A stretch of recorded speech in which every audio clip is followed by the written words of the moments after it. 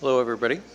Um, Welcome to the Fairfax Town Council meeting for Wednesday, December 4th, 2013. And our first order of business is the Pledge of Allegiance.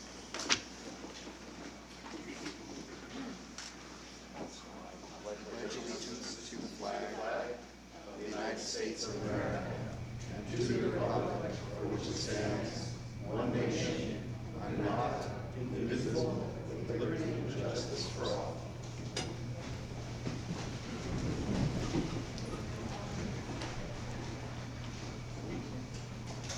Okay. Roll call will show that all council members are present. And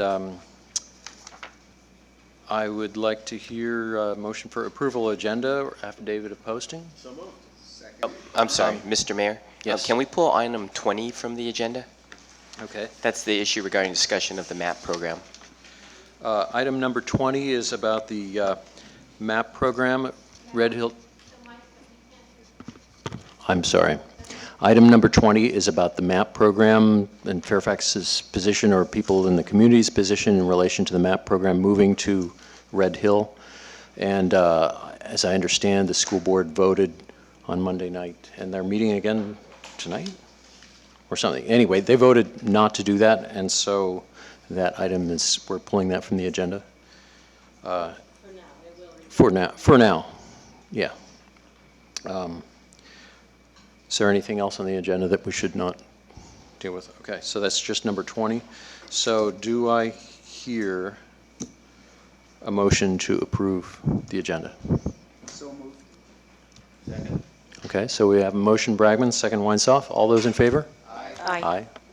That is unanimous. And we recently had a closed session, and there is no action to report. So we met just before this in closed session, but that's nothing to report out of it.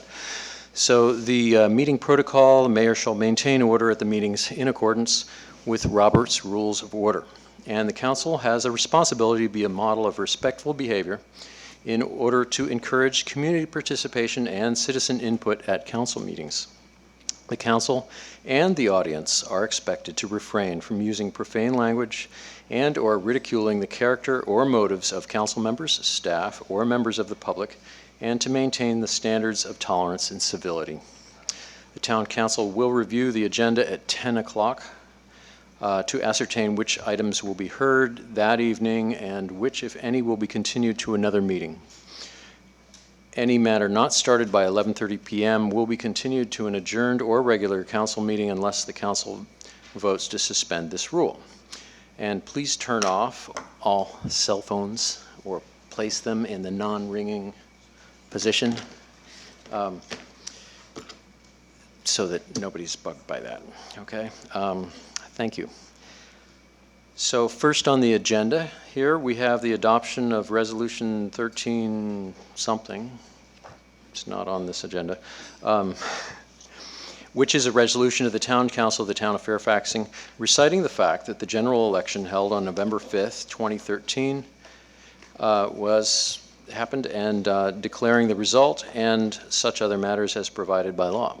So on this, the election happened, and that's you, Michelle. Thanks. The election happened, and as it says in the staff report, 4 of you who were incumbent were reelected. So, do you have any questions? Not really. A recount, did I hear that correct? No. Okay. So is that all we have to do on that? I guess we don't have to. Well, you might want to make or ask if there's a motion for approval and take a vote. Well, yeah, I'd love that, yeah. So what? So moved. Second. Okay, so we have a motion, Kohler, second. Mr. Mayor. Yes. You also asked if anyone would like to comment on the item. Oh, I'm sorry. Would anybody like to comment from the public on the election? Okay. So I'll close the public comment section of that. And so we have a motion. Cole, which one? You? So moved. Motion Kohler, second Bragman. And all those in favor? Aye. Aye. And I believe that's unanimous unless you're abstaining. Okay, and we have to take another oath of office, correct? Yes, you do. It was suggested that we take a break, and there are some refreshments in the back. And I could give you your oath of office, just, the four Right of you here. want to gather here quietly while we start the reception, or we can do it publicly, however you like to do it. I'm good either way. If people want to watch this, you're welcome to. And then we'll have some cake and it'll be done. Okay? Thanks. Yeah, sure. So the 4 members that were just recently elected, I'll leave you up here, Larry.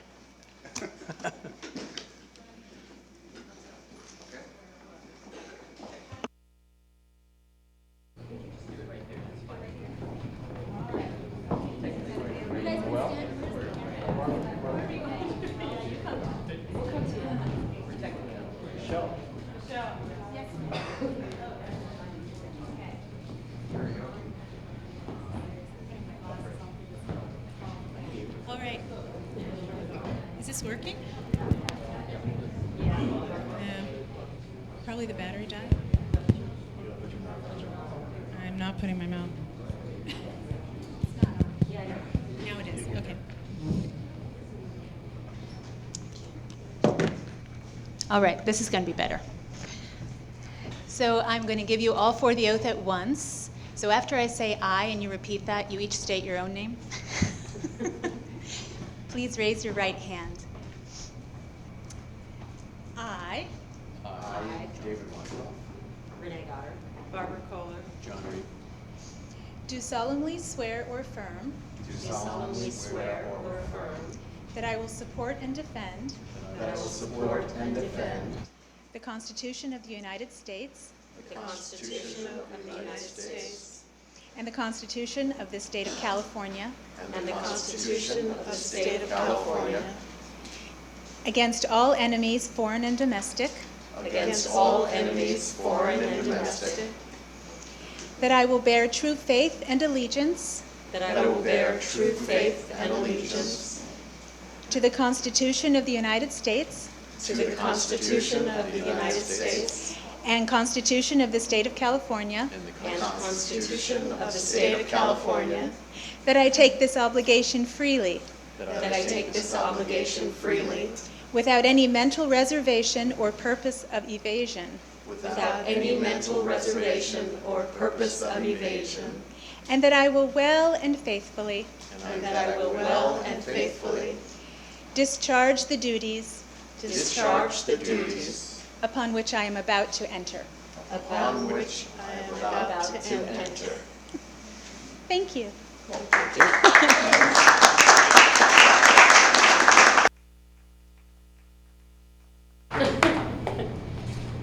And now you can all take a little break, and there's some refreshments at the back.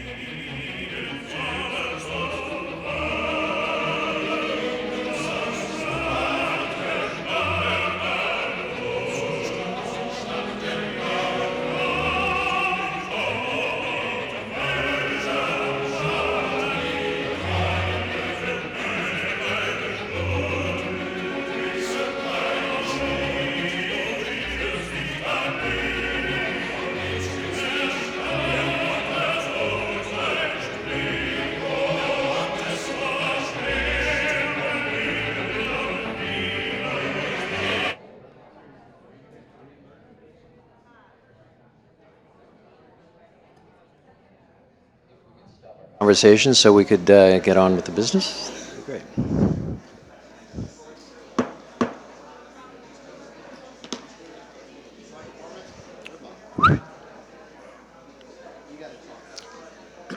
Sorry.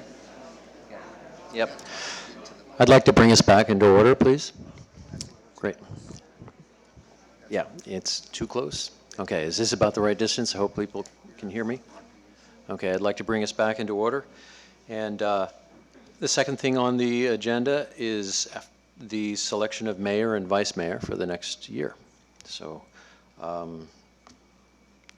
I could entertain a motion by anybody, or do I have to open this to the public comment also? Okay, well, I'll open this to public comment. If anybody would like to comment on the selection, who would like the selection of mayor for next year or the vice mayor, if anybody wants to comment on this. Seeing none, then I will bring it back, close the public comment, bring it back to us.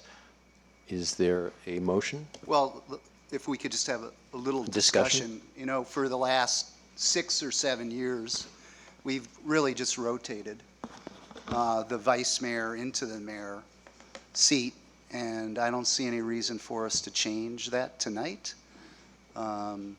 So I would move Vice Mayor Weinsoff, his name for mayor. I'll second that. Okay, so we have a motion, Bragman, second Goddard. All those in favor? Aye. Aye. Roll call vote. Are you going to back out at this point? Do you accept? I accept. Okay. Okay, well, great. So we have a new mayor.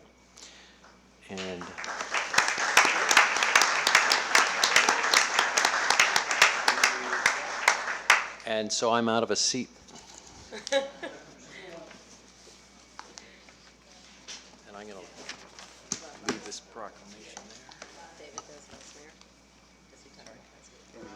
Anybody.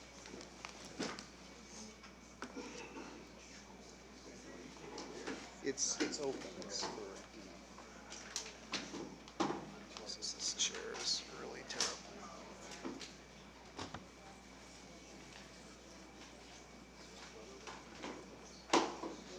All right. Should I give him this? Let me give him his award first. Yeah, And then absolutely. you got Schmutz here. Schmutz? Yeah, I left the proclamation there. I'll give it to you. Do that to him. Do this. Before we move on, Larry was right. We have a very long-standing tradition of providing the outgoing mayor with a great thank you gift. And in the case of John, who brings a sense of affability, good humor, and just being, I think, one of the nicest people that one could ever meet, a plaque in your honor. You want to read it? And you should read it.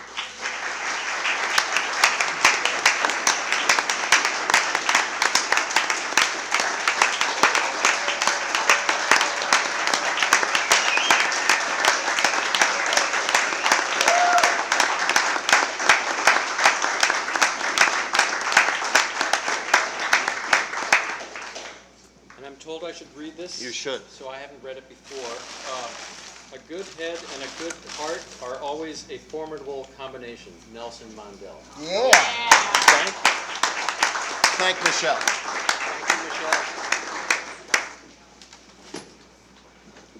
Well spoken. Well said. And thanks, Michelle, for putting it all together. In days of yore, Judy would have taken on that responsibility, but you've stepped in so well. So thank you. Okay, moving right along, we have to select the vice mayor. And I also would like to echo what Larry said, that we move in rotation. And it would be my great honor to ask the council to appoint Councilmember Bragman again to be our mayor.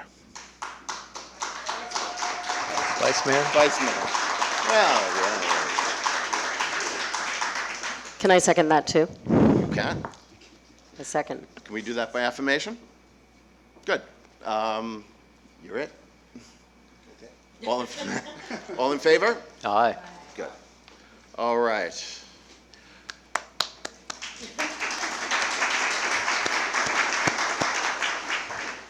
All right, let's move this along as fast as we can to get to some of our more substantive items. Some announcements on the agenda. The Holiday Craft Fair in the Pavilion is coming up on the 14th between 11 and 5, and that benefits Focus.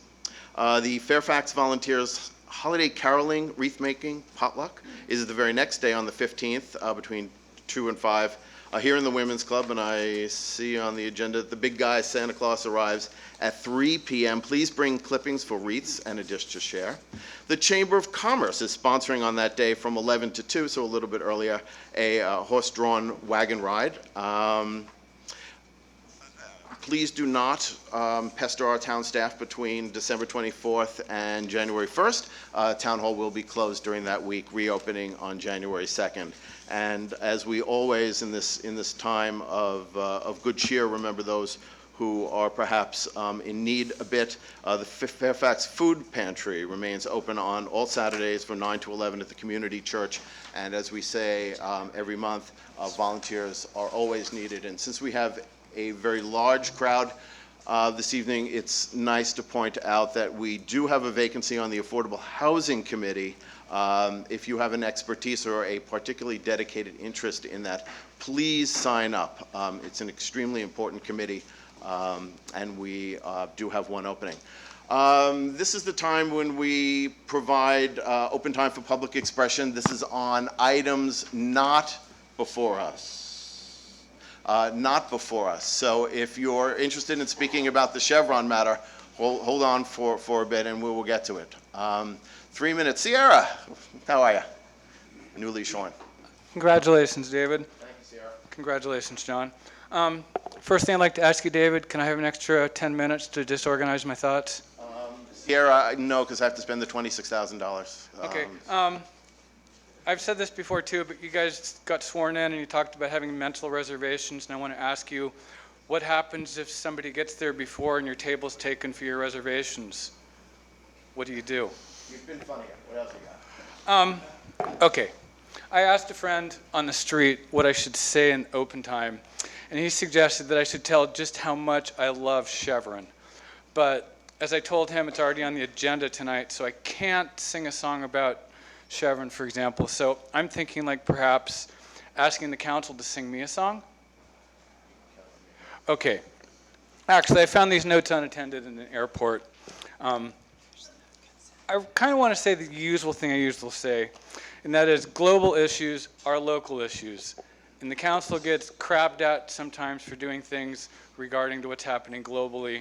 And I think the global things such as Fukushima, which is still spewing, fracking, endless wars, drones, they're global issues and they affect us here. We don't have any money, for example, for our schools and our infrastructure and other things because for some reason we think it's okay for it to go to wars.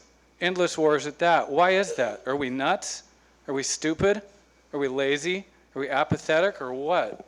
Anyway, the world we have, the world we get. Actually, no, wait a second. How many here are here for the first time tonight? How many people don't come to town council meetings and just don't get involved? It's like, welcome. And where the heck are you the rest of the time? Get involved, folks. Start coming to things. The world we have, the world we get, it ain't them up there that's doing it to it. It's us. It's not the president. It's like, no ma'am, no sir. It's all of us, mostly sitting on our keisters or driving around consuming everything and exchanging it for money, landfills, Fukushimas, Costco's, parking lots, and lifeless landfills. It ain't them, it's us. Why aren't we involved? Why are you guys here tonight? And where the heck are you the rest of the year and the rest of our lives? Honestly, what are we going to do about it?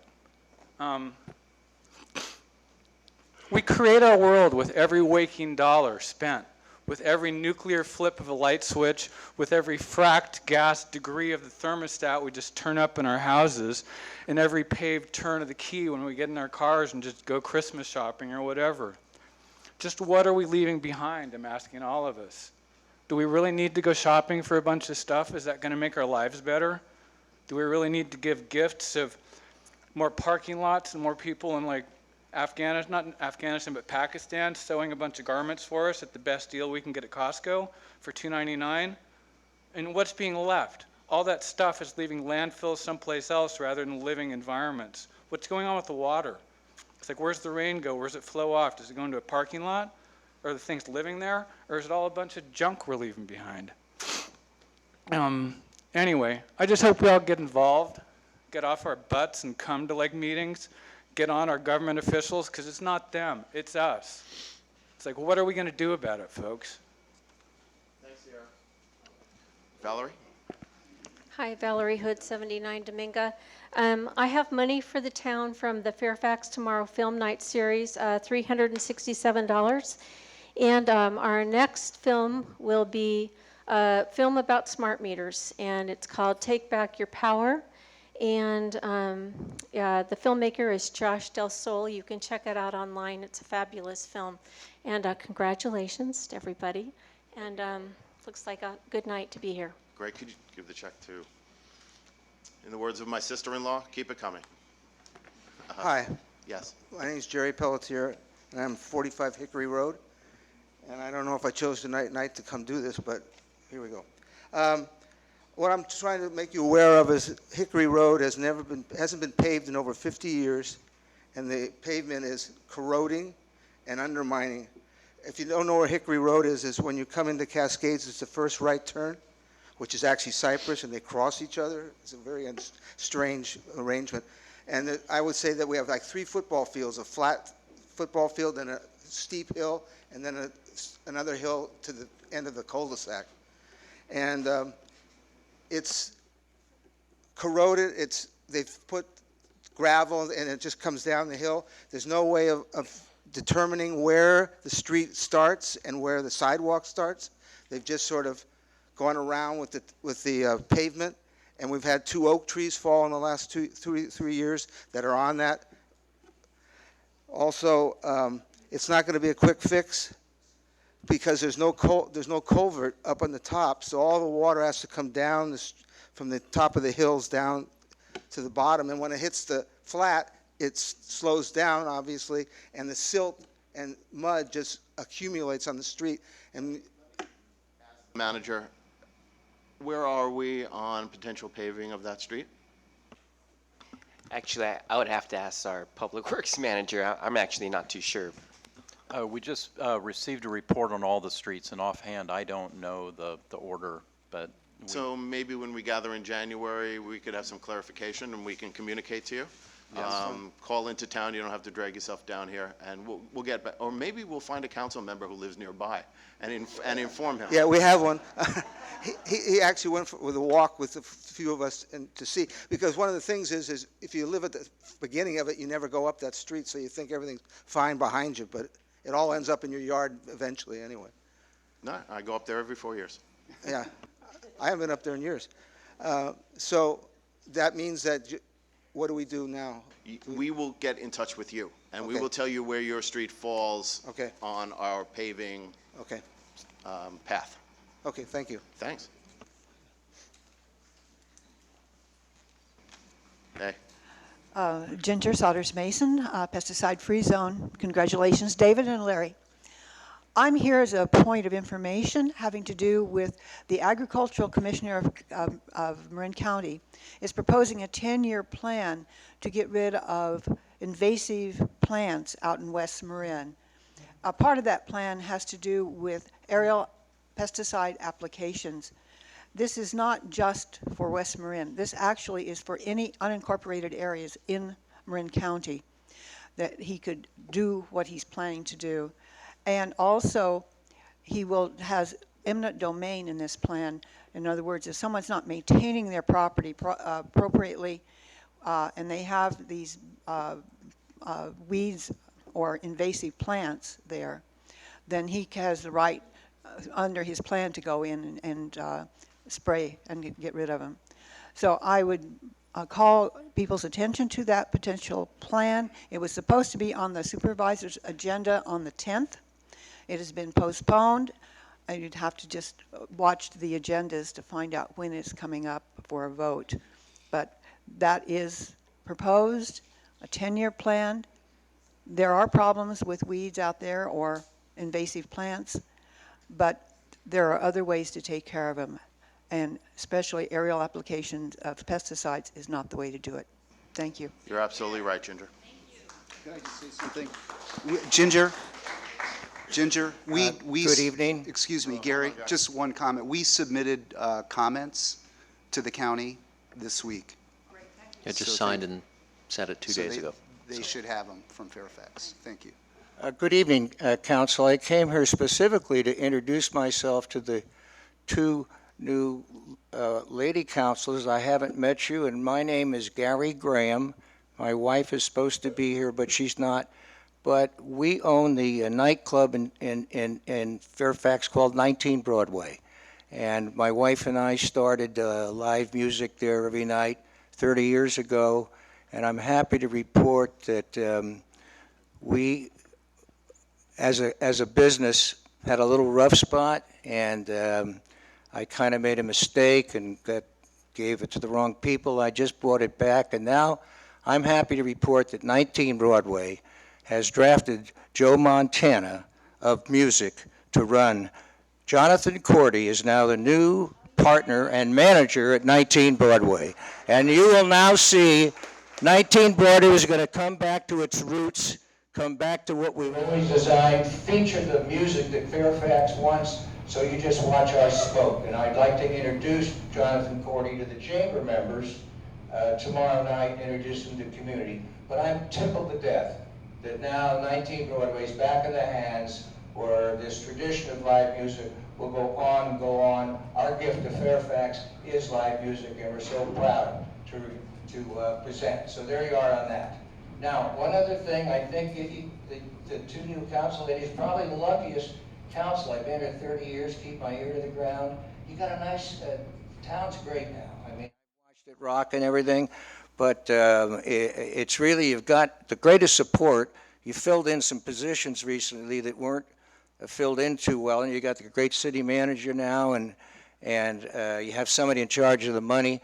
And can I talk money for just a second, because I'm a businessman? And, you know, we just gave at the office for, you have an extra $350,000 from the business community. And I'm going to ask you, in the future, please consider that you have a responsibility to us and to watch the money and to really keep us so you don't have to come back and either tax me or my businesses or my customers. Please try and figure out a way to run the town without hitting us up again, because we're here to help you. We'd love you to even come know us, come to the chamber. These are the guys who produce the green that runs the town. These are the people that give the character to Fairfax. They're called merchants and entrepreneurs. Hope to see you at the chamber party, and thank you for your time.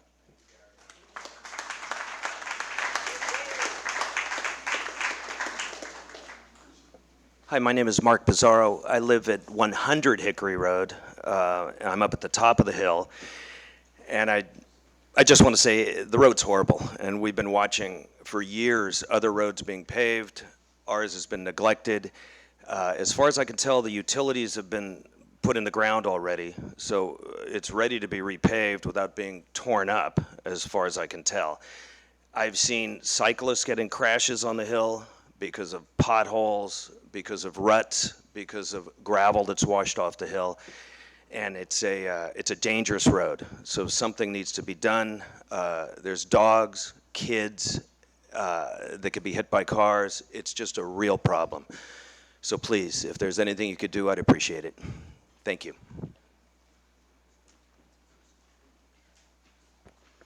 I'd like to ask whether or not it's appropriate to speak now on a subject on the consent calendar. Give us 5 minutes. We'll get to it. Okay.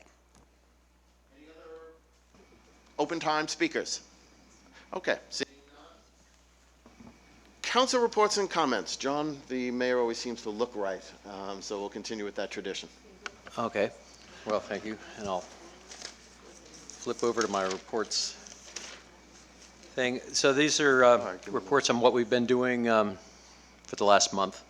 And I've attended a number of different meetings, I guess going sequentially. I met with a real estate representative for Marin Municipal Water District, who controls a right-of-way that extends across the top of the Egger Redwood Preserve, which is, you know, owned by the town, and it's in the county, however, and there's an access problem at the bottom of that. And what I have been working with is some volunteer groups, Boy Scouts and others, about the feasibility of building a trail down, and we needed to get the buy-on in from the water district. And I received an email about a week and a half ago, stating that they have no objection to our putting a trail in from the top. and just getting public access to this. So this has been a long time coming, so it's one of the things I wanted to achieve as mayor, and I just kind of squeaked it in. They want to be informed of our plans and things. They want everything to be at least 10 feet from the bridge that's along there, or any pipe, so that, you know, because they plan on replacing that bridge at some point in the future, and they're not sure when. But any improvements that we did would then not be in conflict. I attended a couple of fire board meetings. We have a search for a new chief to replace the old, who we are very sorry to hear is retiring, and it's a difficult process to find somebody of that caliber, but that is part of what's going on now at the fire board. I attended a Transportation Authority of Marin subcommittee, which is basically dealing with safe routes to school. There's a shortfall. The budget has been cut by about 30-some%, maybe 40%, I don't know, from the state. And so it's kind of, you know, making a strategic plan going forward to keep that system, that safe routes to school program alive and well, countywide. I met with the GPIC here in this room, which a climate change committee, subcommittee of that was in front of us later on the agenda here. If anybody's interested in being on a climate change committee, there's a bunch of different things to be done in terms of lowering the town's carbon footprint townwide. Marin County Open Space held a public forum about a week and a half ago, where they were looking for public input on the EIR on their trails plan. The public comment period for that EIR is now closed as of last Monday, but they are having several other workshops this month, and I would go to the Marin County Open Space to see what their plan is. Basically, they are looking to restrict access to a lot of open space and change trails around. They have a plan for doing that, and it's quite complex. The EIR is 320 pages, so it's worth commenting too if you care about that. I attended the MCCC meeting with many other members here in San Rafael last week. And then lastly, I had a phone conversation with staff at the Transportation Authority of Marin, and I'm happy to say that something else that I've been working on is a dynamic rideshare pilot program, which is basically, how do you put it in a sentence or less? It's about, it's an app that lives on smartphones, and you can basically get rides wherever you are, and it's, you know, people can fill up their car to share rides going wherever. It's basically a hitchhiking where you get to know it's accountable. You know who you're picking up, and there's a small amount of money that comes back to pay for gas and things like that for the driver of the vehicle. So it actually has the potential to reduce carbon footprint of transportation to 20% of what driving cars around public transportation is up at the 70% mark. So it's a pretty efficient way, and it's a pilot program with Fairfax, San Rafael, probably going down as far as the ferry or College Marin. And stay tuned for that. Probably in January to February, they're going to roll that out, the initial thing. And that's what I have to report. Barbara? Yeah, I attended an overview briefing with the county with Councilmember Goddard on the flood control retention basin projects proposal on Monday. Also attended the Marin Council of Mayors and Council Members meeting a couple of weeks ago with, I think, all council members, and we learned a lot about the Streets Team project, which is a project in San Rafael to help homeless people, give them work to do, give them vouchers for food, and also get them jobs and permanent housing. So it's a pretty exciting project that started in Palo Alto, expanded to San Jose, and it's been brought to San Rafael. And Lastly, I attended the Meadow Way community meeting, which was talking about the assessment of the Meadow Way Bridge that was chaired by Garrett Toy, our town manager. Real briefly, I attended the Meadowway Bridge Forum with Councilmember Kohler and Town Manager. Attended Marin Energy Authority meeting. Marin Energy Authority just announced they have another $10,000 pool to assist people that are interested in putting solar on their rooftop. There's a $500 rebate program, so if anybody's interested in doing that or is in the process of doing that, they should get a hold of Marin Energy Authority and get in line and possibly get a rebate on that project. Attended the MCCMC meeting where we had a discussion about the program in San Rafael to assist homeless population in San Rafael, and also wrote our comments to the county about the proposed aerial spraying of pesticides in open space, in which Fairfax requested a 600-foot buffer zone around all public lands in Fairfax to respect our no pesticide ordinance, and also requested a no pesticide in the watershed provision.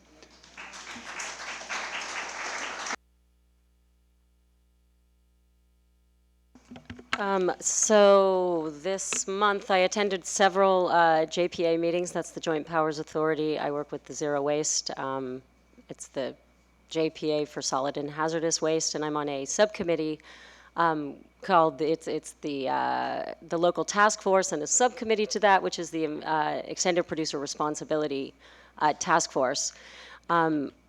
I joined a coalition for something called the Coalition for Healthy Youth. It's something that was started in Central Marin as a coalition between educators and the police department and the county Department of Health to look at drug and alcohol use and abuse in our teen population in the high schools. And an interesting correlation with that and the subcommittee on extended producer responsibility is that we're starting to look at how we can have some take-back programs that force the producer to have some responsibility in how it is that we discard the pharmaceuticals at the end of their useful life, which is basically where they end up in our medicine cabinets and are thoroughly abused by our young ones. I've attended several Ross Valley School Board meetings where a decision was reached to not have our district's alternative program, which is the multi-age program that's housed at Manor School. The decision after 6 months of deliberations and a lot of very emotional conversation was not to move that program, but for this time to keep it at Manor School, and we will follow up with some discussion and some people who I would invite to come and speak to the community and have an opportunity for people to have a discourse about that.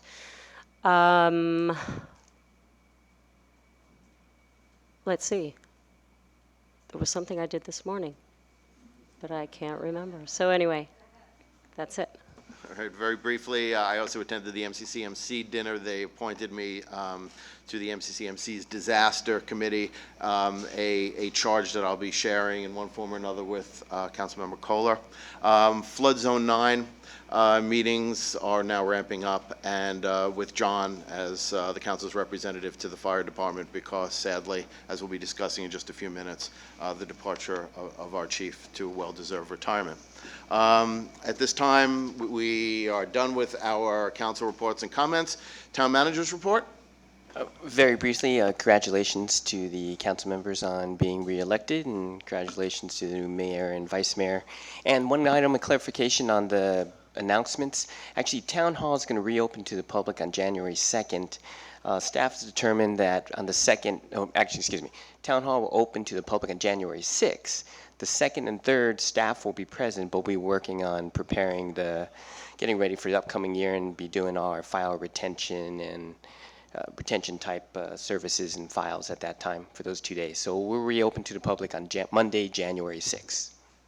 Fair enough. Okay, and with that, we're going to move on to the consent calendar.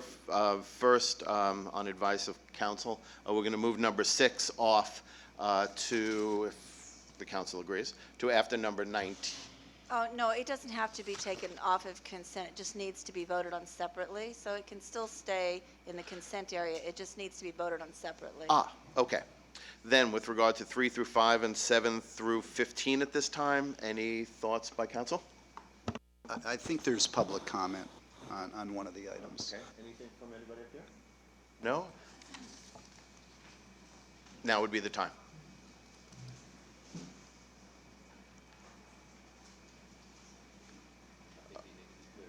Okay, this is public comment on consent only. If you'd please pull off 6 and 10 so that We they have- pulled off 6. I Why? heard that. Tell us on a Well, busy no, night. you didn't pull it, excuse me, you didn't pull it off, you just said for a separate vote. I'm asking for you to pull it off so there's a discussion so I can understand the competitive bid of awarding the contract to Sustainable Fairfax. And for number 10, I'd like to know the financial impact that's been reviewed for trying to pull our properties off from Prop 13. So if you'll please put those both on the open calendar so we can have a discussion with the reports and discussed by staff, I'd appreciate it. 10 is a resolution calling for, it's one of our aspirational resolutions. Well, if I can hear the background of that, and if we've even Okay, thought I'll about tell the you financial what, impact. you know what, Michael, Thank you. I will put that off until after number 19. Hi, the woman in the front row, you had a question on consent? It was just a question about whether or not we could make comment on during. Right. You have to come. Larry just clarified it. No, well, if there's public comment on consent item, now's the time to be heard. Yes, on the consent calendar. But not during the consent time? Oh, okay. But can you do it before the item, or can you do it after the item is presented? We take them sort of as a glump. And so now would be that perfect So time. it doesn't make any difference what order? Okay. Okay, I'm Mary Beth Brannigan from the Ecological Options Network, the Fukushima Fallout Awareness Network, and the Fukushima Response Bay Area. And I'm representing all of those groups right now and urging you to go ahead and pass the resolution in support of the international rescue of the Fukushima Daiichi nuclear facility.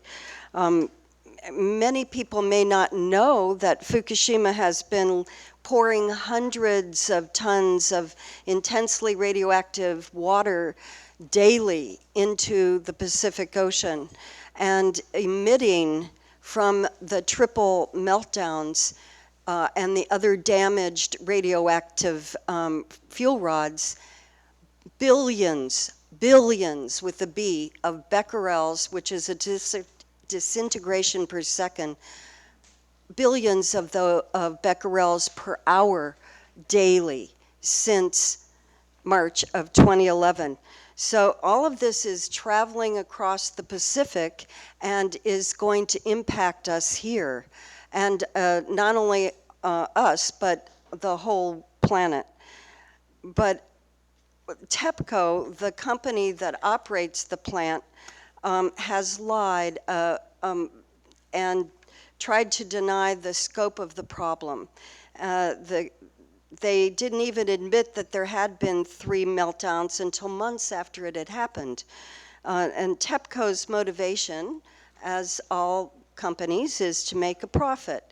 And dealing with this unprecedented triple meltdown and accumulating radioactive water to deal with it is not within their expertise, which is why we're asking for an international panel to be formed by the United Nations and to urge this to happen in behalf of people across the planet. The Japanese government wants to hide the facts. They want to try to pretend that it's all just fine and that it's safe enough to hold the 2020 Olympics in Japan. And the U.S. government consistently has policies that favor the nuclear industry, and it wants Japan to continue to be their nuclear bulwark in behalf of the U.S. against China and Russia. So they've just pushed Japan to pass a State Secrets Act that will criminalize information sharing and will make it even more difficult to get information that we need to protect ourselves from the radiation. What we need is to have an independent panel of experts appointed by the UN to make recommendations and have access to the site and to help this company that doesn't have the expertise to do what they need to do to mitigate the dangers. This may take decades. It takes decades in a normal decommissioning of a non-exploded reactor. And now we have 3 exploded reactors as well as melt-throughs to deal with. A study by scientists from the National Oceanic and Atmospheric Administration and together with Germany's GMR Institute, have shown that the radioactivity from the water will be moving across the Pacific in a plume, in a concentrated plume, and will hit the West Coast in, estimates vary, but as early as early 2014, maybe March of 2014. And Japanese oceanographers have calculated the same thing. So we urge you to pass this resolution calling for this independent panel to be formed to help make recommendations and to ensure that there will be experts who are motivated by protecting the public and not just covering this up. And this is essential. There is no safe level of ionizing radiation, and that's according to the National Academy of Sciences Beer 7 report that was published in 2007.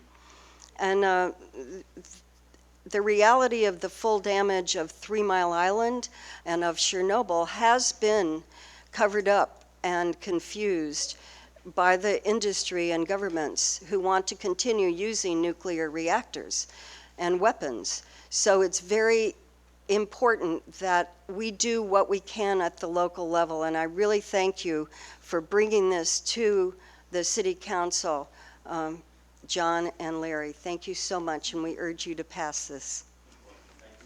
Thank you.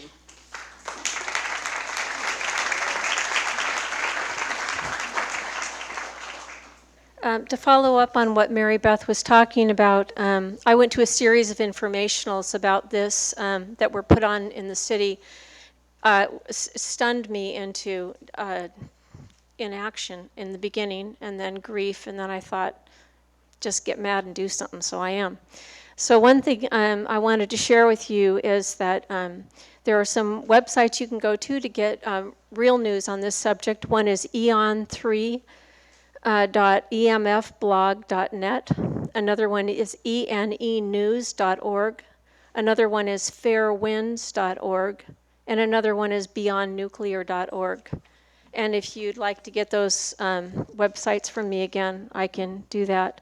Also, in response to finding out that the plume was going to hit one of my favorite regions where I go to gather seaweed every year, which is Mendocino, the Lost Coast, one of our largest treasures, and the idea that we could lose access to one of the tools that actually helps to fight radiation, which is our incredible seabeds.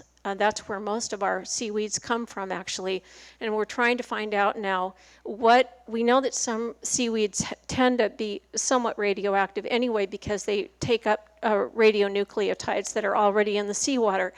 Some of them take them up in a very big way, and we need to find out which ones we shouldn't be eating. We also know that the levels that we are allowed to ingest here are much higher even than Japan, We really need to be talking about that, and I hope there's something about that in this resolution, because there are no safe levels, and it's cumulative in your body. And we see our friends and neighbors getting sick, and we know that we need to be really careful of our health these days. So to that end, we are putting together a series of informational events for practitioners in our area. And we are going to be talking about protocols for radiation, for making sure that we have the materials and the medicines available to us locally. And they will also be available in our local health food stores. We're going to also start having informationals for people on Sundays that will be free, so people can also start to learn, because it's a very overwhelming subject.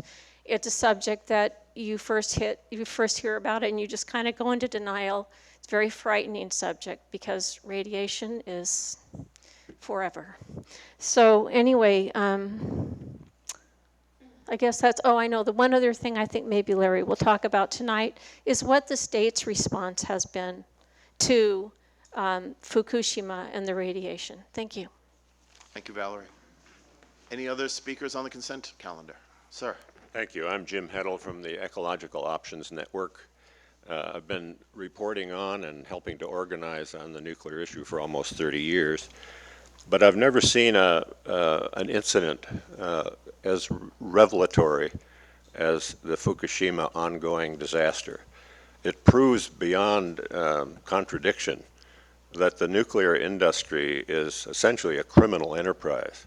It's nuclear technology, both weapons and energy production, are the quintessential totalitarian technology. They depend on secrecy, on control of the population, of robbing from the public purse without the consent of the governed. And I think the draconian law that is now being pushed by the United States to be passed in Japan it rips the mask off the illusion of secrecy, the illusion of transparency and responsibility and safety of the nuclear industry. And I strongly support your consideration and passage of the Fukushima resolution that you're before you tonight. Thank you very much. Sir. Chris. Members of Town Council, staff, and fellow citizens, I'm Chris Lang from Canyon Road. A point of order, Your Honor, Mr. Mayor. It would seem like there's a lot of people crammed into the lobby out here. They can't get in the room. So maybe after consent, you could move the chairs up or something. After we give our proclamations to the chief, what I'm going to suggest is that we create our own little Fairfax mosh pit up here, and people could gather. But let's do it after we give the proper presentation to the chief, and I'll remind you. Sierra. Regarding Fukushima, I just want to say thank you to Mary Beth and Valerie, and I can't think of your name right now, Jim. Mary Beth was a lot more eloquent with her words. I mostly just kind of grunt and go when it comes to environmental stuff like Fukushima. It's like, we all know it's bad. We know it's really bad. What to do about it? I don't know. But I know that doing nothing is a lot worse than just feeling bad and like sticking our heads in the sand and hiding from it. So you can't hide from it. That kind of stuff is affecting all of us, our children, everything's children, basically all life. And it's basically evil. Thank you for doing something about it. And I really hope that we all get off our asses and do something about all of this crap globally. Because if we don't take care of the environments, they're going to take care of us, and they are. Thank you, Sarah. Any other commenters on anything else on the consent calendar? Mayor, could I just say real briefly in response to what Valerie was saying? I did correspond with a disaster preparedness office locally about any preventative measures, and the response was a resounding nothing. I renewed my correspondence with them last week. I've yet to hear a response But there was an inquiry made, for example, about distributing iodide tablets to school children. The state responded with absolutely not, we're not going to do that. And in the meantime, no one is monitoring radiation levels on the West Coast, and that is called for in the resolution. So There are some independent monitors, though. government is not doing its job. Okay. Numbers 3 through 5, 7 through 9, 11, 12, 13 with a correction. We will be meeting in July, if the council agrees, on July 16th, not on the 9th as printed in the schedule. 14 and 15. We will pull number 10, put it toward the end of the meeting after number 19, and we will deal with number 6 separately as a consent item after we vote on these selected ones. I believe there's also a question that we'll need to address. Okay, so we will deal with number 6 right after we vote on the other ones. I'll entertain a motion on this. So moved. Go ahead, John. Well, I would like to move approval of 3, 4, 5, 7, 8, 9, 11, 12, 13, 14, and 15 on the consent calendar. Second. Reed and Bragman, all in favor? Aye. Okay, now let's take more notes. What is this, junior high? All right, let's take up number... Renee's getting all the notes. That one's for Renee. It is junior high. All right, let's take up number 6 separately. And Renee, I believe, is going to explain that you're not voting. Go ahead. I'm going to recuse myself from voting on number 6, and my understanding is that since this is on consent, that I do not need to leave the room, but I will not be voting. Is that correct? You do not need to leave the room. You want to explain why you're not voting. Oh, and I'm not voting because I am a board member. I'm the vice president of Sustainable Fairfax, and so it's not appropriate for me to vote on this item. Thank you. Okay, with that, is there any public comment on number 6? Thank you, David. My question is really just to have an open process for how the bid is awarded to Sustainable Fairfax, which I agree is good for our community, but for any group on how we're spending our public funds, and I'd like it to be transparent. So I see that there's an RFP or something, and if we can explain that process of how it was awarded, if there's competitive bids, if there's different opportunities to look at different things, if the scope of our work included different things, or if this bid is restricted to certain things, I'd just like to make it very open if we would. Thank you. Manager, can you do this in 3 minutes or less?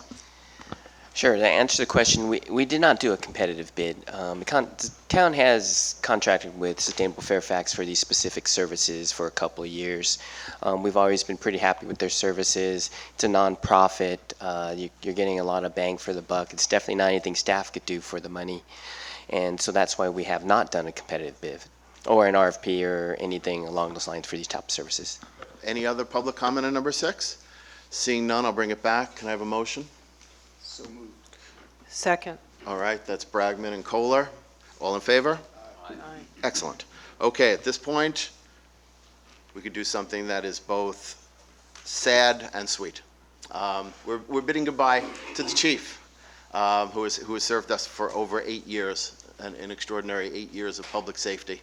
8 years in which everybody goes to bed at night, comfortable in the knowledge that you and the fire department will have us in our town safe and sound the next morning. And you've done that in an exemplary manner and in a quiet way that has garnered the respect of all who have known you. I have a proclamation to read that was drafted by staff, and I think captures the feeling not only of the staff with whom you've worked, but the council, all councils that have sat up here prior during your tenure, and this entire community of more than 7,500 people. The chief became the fire chief of the Ross Valley Fire Department way back in 2005. And they put here that you've been attending the Fairfax Town Council meetings ever since. I would have to say that in and of itself is a deserving of what I can't imagine. And whereas the chief has held every rank in the Ross Valley Fire Department since he was hired as a San Anselmo firefighter in '81, just 1 year before the inception of the Ross Valley Fire Department. And whereas the chief is respected by the town council, his peers, the citizens of Fairfax, and everyone who has worked with him due to his commitment, dedication, and conscientiousness while performing his daily activities.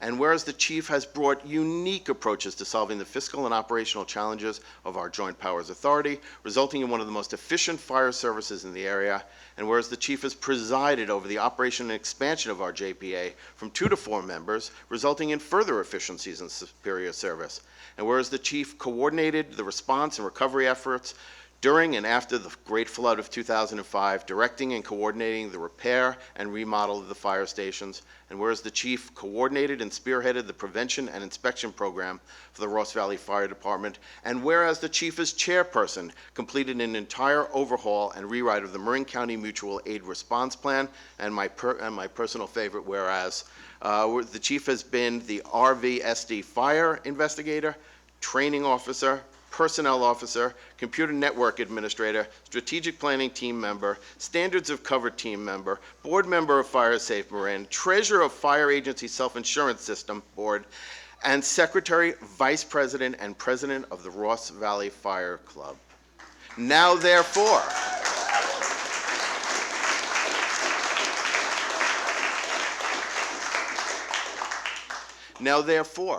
be it proclaimed by all who know him, that chief be acknowledged and commended for his dedication, commitment, and exemplary service to the town and its citizens, and be it further proclaimed that the town of Fairfax is a much better place because you chose to work here. Thank you from the bottom of our hearts.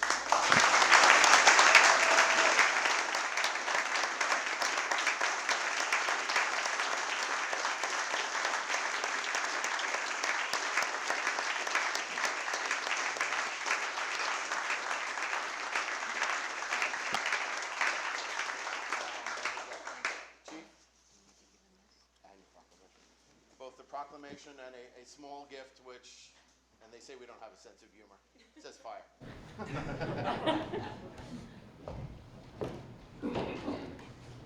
Thank you, sir. I'll say a couple. Please.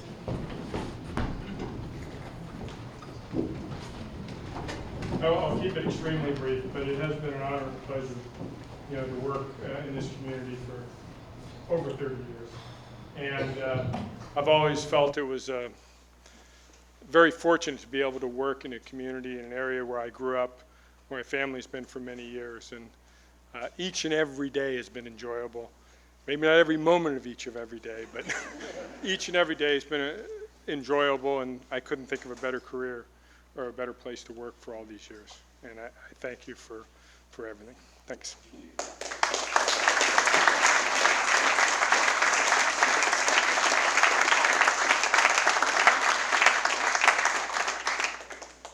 And we reject your resignation. All right, at this time there are so many. If you wish to come forward and sprawl on the ground here, feel free to do so. Otherwise, we're going to move on to number 17, the council-directed referral of Planning Commission approval of the CUP design review, sign permit, and traffic impact permit to open a gas station convenience mart on a site that has historically been used as a gas station auto repair business, categorically exempt from CEQA. Come on, come on, come on. We got a long night.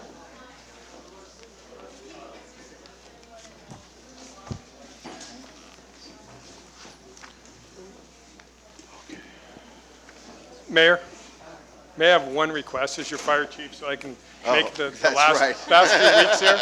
If we can, when we move everybody forward, if we can just keep an aisle along here so we can have safe exit. Unbelievable. Okay, please come forward, keep an aisle free. No, it's not the time for public expression yet. No, no. Okay. Shut that thing off. We're not taking public expression yet. Oh, you're not? Well, we will, but just give us a few minutes here. Kill the machine.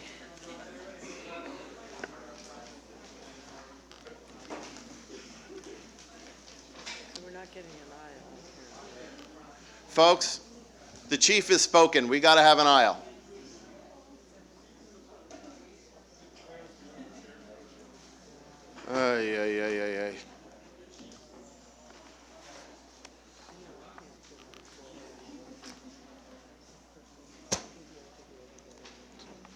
So what's new?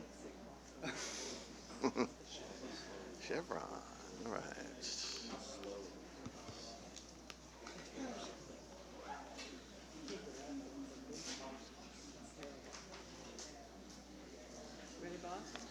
Almost there?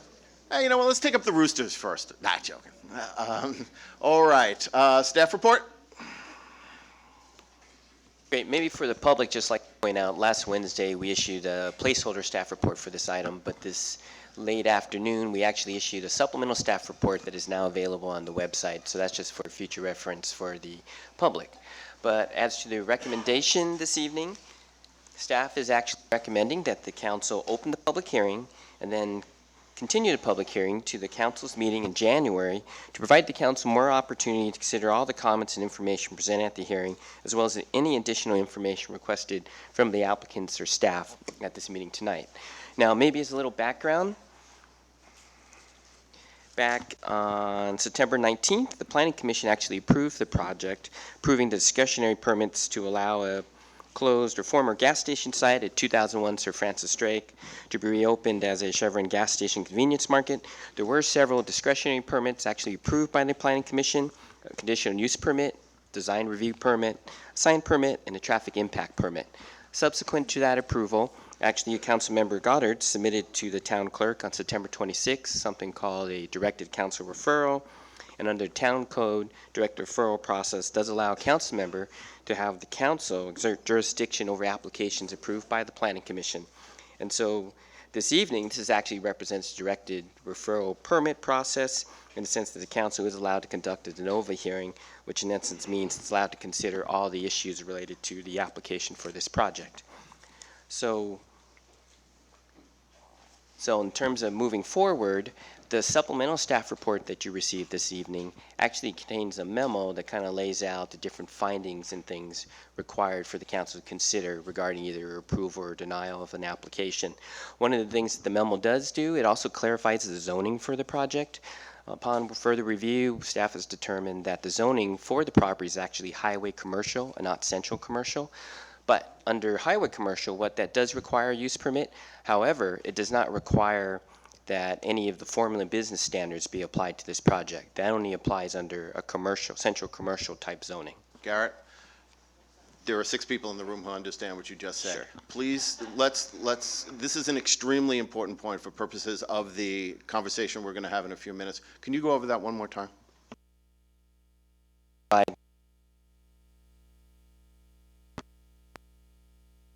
How about now?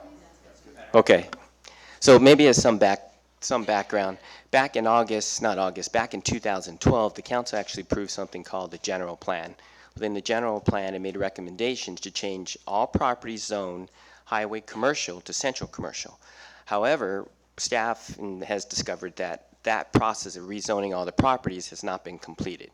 And what that means is the zoning for that property is called highway commercial. And what that means that gas stations are required to have a use permit. A use permit actually requires 4 findings must be made for that use permit. However, previously we thought the property was zoned central commercial, which would mean that it also has to meet the formula business standards. And so because it's not within a central commercial and it's highway commercial, formula business standards for use permit findings is not applicable. So you cannot approve a use permit for a formula business since that no longer applies. You can only talk about the 4 findings related for the use permit to see if the use permit meets those 4 factors as described. You call it the formula. Most people in town know it as the chain store ordinance. And what you're basically saying is that this gas station in this location does not fall under the chain store restrictions. Correct. That's a much easier way of stating it. 3 years of law school. Okay. See, if I may, please, when we get to this, many of you will perhaps want to talk about the chain store ordinance and the fact that this is clearly a chain and that under our chain store restrictions, the reason I asked the manager to restate it over and over is that is not part of the conversation. Okay, that site is not covered under the chain store restrictions. So when you're thinking about your comments tonight, remember that one way or the other, that's not coming into play. Am I clear on that? Okay. Do we need further, if we need further clarification, Norma, we'll get to it. David, Mayor, may I ask for further clarification from Garrett? Garrett, could you explain that where we are in the process of making it so that that is considered central commercial and the boundaries around what the central commercial will be when this process is complete? Right, that's probably, I should turn it over to Jim Moore, our Planning and Building Services Director, and he can answer that. Yeah, let me see if I can clarify it a little bit more for the audience. Back in April of 2012, when you all approved the new general plan, which calls for the conversion of all highway commercial, which is auto-oriented, to central commercial, you adopted the new general plan via a resolution. We then received some faulty information that we should start processing applications under the new zoning of central commercial. However, because the general plan was not adopted via an ordinance. No. Excuse me, I beg your pardon. No. It was adopted correctly. Yes, but I'm saying. What we need to now do is complete the process by amending the zoning code, and that's done by ordinance. Right, if I, yep, let me. My microphone is on, and can you hear me now? Yeah, I'm as close to it as I can get. Can you hear me okay? Okay, so the general plan was adopted by resolution. That was done correctly. What we need to do is complete the process and revise the zoning code. That's done by ordinance. Right, thank you for clarifying that. We have to adopt the zoning map that was included in the general plan via an ordinance, and we will be coming back to you with revised language in the central commercial, which we've been working on, and at that time we'll be including the zoning map, and there will be a public hearing on all those properties that are going through the rezoning from highway commercial to central commercial. If I could just clarify one point about the existence of this gas station being in the highway commercial. Gas stations are not allowed by right in the highway commercial. They require a conditional use permit. So as town manager was articulating in your staff report, it lays out the 4 categories of findings that must be made to grant a conditional use permit for a gas station in highway commercial. I don't know how long it's going to take to introduce an amended central commercial zoning ordinance, but could I suggest that we adopt the formula store ordinance, that we expand the formula store ordinance to cover commercial highway in the interim. Now that may not cover this current application, but it at least will protect us and give us time in the interim until we redraft the central commercial to prevent another situation like this from coming up where we are kind of taken by surprise. So that, to me, would seem to be a much simpler thing to do as an interim step. And I would like to see us move forward on that. I don't think it would take a great deal of staff time to amend the formula store ordinance to cover both commercial highway and limited commercial. Those are the 2 other zones that are that should be protected. Not at this time. Not right now. Not at this. Not right now. Oh, it's gonna wait. I was on the council, I was co-author of this, and we extended it to all businesses. Nicolo, not at this time. When we open up to public comment, that'd be great. You're telling people that they can't discuss it, this element of the law, and that element of law you have. Not me. Well, then Mr. Toy has basically misinterpreted the intent of the law. And when the time comes, Nicolo, I'm asking you to stop. You'll have the opportunity to speak, and everybody can speak on the. You have to. You cannot limit the discussion. If absolutely not limiting any discussion, ever, in Fairfax. Factual, because I was there. Nicolo, thank you, thank you. Garrett, please. So I think we can address Councilman Bragg, and we'll check into that process to see what it would take to do something like that. But should I continue with the staff report? Okay, so what we're proposing this evening is actually that what you do as the council is you consider the staff report, then you allow the applicant some time to make his presentation. He has brought a series of his consultants to hopefully answer some questions for the council. Then we recommend that you open the public hearing, receive all the public comment. At that time, after that, then maybe ask questions of staff and the applicant so the council can consider more information needed. And a recommendation really at that point is to continue hearing to January. And the main reason for that is we anticipated that you would receive a lot of public comment. We anticipated that you will probably receive additional information from the applicant. We know that you just recently received the staff report that contains a plethora of information for you to consider. And really, it would probably be better or prudent for the council then to have that time in up to January to consider all that information, digest it, and then come back in January and continue the public hearing and continue the item. But that being said, I think also as one clarification for staff is we're not limiting the public comment. We're just indicating that the belief is the use permit has 4 factors to consider and not the chain store formula as items to consider within the use permit. Okay, John, Barbara? Yeah. Well, they're in the staff report, Mr. Mayor, and we can either read those out or go ahead and continue. I think what we're recommending at this point is if there's questions for staff, we also have our traffic engineer here, David Parisi, for any questions for clarification. Mayor? Yes. I would just suggest, since I'm sure folks in the audience have not had a chance to read the staff report, I know it's going to take a little time, but just going through those 4 findings might help people understand what are the findings that would need to be made. Well, And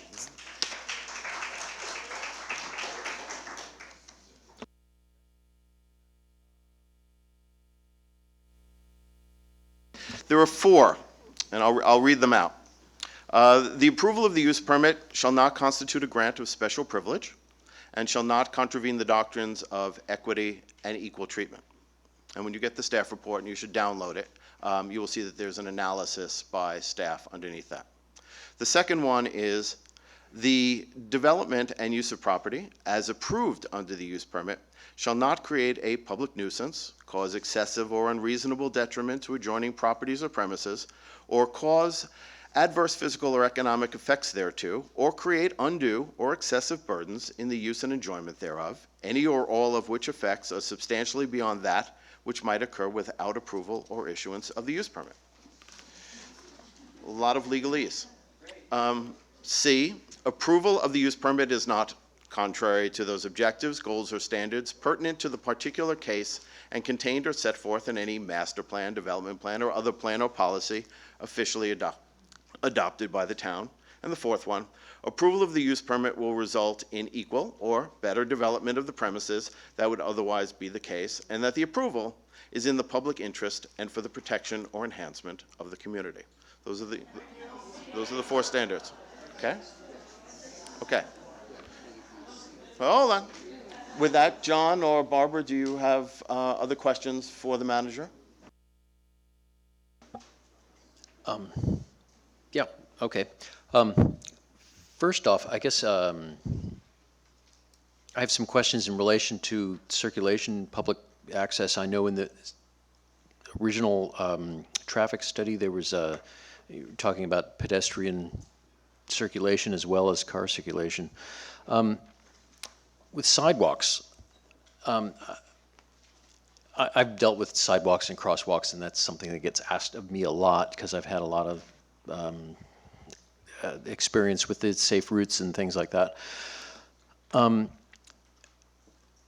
it's my understanding, and I'd like to confirm whether there is any safe place to cross Broadway between the Little League Field, School Street Plaza area, and M&G Burgers, for instance. There's sight lines problems involved there, and I have always been told that it's impossible to put in a crosswalk there, which a lot of people have asked for because of the limitation of sight lines. Is that true? I mean, it doesn't have to be right this second if you can't answer. Yeah. The questions, Renee, did you have a question?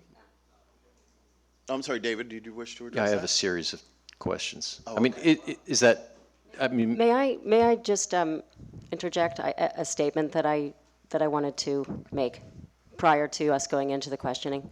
okay. Okay, is that all right?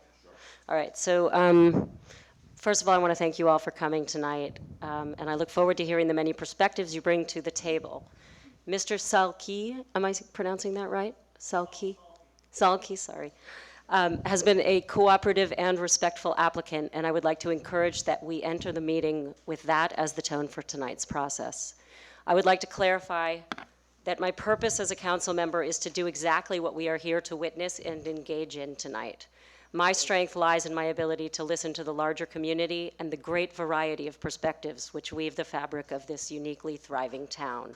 We each enter our roles as local representatives coming from a perspective. But the role of a council member in a public hearing is to listen to all sides of an issue fairly and without bias.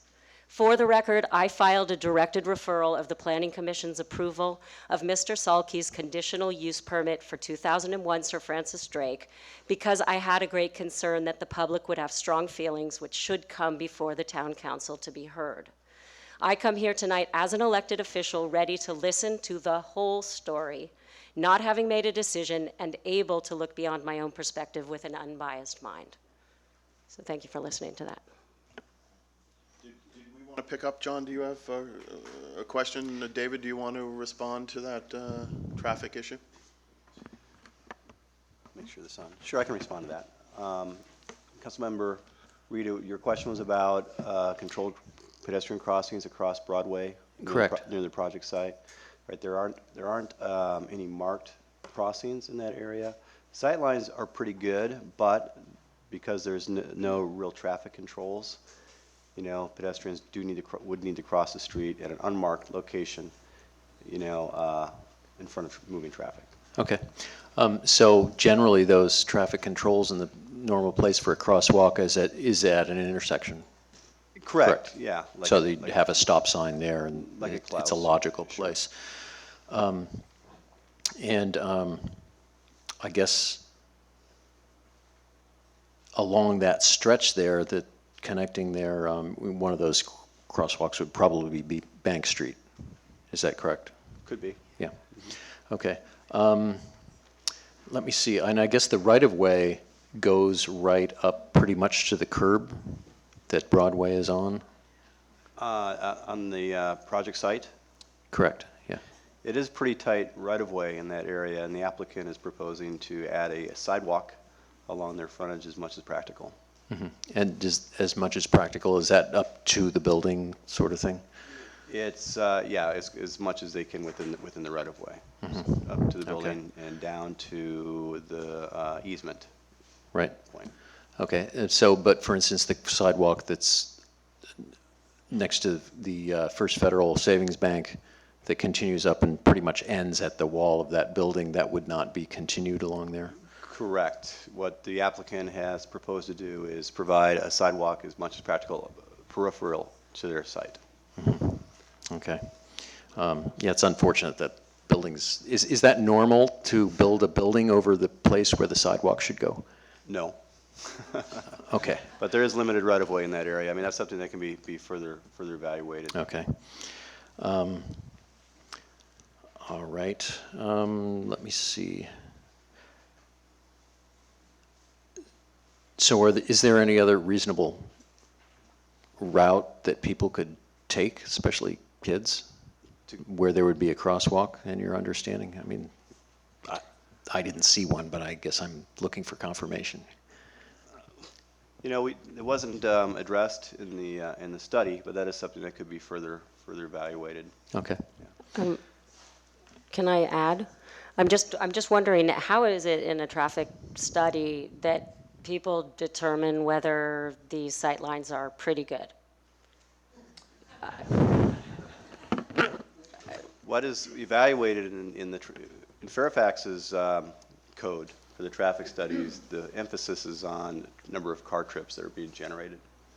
Other things are often looked at as needed. In this case, if there is a sight distance issue, you do need to, you look at not if it's good, but if it meets the standards, particularly for the driving speed of cars that are going through the area. So that you don't look at it if it's good, but if it does meet, the conditions based on actual driving conditions that motorists would see and pedestrians could see around curves, be it a vertical curve or horizontal curve, or if there's some obstructions. So it's very important to look at that. It calculates numbers of riders and Yeah. lack of sidewalks and things like that. All that is evaluated. Oh, yes, all that is evaluated. Okay.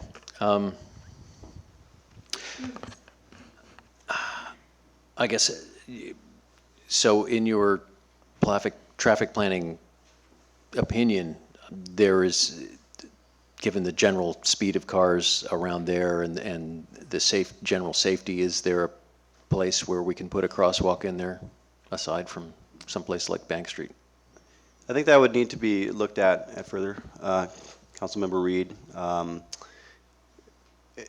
is particularly the best, if a crosswalk was to go in, where would the best location be? And are there other amenities that could go, that could supplement a crosswalk, such as extending a curb out or putting a refuge island in the middle of the street, ways to really improve the pedestrian crossing experience? Okay. So different ways to skin a cat, but we got to look at it. In Absolutely, other words. yeah. Yes, okay. And I guess one of the questions I had, this is not to do with pedestrian sidewalks or anything like that. Whether franchises generally, and maybe this is a question for staff or in general, whether franchisers are allowed to charge extra for various services. For instance, like a car wash, you see that kind of thing happening, and whether the franchise agreement would be limiting that to any particular thing, and you'll see why in a minute, why I'm getting at this. And I don't really know who I'm asking this question of, whether it's town staff or the nature of, maybe it's where the microphone connects in.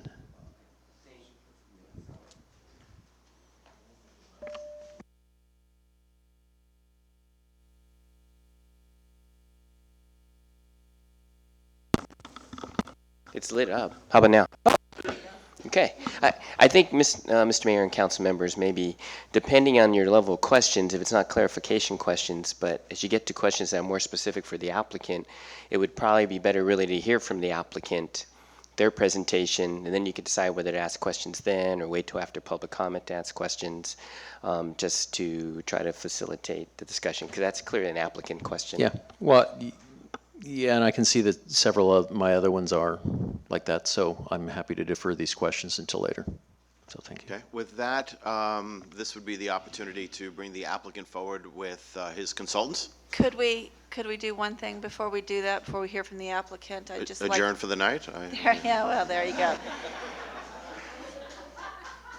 I just like to hear from Councilmember Goddard and Councilmember Bragman about how they come into this hearing and anything that may have been posted on the internet. I'll take that one. What she's asked me to address is there is a Facebook page or site, No Chevron in Fairfax, and when it was originally put up, I guess it's like an open page, and the creators invited various members of the community to be on the page, including me. I did not join the page. I did not ask to be invited, but my name appeared as on the page. And when it did, I realized that was not a good thing, and I immediately emailed the organizer, I don't know what it's called on Facebook, to remove my name. And my name was removed. you know, probably within an hour of it getting posted. There's actually some protocols that you go through on your own Facebook page to remove your name, which we did. My wife Holly did that for me, actually. I just want to affirm that I'm coming into it with an open mind. I've been here 10 years. I know what my job is. My job is to be fair and to listen to all sides before I make a decision, and to make any decision based on the facts that get into the record, and that's what I intend to do. So I just want to confirm that to the applicant and just make that statement to the public, because that's where I'm coming from. Thanks. Yeah, and I think I clarified that in my statement, but I also had a few moments on the Facebook page. I think how it happened was not just an invitation to the Facebook page, but people were added. So I'm not experienced with that, but when I was told that I was there, I did, with all my technical expertise, spent the next 3 hours trying to de-add myself. And I should have called Holly. But that's what happened to me as well. So that was not my choice of signing up to take one side or the other of the issue, and that I assure you I really can listen and hear the whole story. So I look forward to doing that tonight. Okay. With that, the applicant, please, and your consultants.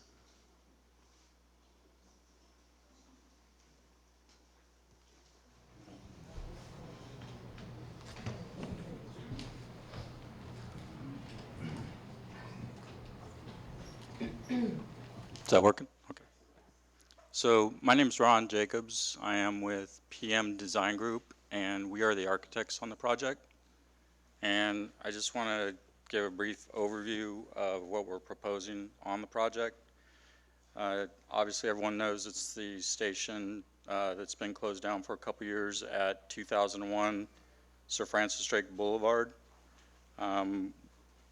The main points, what we're proposing to do is convert the existing automotive service bays to a convenience store. We're refacing the existing building, repainting it. There's a colored rendering of it there. So we're repainting the building, wrapping the existing fascia, and we're putting a new standing seam roof on the mansard. And then on the canopy, we are wrapping the fascia and installing the same standing seam mansard. And we've worked with the planning department and the planning commission ordinances on doing what we call a muted image of the chevron standard image. We've removed the blue from the canopy fascia and the logos from the spanners, which are the boxes over the top of the dispensers, and also the logos off of the fuel dispensers themselves. There was discussion about the color of the fascia on the canopy. And I believe the ordinance approved it as either white or another color called Cafe au lait, which is also on the sales building. It's the lighter brown color. We've showed it with the white fascia. We're really open to either white or Cafe au lait. We've reduced the signage on the canopy.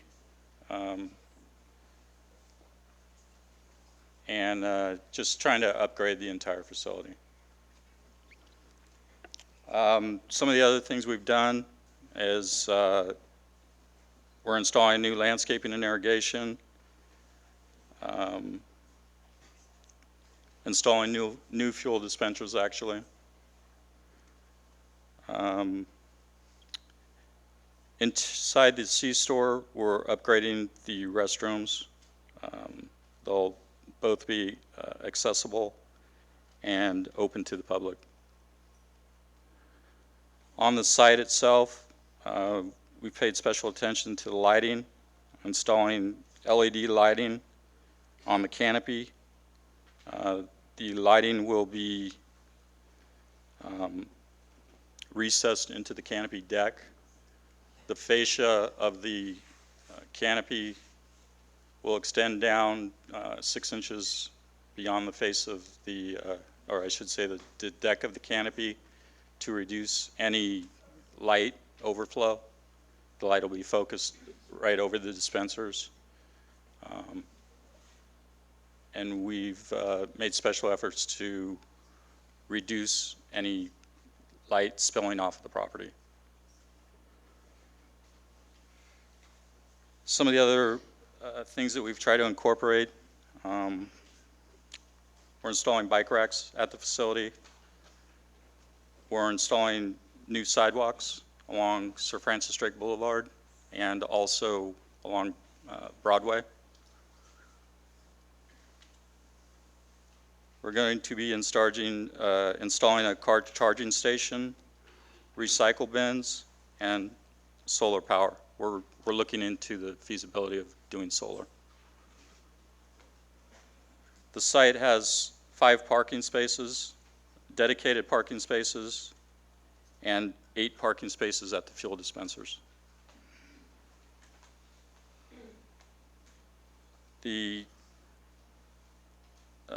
I'm going to introduce the traffic engineer next, but we were asked to look at the feasibility of installing a new driveway at Broadway, basically an extension of Bank Street, and determined that that is a possibility. So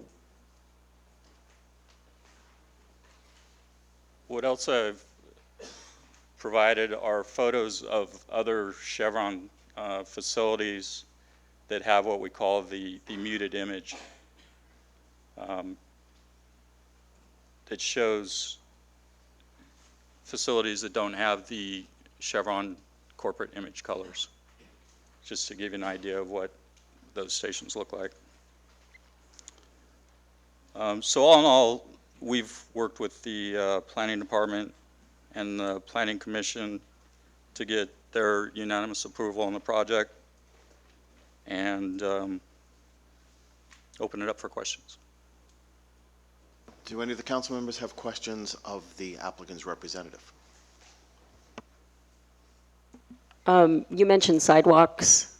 My understanding, and I'm glad to be able to ask you this, is that there was potentially not the space to do that on Broadway, but has it been determined otherwise? Yeah, behind the building, basically the rear wall of the building is right on the right-of-way. There's maybe a strip of 2 feet to 18 inches. So installing a sidewalk along the entire roadway is not possible. So what we've done is at the corner of the site nearest, I guess the best way to describe it is Broadway and Bank Street. We have extended the existing sidewalk from Broadway as far as possible to that rear wall on the station.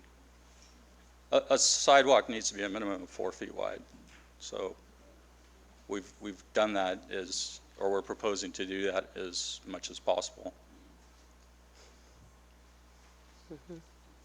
Other questions of the applicant? So first I would like clarification. I have some questions that I think would be more appropriate to direct to the applicant specifically. If they're not architecture related, shall I ask you those as well? You can ask me, and then Arash, the owner, will be speaking also. Okay. So Well, I'll I can let you know wait if it's until- I actually have one that's related to the Well, previous. I do have one quick. related to this. So you mentioned that there were 5 dedicated parking spaces. In my review of the plans, it shows 4, and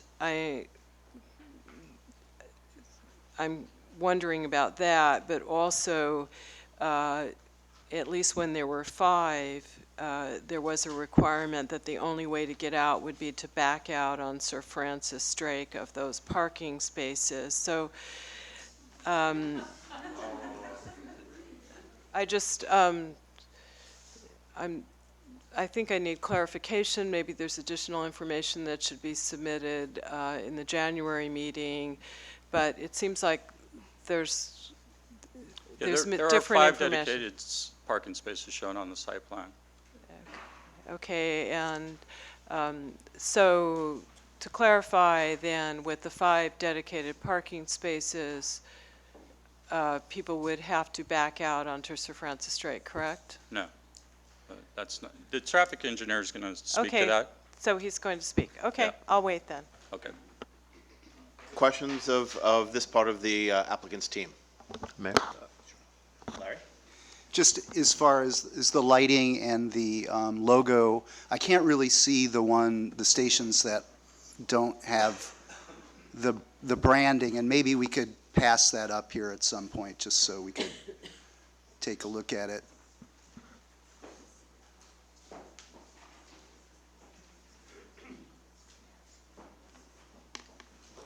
Thank you.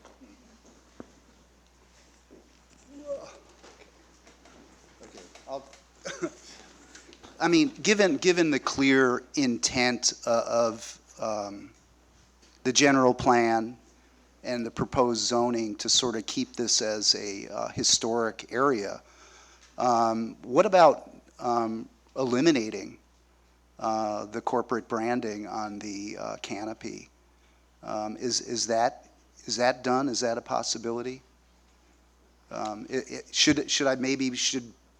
Maybe I should be directing this towards the applicant. Actually, that would be more a question for me. That is something that we're willing to discuss. Absolutely. Okay. Because I know we've got this snafu with the zoning ordinance not having been officially passed as an ordinance. But, you know, the general plan is very, you know, specific about the intention for that area to actually change it from the old 1950s style planning with parking lagoons and very car-oriented towards a more walking, pedestrian-friendly area. So that's something I'd be interested in hearing from the applicant. I don't know if this is the right time to be asking this either. It's good to hear there's going to be bike racks. I know it's not just, you know, there's a lot of adult cyclists in town, but there's going to be kids, you know, and you're entitled to have children customers. I'm just wondering, you know, what the product mix is going to be in the store, whether there's going to be any kind of healthy and nutritious products available for children, or whether we're going to be sort of creating an attractive nutritional nuisance by putting in a convenience store, and what the Extra Mile franchise really will bring to the community as far as the actual products that it's going to be purveying from the site. So that's something I'd also be interested in hearing from the applicant about. I can touch on it. The owner does have the flexibility of adding what they call flex space, and flex space. The idea was that we were going to introduce products that were on the healthier side, related to also, we've been asked to put in bike repair kits, tire repair kits, things along those lines. So there is some flexibility within the layout of the store to add more community-specific items. They are not tied down to a specific set of items for the entire store. And what about the possibilities of a franchise inside the franchise. I've seen that Starbucks coffee is featured at Extra Mile. Are there, so you get a franchise within the franchise kind of setup, and I've seen, if you go on a Highway 80, you can even get food franchises inside franchises. So, you know, clearly there's a pretty well documented history of of us disfavoring that kind of commercial development. You know, I'd like to hear the applicant talk about that type of development at the site, or whether or not that's going to be happening. So, and these are things I'm going to, you know, I don't expect instant answers. I think we're going to go through a process here tonight of us asking questions and trying to get information and addressing concerns. So, well, you're going to be speaking, so you can address that issue.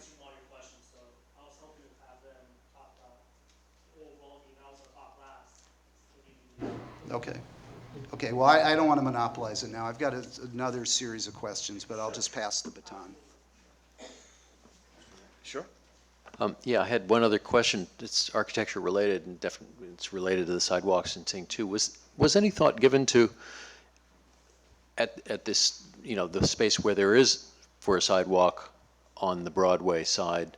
Was there any thought given to putting doors at the ends of those sidewalks to have pedestrian entrance into this store, Well, or perhaps even continuing it on that level to the other door?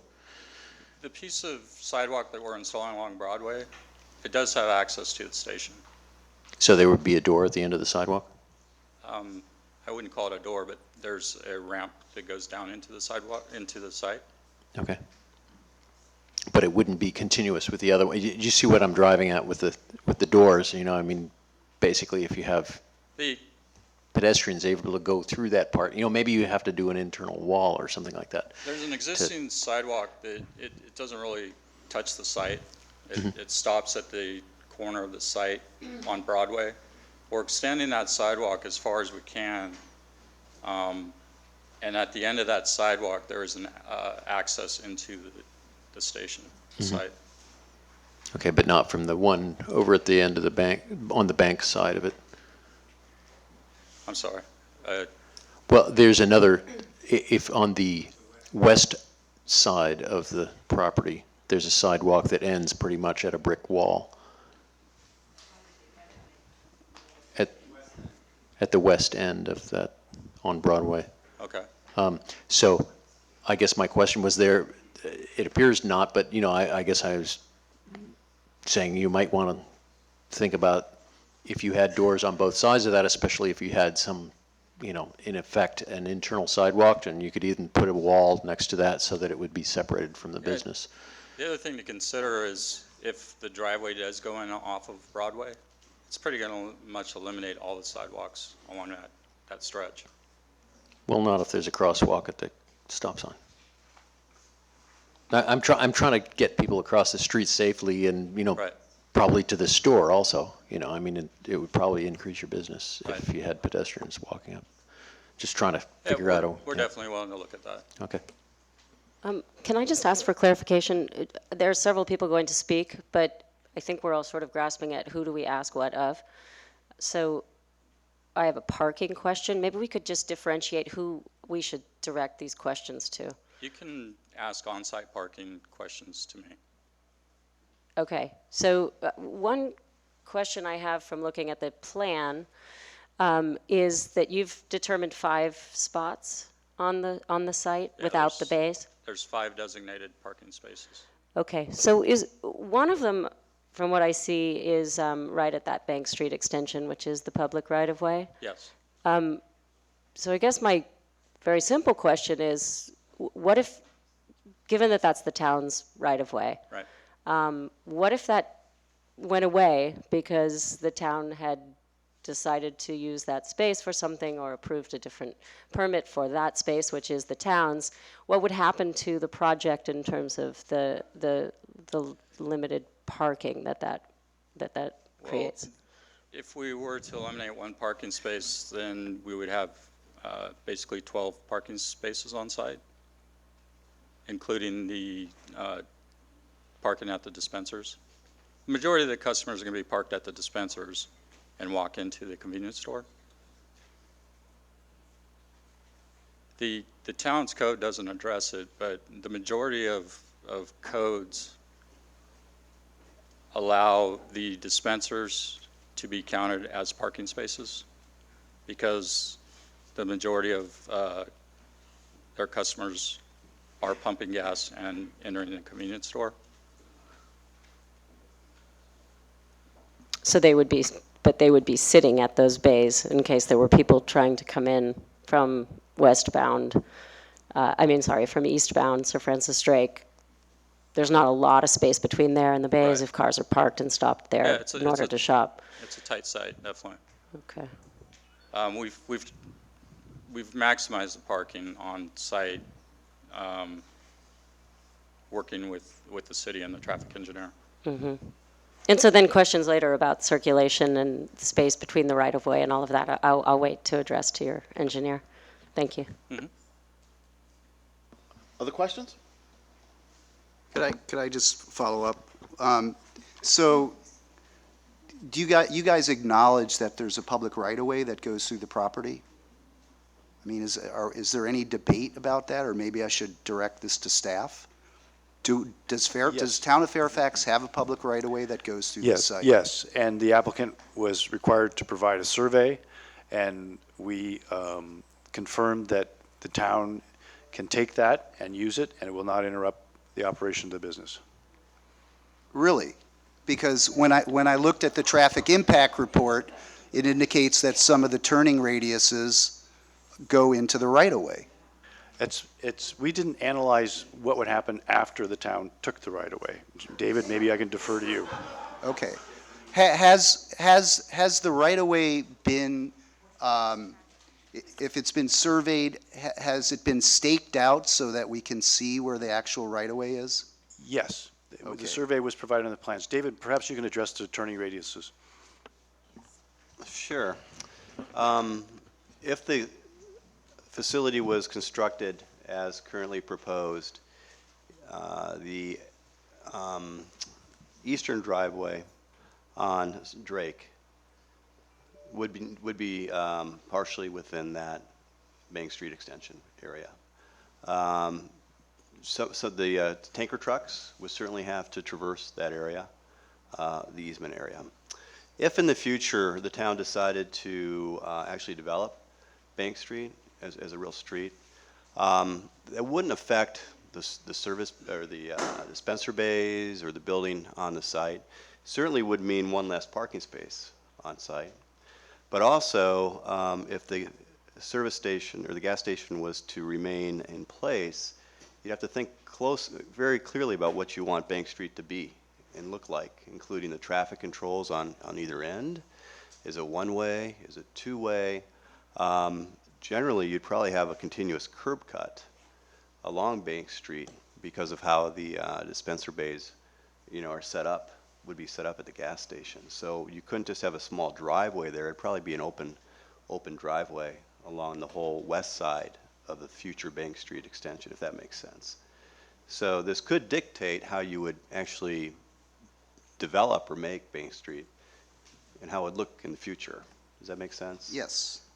And my question, just to follow up, okay, if the eastern driveway is in the town's right-of-way, isn't that an encroachment into the public right-of-way? Yes. Okay.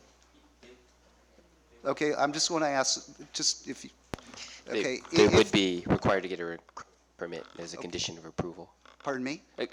Required to get an encroachment permit as part of this project. Okay, I went through the application. I didn't see an application for an encroachment permit in this application. Now, my question is, does the town have a permit process to get an encroachment on public rights-of-way? one of the conditions of approval was that they formalize the encroachment that they have been using for many, many years. And I know that this was discussed when the town put in that parking area. It was acknowledged that this gas station was using part of that easement. One of the conditions of approval is that they formalize that by filing a recorded revocable encroachment permit so that it's recorded at the county and attached to the deed so that it's clear to any future purchaser that that's not their property.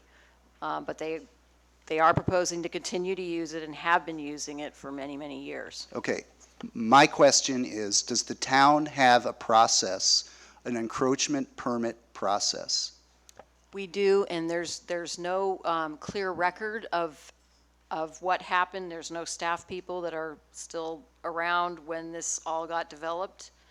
But my understanding is the town acknowledged that they were using the public property when they improved that parking area. Okay, and my question is, since the original owner of the property, it's been out of operation for 2 years, the town currently I'm asking the question, okay. do we currently have a process for encroachment permits? We have a process. If you're building structures in the public right-of-way, you have to go through the process to get an encroachment permit. Okay. What They about? weren't proposing anything new in that Okay. area. What about taking over a public right-of-way? In other words, if an operation, if a business comes in, which will require the occupation of a public right-of-way, and maybe I should direct this to council, doesn't the applicant need to get an encroachment permit? And I'm not asking for instant. Yeah, I mean, there are a lot of questions connected with this, and that's one of the things that we're going to be looking into, and that's one of the Okay. reasons for the request for the continuance until Okay, January. well, I mean, I'm, my reading of the code is that that the town of Fairfax has a process for applicants to get encroachment permits. I looked at the application very carefully. Right. There's no application for an encroachment permit I in this think- application. The encroachment permit would be filed at the time that the CD's construction documents were submitted to the building department. So an encroachment permit would need to be approved and pulled prior to pulling a building permit. It doesn't happen at this phase of a project. Okay, well, I think that this project may need an encroachment permit that has not been done, that it's incomplete. And that public right-of-way is public property, and this council has no right, we have no right to give public property away or to dedicate it to private use without going through the process that I think is set forward in our code. The building official could probably address that. At what Perhaps, point? Well, perhaps I can address that. I think as clarification, we could check into this, but typically how it works is in the planning application, they're going to submit their planning application, and we would not require an encroachment permit at this time. Prior to occupancy, they would need to get an encroachment permit because there's no need for us to issue a encroachment permit unless they have a use permit. And if they grant a use permit, then usually we'll grant a revocable encroachment permit with conditions. So it's usually a separate process and it's administrative. So for example, if there's outdoor dining, usually it'd be a process and then it's a revocable encroachment permit so they could place tables on the sidewalk, not blocking access. So it's that type of process. So within the application itself, they're not required to get an encroachment permit at this time, but they will prior to taking occupancy. And generally we address it when they start submitting building permits. Okay, when I went through the record of the Planning Commission, one of the findings made by the Planning Commission was effectively giving an encroachment permit as part of that approval. And that is in the Planning Commission's resolution approving the application. And I guess what I'm trying to point out is that I don't think that can be done. And just to further expand on it, and maybe the traffic engineer can address the point, but when I looked at the traffic impact plan, it clearly shows the turning radius for traffic is going to go into the public right-of-way. And that will effectively occupy the public right-of-way without an encroachment permit, without the applicant having gone through an encroachment permit process, without the applicant even paying for an encroachment permit application or submitting an encroachment permit application, and will effectively be giving a public right-of-way for the use in this application. And I think it's an issue that really needs to be nailed down as we go through this.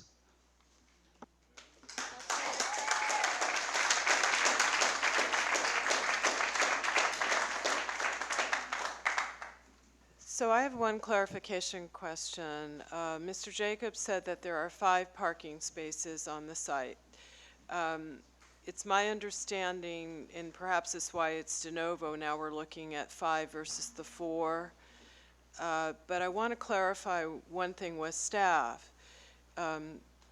Whether it's 4 or 5, it's less than the 10 that are required for this lot size. My understanding is the town code does not include parking at bays as parking. It's silent on whether you can count that, so 10 spaces are required. And the Planning Commission decided to count the parking in the bays as meeting. But officially, we're looking at If you were building a new building there this size, you would have to have 10 on-site parking spaces per the code. Thank you. Other questions of the applicant's representative? Okay, you suffered that nicely. Perhaps we would like to hear from your traffic engineer?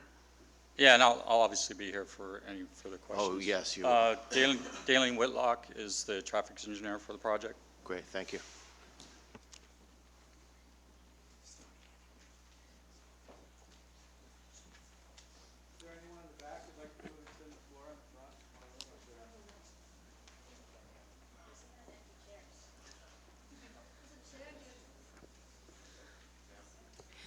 Good evening, Mayor and Town Council members. My name is Daleen Whitlock. I'm a principal with W-Trans in Santa Rosa, and we prepared the traffic study for this project. In looking back through my notes, it's been a rather long process. We started about 1.5 years ago, and for the benefit of the crowd, since I know you already know all this, the process includes us writing a scope of services, which then is approved at a council meeting. Then we prepared the traffic study, and then we've gone through the Planning Commission, and now we are here to have the traffic study approved. It was actually technically the only part that had to come to council if there had not been an appeal. So it's kind of an interesting process. I have to admit, I don't go through quite the same thing anywhere else.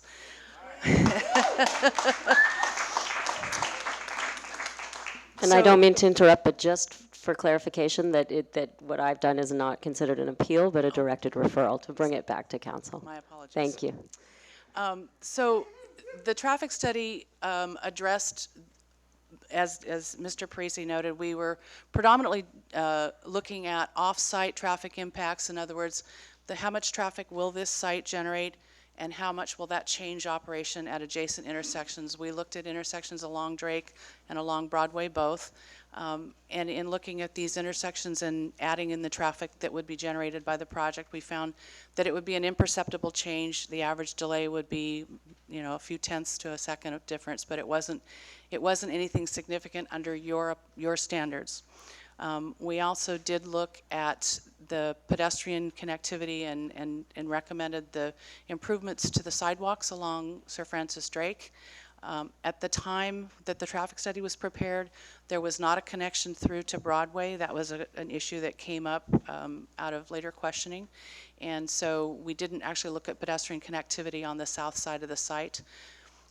We also did look at bicycle facilities, and the fact that there is bicycle parking on the site was seen to be a plus in terms of bicycle, being able to serve bicyclists who might be coming in from the west part of the county. With that, rather than making any kind of a big presentation, I'd just like to be able to answer your questions. I have a quick question for David. Did you have a chance to review the traffic study? Yes, we reviewed the traffic study and asked for some additional analysis. For instance, the traffic study did not or the site at that time did not recommend a driveway on Broadway off of Bank, which would have meant that westbound traffic on Sir Francis Drake trying to access the site would try to make a left turn where there's no left turn lane.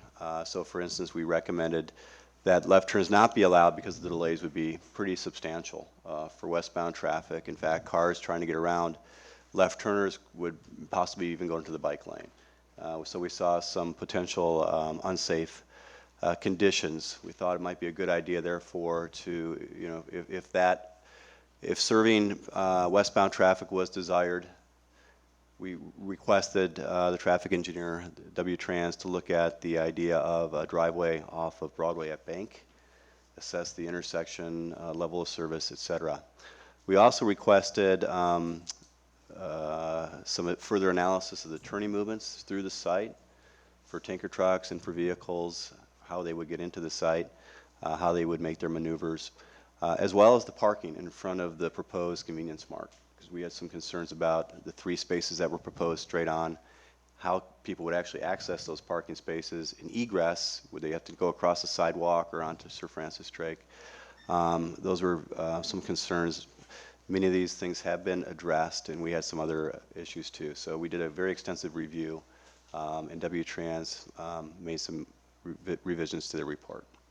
At this time, do you have a recommendation or a review or an appraisal of the traffic report? Well, I think an overall appraisal, it does meet all the considerations that that we gave to W-Trans to take a look at. I think the traffic report is adequate. It does, I feel the report pretty accurately estimates the amount of traffic that the site would generate. It's true that gas stations and convenient marts that are associated with gas stations mostly attract traffic that's already on the street, that's already passing by. At least 2/3 of the traffic that would be accessing the site would be traffic that's already on the local streets, Sir Francis Drake, Broadway, et cetera. There would be some potential new traffic that would access the site. That traffic would be the traffic that increases some of the delays at some of the local intersections, but those delays would be pretty minor. The issues from a traffic perspective, I think, are the ones that the council has already mentioned, which is on-site circulation, parking, and pedestrian and bicycle access in and around the site. So those are the areas we've really been trying to focus on. So they did a good job. Yes. Yeah. Other questions from council? Barbara? So I have several questions. In looking at your executive summary, you talk about over 1,500 net new trips on a daily basis. And I guess from a layperson, the Klaus Broadway Sir Francis Drake intersection is already quite fraught with traffic congestion. So to me, additional 1,500 trips or 1,563 net new trips doesn't sound acceptable. And I really question that. I'm not a traffic engineer, and I apologize to the traffic engineers in the room. But to me, I think we're going to create excessive traffic in that area, coupled with the troubles with the ingress and egress, with people backing out onto Sir Francis Drake. I think we'll have more traffic accidents in that area. And I don't expect all these answers. I'd like maybe some further analysis to be done to bring more information back in January. But I have significant concerns about 5 parking spaces with barely any room on the site, and then people backing out onto Sir Francis Drake, potentially hitting pedestrians, bicyclists, other cars, and really just knotting up that whole area. So that is, really things that I'd like to hear back maybe more in January after there's been more analysis. And I understand that it looks like there will be a driveway on Broadway now, but I I don't feel comfortable at this point just saying that, words like the traffic load is already acceptable in those intersections. I know those intersections, and it's pretty tough to get through now. And with a pretty large convenience store that may also attract customers other than people seeking gas, I see a real problem there. Or potential issue that I'd like to hear more about. Also, I saw the plans of how the tankers would come in and out, and the recommendation that the tankers would do their deliveries during low peak times. But given the limited ingress and egress on that site with just a few cars there, I don't see, I'd like to hear more about how that can really work. So those are just a few of the things that I've been scratching my head about, thinking I'd really like to hear more about, can we do some further analysis? Can we really look at the turning radius? I know Larry's brought up without getting into the right-of-way. So that's a lot being thrown at you. I'll see how much of it I can remember to answer at one time.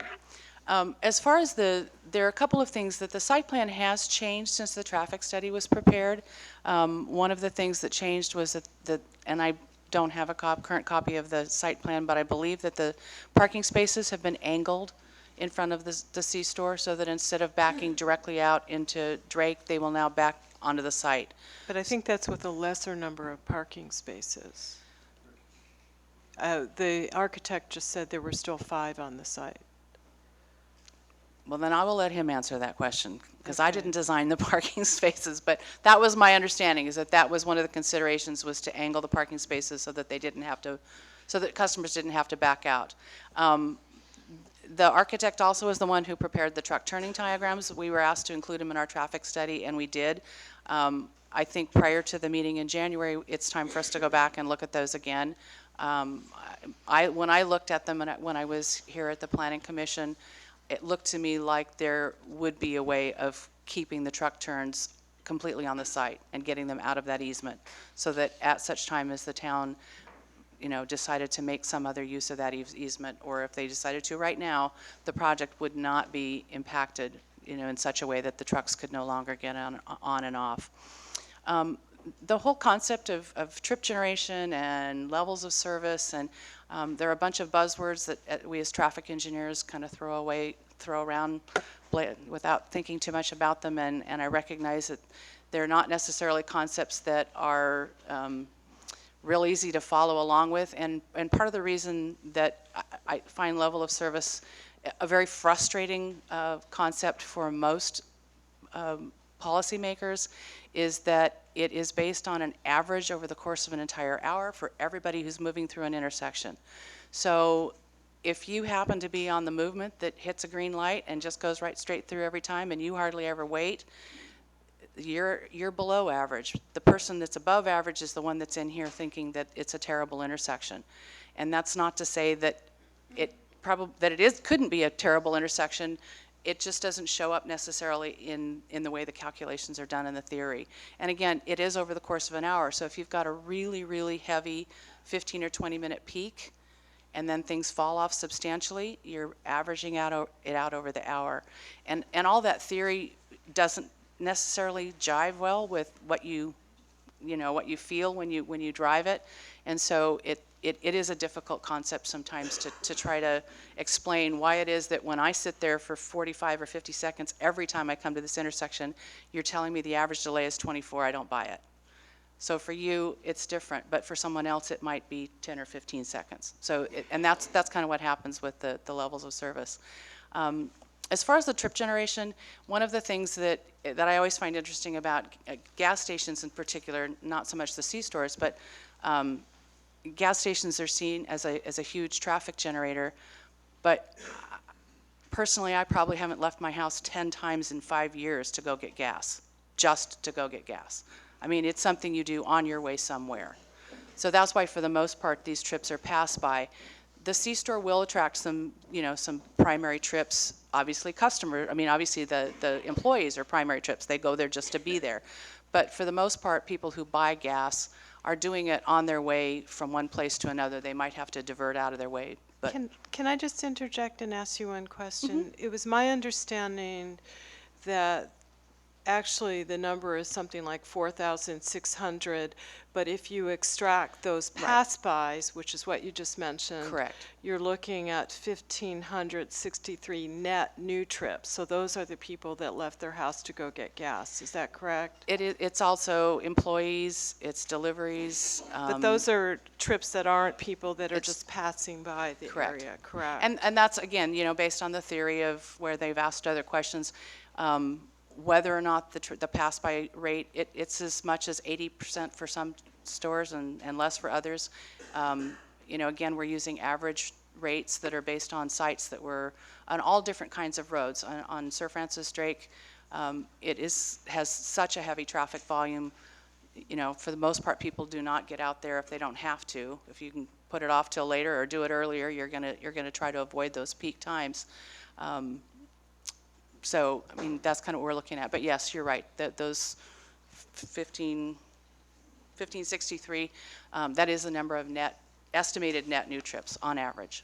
So can I just ask if the Broadway driveway that you're talking about, is that two-way? We treated it as two-way, and we did, in response to Mr. Parisi's request, run a second set of analysis, and which I believe ended up in the traffic study before it was finalized, that discusses the operation with that driveway. So people would come and turn left off of Sir Francis Drake at Klaus, and then right on Broadway, and then right into the driveway because they couldn't turn left from Sir Francis Drake. But what I'm asking is, can the people can exit and enter the gas station from? We were assuming that it could go both directions. There were concerns stated at Planning Commission about that becoming a cut-through. If people could turn off of Sir Francis Drake and pass right in front of the C-store and right out the back. And then can people exit the gas station on Broadway and turn left, crossing the yellow line? Or would it be a right turn only? No, they could turn left onto Broadway. So I'm going to just ask there's nothing out there that would prohibit it at this time.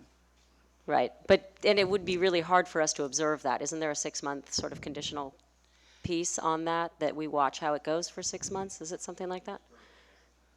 In the permitting. So there's a 6-month review. The Planning Commission put a 6-month review condition on it. And then if there was a problem, then they would just put a curb back over where that driveway was and then try and figure out what to do with Drake? Is that I'm just trying to understand the process. I think they would review it, and there's probably a number of options. The traffic engineers would look at how it's operating. They could either close it off, they could make it one way, entry only, exit only, but that would be determined after they analyzed how it was operating for 6 months.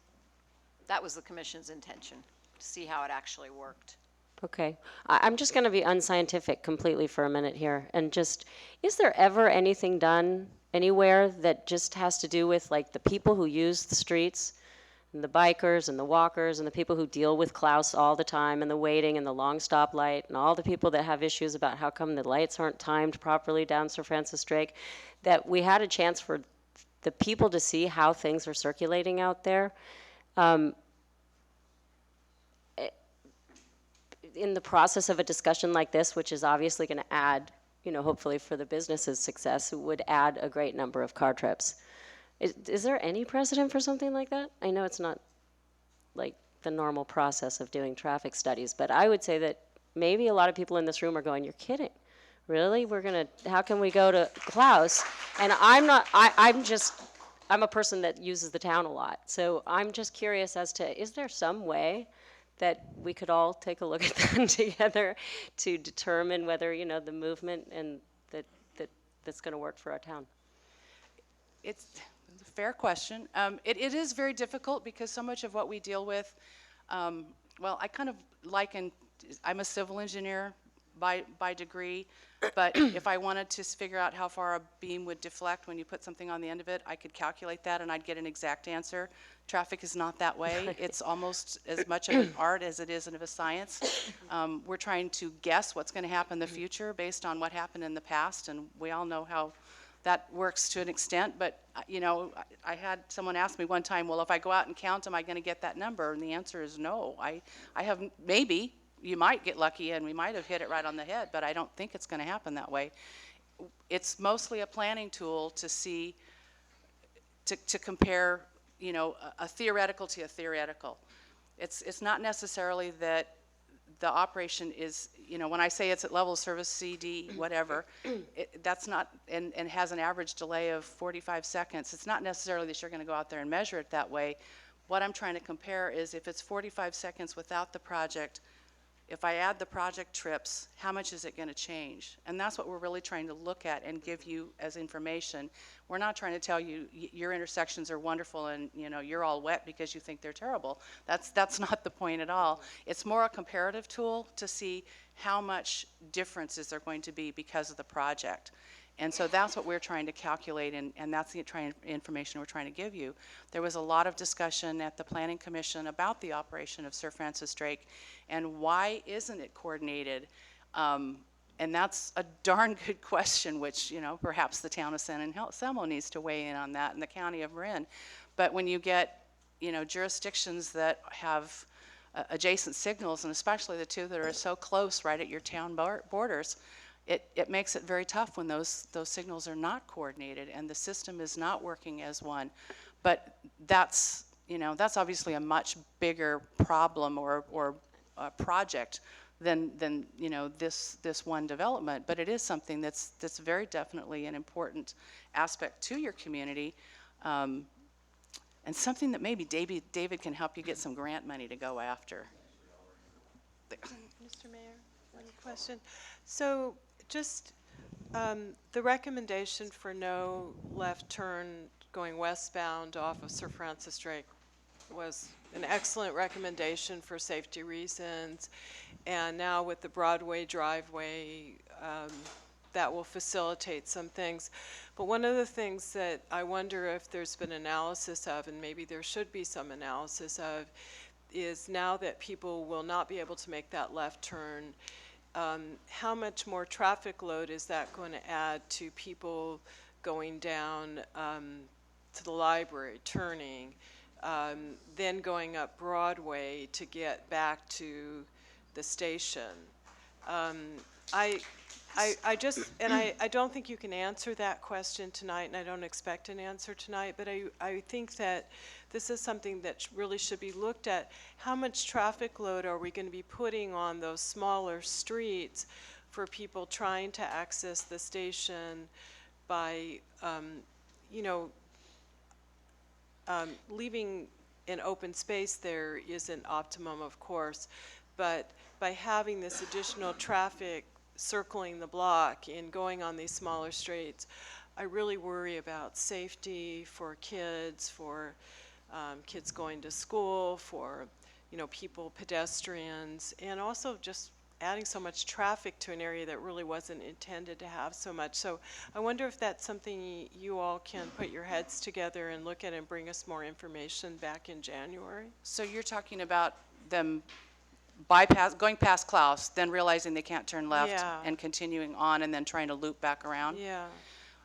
Hopefully, folks wouldn't do that very often. I mean, the first time you did it, you'd realize that that wasn't. Well, but also there's the other aspect of now turning onto Klaus where, you know, we didn't see as many turns because, you know, people already knew about the scoop or whatever, and they didn't need to do that, but now they want to get to that station. So what I'm sort of asking is some analysis to be done on that load that will be taken, you know, that will happen turning onto Klaus more, turning onto Broadway more, going by the library more. So I think that's something I think you could probably take a look at and come back to us in January with some better information. Because I don't think this is a good thing to really pose, you know, late in the game. Yeah. I mean, we did look at traffic going down Klaus. If they couldn't go straight and turn left into the site, we did evaluate operation with them all turning left on Klaus and then right onto Broadway. So that, you know, we've taken, and that included the pass-by trips. So not only, you know, all those that were subtracted out, when they're pass-by trips, that means they turn directly into the driveway. We took all those pass-by trips and added those in as well. So we've actually taken a lot more traffic by diverting it around, a lot more movements than would occur if they were able to stay on Drake. So we have looked at the Klaus Broadway, excuse me, connection. We didn't look at what happens if they drove on by and then circled back, but you know, we certainly could make some estimates as to how much traffic that would be. Well, that would be great for January. Thank you. Mayor? One of the things that I'm not sure that you're aware of dealing with this is that in the process of reviewing our general plan, we had a section of the general plan that dealt with the general downtown area. And the General Plan Advisory Committee did a couple of public outreach sessions where they asked people what they visioned. We had some workshops in this room where we, solicited comments from the public. And one of the ideas that came out of that was what to do with Bolinas, which is another road that's kind of narrow and there's too many kind of things happening. And from the members of the public at that workshop, some people were proposing, making it one way or closing it to cars sometimes or all the time, or eliminating parking on one side or the other, or all kinds of different options.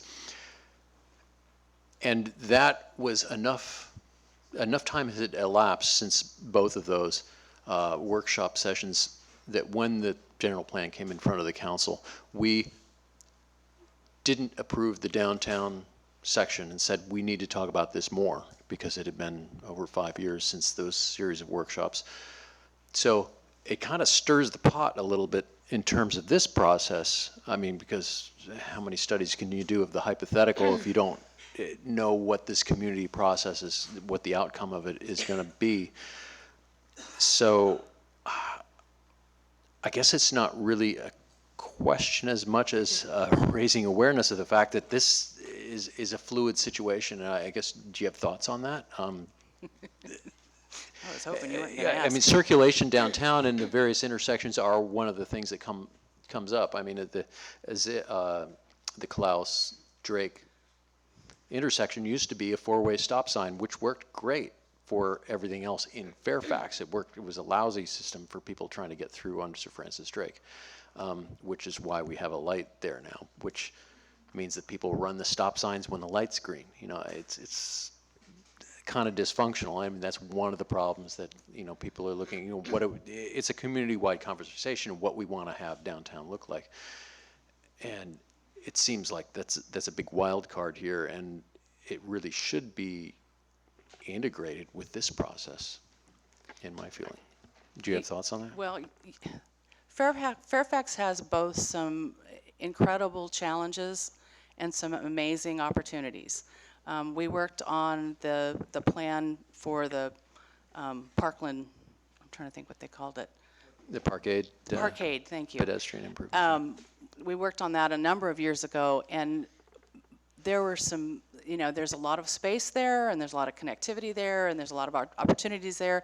There's also some grade differentials and some ADA compliance problems, and I mean, we had all the way from the really good to the really bad, all in that one little space of 2 blocks by a half a block wide, and that's just one of the many things that you have going in your downtown that you've got to deal with. You've got offset intersections. You've got the county's largest arterial right through the middle. So you've got all these different things that have to be dealt with. But it's not something that you can do piecemeal. And I think that you were wise to kind of back up on the process and say, let's put it all together and look at it all at once, because there really are so many more opportunities when you can look at it from a global perspective and then home in on the pieces, as opposed to starting from the little pieces and working out. You've already kind of shot yourself in the foot when you start too narrow. But as far as where you can go, I think there's a lot of things you can do.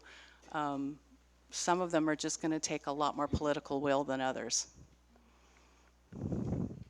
Any other questions for the traffic engineer? Just to follow up on the turning radius, I'm not sure if I heard your description of turning radiuses, or even if that's part of your domain. You're talking about the truck turns? Yes. The diagram was actually prepared by the architect, but when we were looking at it during the planning commission meeting, it appears that by changing the way the truck enters, it can be, I think there's a way of maneuvering a truck through the site without going into the easement, and we just need to prepare that and provide it for you the next meeting. Okay, yeah, we're definitely going to want to see that on paper. And the other thing that I was comparing a plat map, which I assume is from the county, with the plans, and I'm not sure the Bank Street extension that's shown on the plans is shown as a dotted line, and it looks narrower than the actual right-of-way. And that's something I'm really interested in getting really good information on, not just the extension of the roadway, but the actual dimensions of the right-of-way as it passes through the property. I don't know, for example, if the sidewalks adjacent to Bank Street south of the site are in the public right-of-way or not, because that obviously would add, 6 to 8 feet of right-of-way, which is going to change the impact on this application. So I think that's something the council is really going to need before we can make a decision. And just following up on John's comment about the general plan, the ordinance for the traffic impact permit actually says that the intent of the chapter is to meet the goals and objectives of the community. And that's what you were talking about taking sort of a global look at it and not piecemeal. And I think that's what's articulated in the general plan. And there was a lot of discussion about this particular intersection and about reconfiguring Bank Street to go through there, extending the parkade, creating a park in that space. And that doesn't seem to have really been addressed. And I think it's something that we're going to need to really consider as we go forward. And I don't want to put it all on your plate, but as we consider the traffic impact permit, I think we do need to keep the long-term goals in mind as we move forward. So that's all I've got at the moment. Thank you. Any other questions of the parking consultant?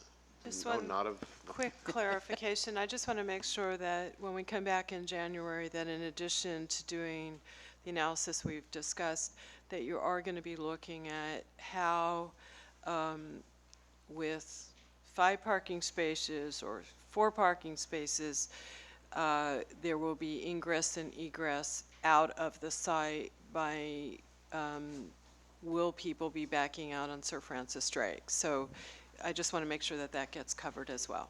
Got it. Okay, with that, do you want to suggest who next from your team will be speaking?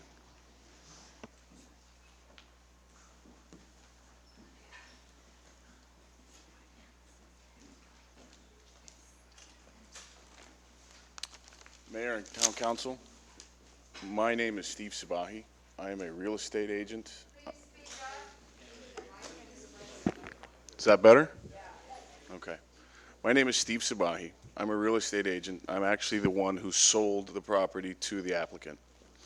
In addition to selling gas station properties, I've spent the last close to 30 years involved in the gasoline business. I am very familiar with the operations of both branded gas stations and unbranded gas stations. And what I want to do is address to you the competitive nature of both the unbranded market and the branded market. And when I look at this marketplace with the 2 stations that are currently operating and the one that's closed, you're looking at a market that has potentially 300,000 gallons of fuel per month that would go through these types of gas stations. that looks like, Stop that. We have a civility section here, and if necessary, I'll read it out again. John read it earlier tonight. We show respect both ways, please. when you look at that type of volume, what's being currently sold at the two locations that are in operation, and the reason I know that is because I monitor gas stations that come onto the market. Both of these gas stations have been on the market on and off for the last 2 years. So the current volume for those two stations right now is approximately 100,000 gallons. So it's doing 1/3 of what it potentially could be doing. So therefore, it's only generating 1/3 of the potential tax revenue that would be generated for the city. When you look at that, the potential tax revenue for that, based upon the 1% that the city gets, in addition to the 0.5 cent that they get, I believe, through Measure D, you're looking at a potential, right now, a potential shortfall of anywhere from $12,000 to $15,000 per month that it's not getting, and that's close to $150,000 on an annual basis. By virtue of adding another station or reopening this other station, you would actually create a more competitive marketplace. Therefore, everybody would benefit. In addition to, there would be more tax revenue being generated for the city through the sales tax and through Measure D, which benefits the city. I'm knowledgeable of as far as these processes, because if you look at the spot market, it's very volatile, okay? And the price of crude fluctuates and it influences the price of gasoline. And by virtue of that, the independent market has changed significantly over the last 10 years.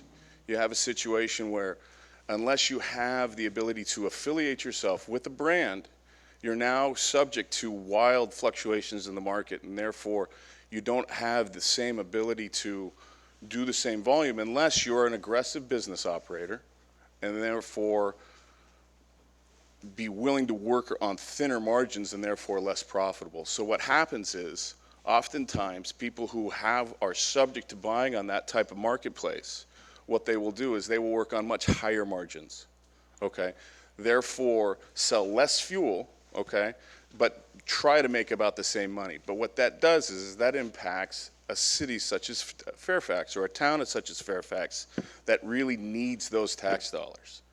So, excuse me, based upon what this particular, if this station is reopened, it potentially can generate upwards of $12,000 to $15,000 per month in itself, just on gasoline. This has nothing to do with the convenience store, which would be an additional $3,000 to $5,000 a month. So it's significant money that would go right into the coffers of the town. You know, people are very upset because they think Chevron is an evil empire. They all have issues. Oil companies have issues. People don't like them, but in reality, and that's another point I want to make, is that if you buy gasoline, you're buying gasoline from the major oil companies. You're buying it from ConocoPhillips, you're buying it from Valero, you're buying it from BP, you're buying it from Chevron, you're buying it from Shell. I have 2 bills of lading, okay, that show that product, independent product, was purchased at the Chevron refinery in Richmond and delivered to its unbranded product, okay? So what happens if he's able to affiliate himself with Chevron, he has the ability to eliminate some of the fluctuations in the market because he has a direct association with them. He has a contract that he can only buy from them, so therefore he's not subject to the whims of the market, and therefore he can provide more competitive pricing to the marketplace. You're more than welcome to have these, and you can review them yourself if you like. Let's see. You know, another issue is that when you look at independent gasoline as a whole, again, it's coming out of the same refinery. But the only difference between what comes out as Chevron-grade gasoline, Shell-grade gasoline, or independent-grade gasoline is the amount of additive that's added at the rack at the time it's loaded in the truck. Okay? So instead of 15 parts that is added to a Chevron grade gasoline, 12 parts of independent additive is added. That gasoline is less productive and potentially creates more pollution. But that's, that, you know, I don't have I do know that there's a difference in the amount of additive that's added. I do not have the amount of pollutant that would be emitted based on that. But I do know that it is different in that regard. I am open to any questions you may have, but I do believe that right now you have an eyesore that's sitting at 2001 Sir Francis Drake, and if the applicant is approved, I think that he is going to create something that is a benefit to the community, and it will benefit the town of Fairfax and the amount of revenue that's generated for the town. Let's have some questions. John? Okay, Barbara? No. Wow. Renee? Just for clarification, I'm not sure I understand when you said this is an unbranded product that our independents are carrying, and that I understand the additive. Who adds the additive? The 12 parts or the 15 parts? So what happens is that trucking that you have major brands that sell the gasoline through their chains, and then you have independent jobbers or independent brokers, for that matter, that purchase fuel from a number of different refineries. Okay, the firm that I used to work for sold gasoline in and around the state. I sold gasoline as far north as Santa Rosa and as far south as San Luis Obispo. And what we did was we would buy it from companies such as Valero, ConocoPhillips, or Tesoro for that matter. And what they would do is they would buy the fuel from Chevron. They would have exchange agreements with Chevron. The product would come out of Chevron, but it would be branded. It would be unbranded. It would not be branded fuel. Fuel comes out of the same refinery. It comes out of the same pipe. It's gasoline. Gasoline is gasoline in the sense that it gets refined. It has to meet a specific specification, for lack of a better term, that it will combust in your engine. So what brands it as branded fuel is the additive that's put into the gasoline right then as it's added into the truck before it's delivered to the location.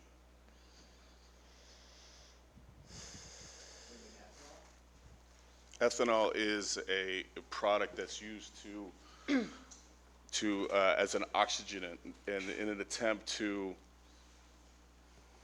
I have issues with ethanol, but that's beside the point. All right, let's bring it back. Larry? I didn't get your last name. Sabahi. Sabahi. What I'm wondering, as far as the revenue figures that you're throwing out, if you put in a gas station, branded gas station, won't that detract from the sale of gasoline at the other stations? And in effect, what you may gain at one station, you may lose at the other stations. So how do you account for that process? How do you account for that relationship? When I look at this, I look at the number of gallons that are being sold in the area, and I look at the pricing that is being posted on the street currently, and the difference between what I see in Fairfax and what I see in San Anselmo is about anywhere from 25 to 30 cents a ton. All of your revenue is going to other cities by virtue that it's not being purchased here in Fairfax.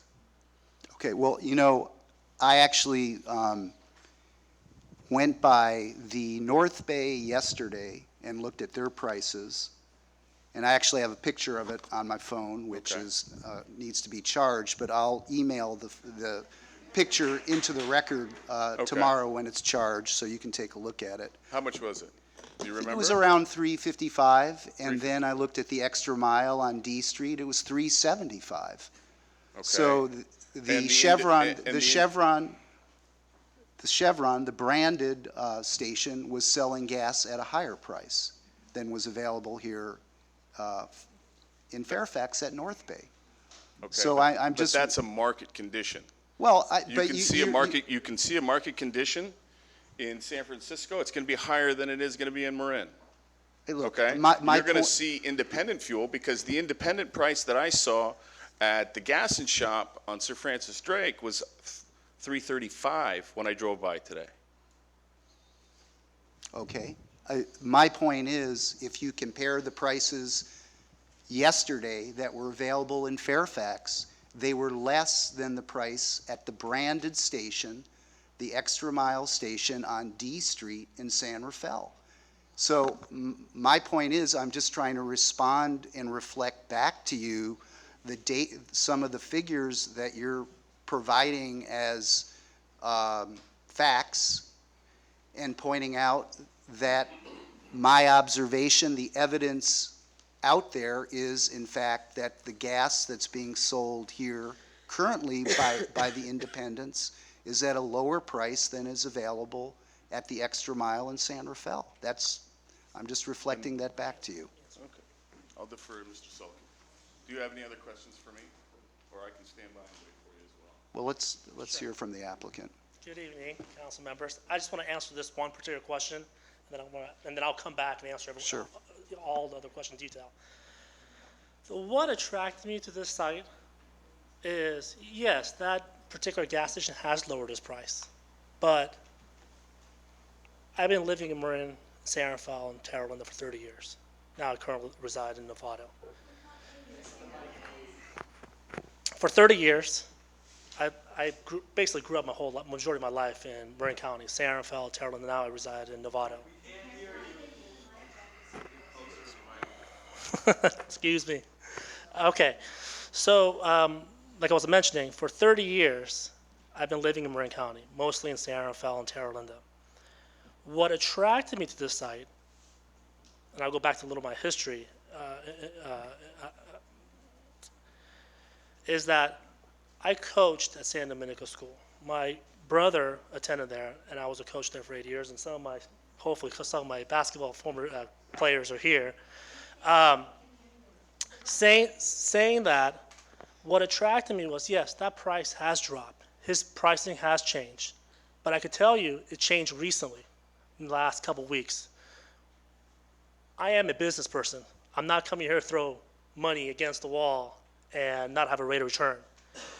The pricing here has been on average 30 cents higher. That's what appeals me to this location. What appeals me to this town is because I see people are leaving this town to other cities buying their gasoline. You mentioned with this particular site going in, would you lose volume? Independent gas stations and branded gas stations are two different customer base. People who go to independent gas stations are really going for price, price, price, and price. People who go to branded stores, it doesn't have to be gas stations, it could be clothing stores. People are going there to what they're expected and what they know what they're going to get. For my sake, the branded location that I'm hoping to bring is going to bring new customers that are leaving this town. So when I saw this site that was available 2 years ago, and I was seeing the prices, what really, I don't want to be disrespectful, but they're gouging the residents of Fairfax by charging us high kind of margins. Now that I put my application in, their pricing philosophy has changed. But please bear in mind that this site's been on the market. I had an opportunity to acquire it, but I wasn't interested in it. And just to give you a little background, I have heard from Chevron that if my application gets denied, the station that is across from me is requesting to go Chevron. So this tells you the market is changing. If I own gas stations throughout Marin County. If you were to talk to me 10 years ago, all my sites were independent. I didn't want to deal with an oil company because if it's an independent site, I'm my own boss. I don't report to anybody. Now, unfortunately, the market condition has changed. I had no choice to be competitive for pricing and for volume-wise. I had to start branding my location. So when you ask, is there a difference between independent customers and Chevron customers, you go into an independent site for the pricing. If I build this Chevron station, for example, it'll be ludicrous for the competition to be higher than my price. they have to reduce the price. That's going to increase their volume. It's going to attract other independent sites that are going to San Anselmo. It's going to increase volume to this town, which is going to generate more sales tax. And the people that are leaving town to go to San Rafael or Greenbrae, I have a station in San Rafael, so I might be cannibalizing some of my sales. But people are leaving this town to buy fuel in other cities. It's just a fact. Chevron or any other oil company, or even myself, I'm not interested in building a gas station that has going to have no customers coming in. So, but I know there's potential. We know there's volume that is being left town, and this is the reason why I'm eager and I'm very excited to have this opportunity to brand this particular location in your town. So I just want to answer that question regarding pricing wise. Okay, thank you very much. Any other questions for me?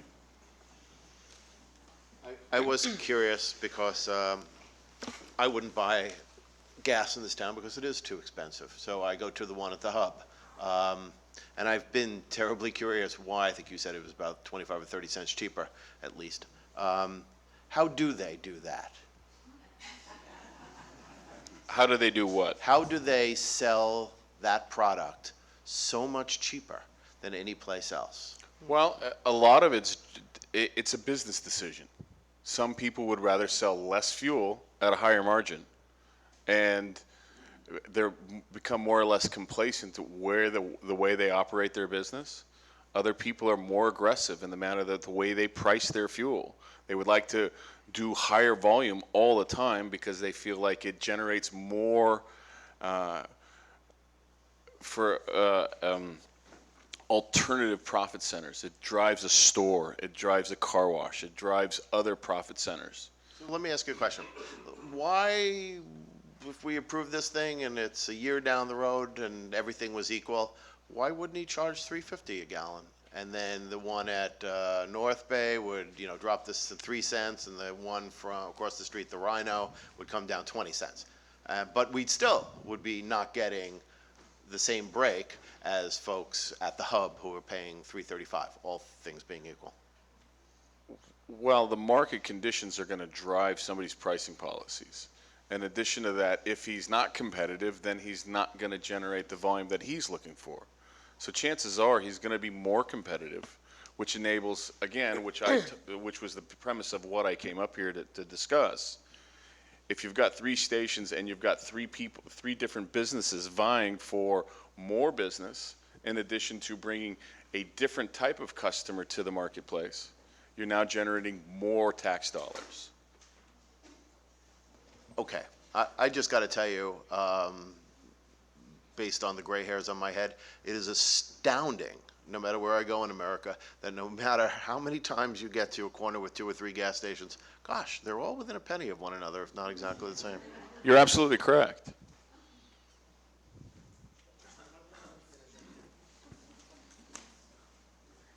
You're absolutely correct about that. But by me coming into this town, I'm going to bring competition to this town. I am not interested in spending money and not get a rate of return. So my business philosophy in all my sites is volume.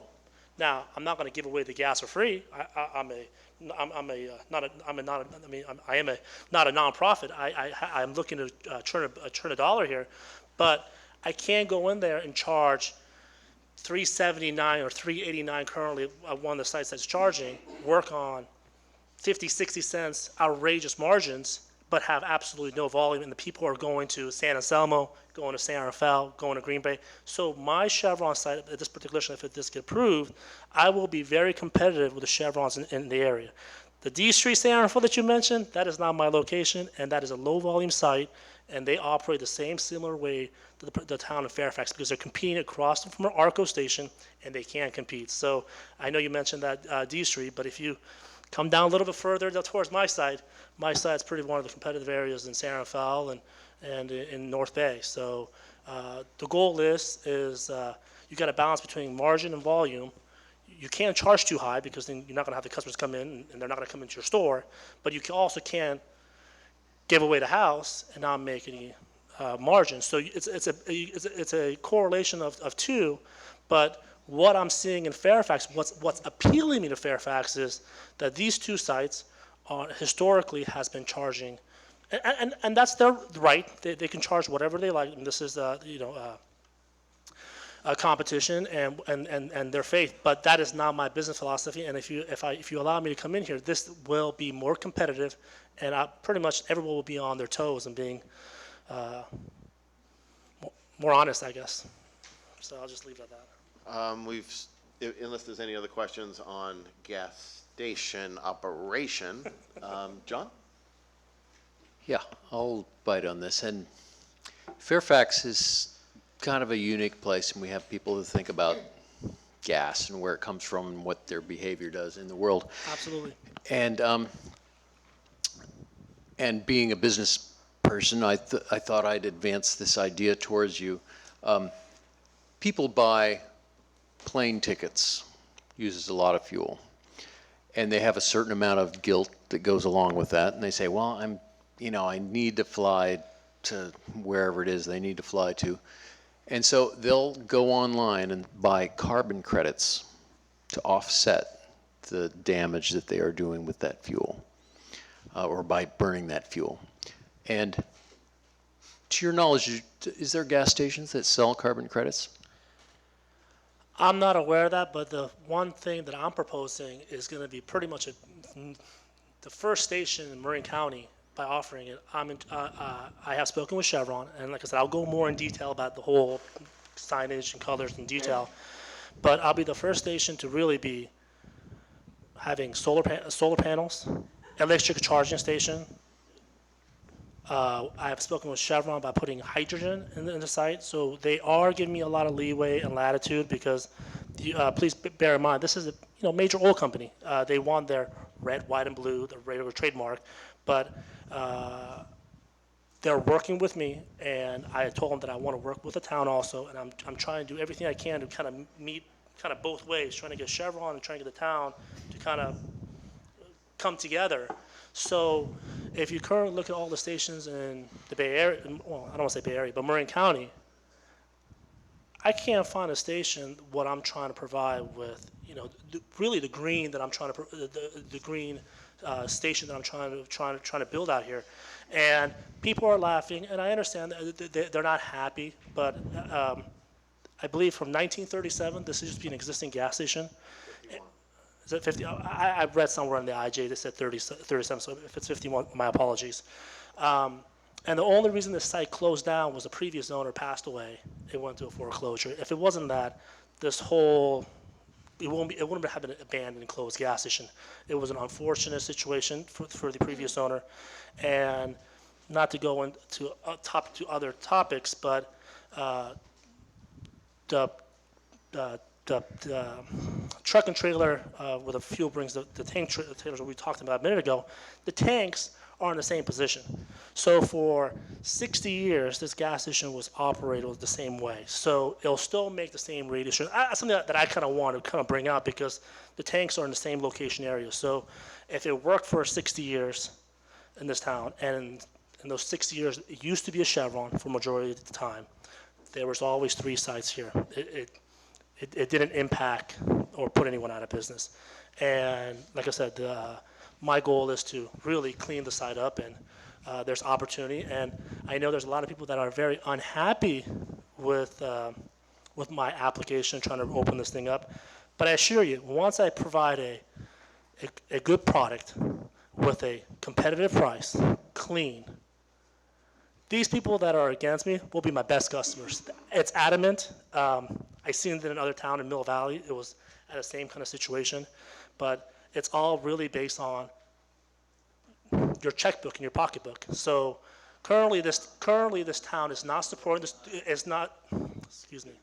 This town currently, the residents and the traffic pattern are not pumping at these gas stations. They're going somewhere else. I mean, that's a fact, and that's something that I just want to make sure that everyone understands. Yeah, and that is a classic view of people either, doing a brand loyalty thing and they want to take care of their car, and so they're putting brand name gasoline in it, or they're going for the price point and buying the cheapest gas they can find. And those are the 2 classic ways of looking at it. And basically what I'm bringing up is that you have, in Fairfax a concentration of somebody who is not served. And there are people who are thinking, oh, they're combining trips, they're trying to use as little gas as possible, but our country is built on the use of fossil fuels to a large extent. Correct. So they have to buy some. Exactly. They're also buying carbon credits for airline trips. So you could sell carbon credits there and probably increase your customer base. And I can also advance another different idea, which I've talked about in this council before, which is if there are a lot of costs to using gasoline that are not paid at the pump. 10% of our healthcare costs, emergency rooms, for our auto accidents that we are paying for in other ways through our healthcare costs, but it's not rolled into the cost of gas. When you start including things like climate change, and there's no way to really quantify what that is. I mean, you could add in, obesity from sitting in cars instead of riding a bike, and it's really subjective. You can't really put a level on it. You could start including the cost of wars for oil, and then it's another wild card. But if you picked a number of what the real cost, and there's people that try to do this, and I don't know how you can accurately do it, but I've heard the figure of $18 a gallon is the real cost of gas that we are paying in different ways, but not at the pump. Okay, so if Fairfax, for instance, established a fund that people could voluntarily pay the real cost of gas, and you could advertise it right there on your sign, I don't know how many people would buy it, but some people would buy a little bit at that rate if they knew that the money was going to a fund that paid for alternative transportation, whether it was bicycle lanes, whether it was ride sharing, whether it was infrastructure to support various different things, or electric car charging stations, or whatever it was. You'd obviously have to have oversight and determine that they went that right way, but it would make a statement. Oh, absolutely. And I think that your customer base, you would be, in the forefront of a new way of selling gasoline, if you will, which would probably be interesting. I mean, do you think that Chevron would even allow you to do that? They've been pretty cooperative with me. So, I mean, anything that I can to work with the town. And of course, like I said, this is a very niche market. So anything that I could to get the town or the residents or the people to buy it, of course, I would definitely look into it. And also, not to interject here, but also the money that is leaving the town, if it stays in town, I mean, I don't know if there's a way the town could put the pool and to look at other alternative fuels. I am not Chevron. That's something that I want to make sure that people understand. I am a franchisee of Chevron using their trade name. And Can I actually inject on that, because your representative sort of mentioned this before? Yes. Of course, we haven't heard from the public, and we look forward to hearing specifically. Yeah, I know. But the question is the signage. Can you speak to whether your franchise agreement specifically mandates this? Sure. And actually, now that I'm here, let's just talk about everything in general, and I'll have my, see. So Chevron's policy is, or their rules is, I have to ask for everything. Their standard image. I think we submitted our application to the plan department, we put in the red, white, blue, the Chevron colors, because that's the obligation that I have with them, because if you don't, you have to try first. So I knew, and they knew, but it's a process that I had to go through. Chevron understands that those colors will not be accepted. They have worked with me very intensively reducing their signage. Regarding the canopy, Planning Commission wanted to know if we could put white or cafe au lait color, and I got Chevron approval on that. So if they can't get their standard blue or white or red, they give me some other alternative colors. If you ask me, can you go back and ask them for green? Well, it's going to have a conflict of interest with another oil company. So they have worked with me to reduce the signage dramatically. I have also asked them, if the council, if they want me to go from the white to cafe au lait, would you be okay with that? They said that's fine with them. There's a lot of leeway on signage to a certain degree. I also asked them if we take the Chevron signs logos off the canopy, just have it just regular white or cafe au lait, whatever the council might prefer. They have also given me a okay thumbs up for me to go ahead and take the signs down. So basically, the only signage that will get on the gas station will be just the monument sign, which by law it's got to be on there because you're pricing your fuel and you got to have the name of the brand. So they have come down dramatically on their signage. Where are they on the Easy Mile sign? The extra mile sign on the building. I guess maybe Linda could maybe address this, but I know the town did not want illuminated signs. So we did take the illuminated signs off. There's no light on the extra mile signs, nor on the monument sign. We have, I guess on the monument sign, we're proposing a spotlight to kind of angle it. On the extra mile signs, I think we have reduced it to the smallest sign. If you're asking to get that thing removed, I'm pretty sure I could kind of force them to not have an extra mile building sign on there. So if we eliminate that, you'll basically just have one Chevron sign. I mean, I think even the pictures that are in Half Moon Bay or Danville or Mill Valley that are muted, I think this will be the really, really muted version of a Chevron just having one sign. So they are working with me. They understand that there's a process with Fairfax. It's not just a submit back and forth. So they are working with me. So yeah, that is an option if you like those signs to be removed. So I have I looked a little bit online at the Chevron site to look at franchises, and it looks like to me Extra Mile can be a separate franchise. And I'd like more information on the possibility of potentially separating the Extra Mile and not having the convenience store and just allowing the gas station. I also saw, and this was just looking online. Sure. So this is probably information you could give back to us. No, I could give it to you right now. But the other thing is I noticed that they have kind of 3 size variations of Extra Miles. So this one seems quite large to me, and I know when we had another convenience store in town, the 7-Eleven, which was the subject of 3 planning commission meetings and 2 council meetings, and it was a different issue, but there was a lot about, what kind of the size, and additionally, the North Bay Gas came to the planning commission to have a very tiny retail store, and we spent a lot of time on really limiting what could be sold in that store, very, very small. It's really a kiosk, if nothing else. Correct.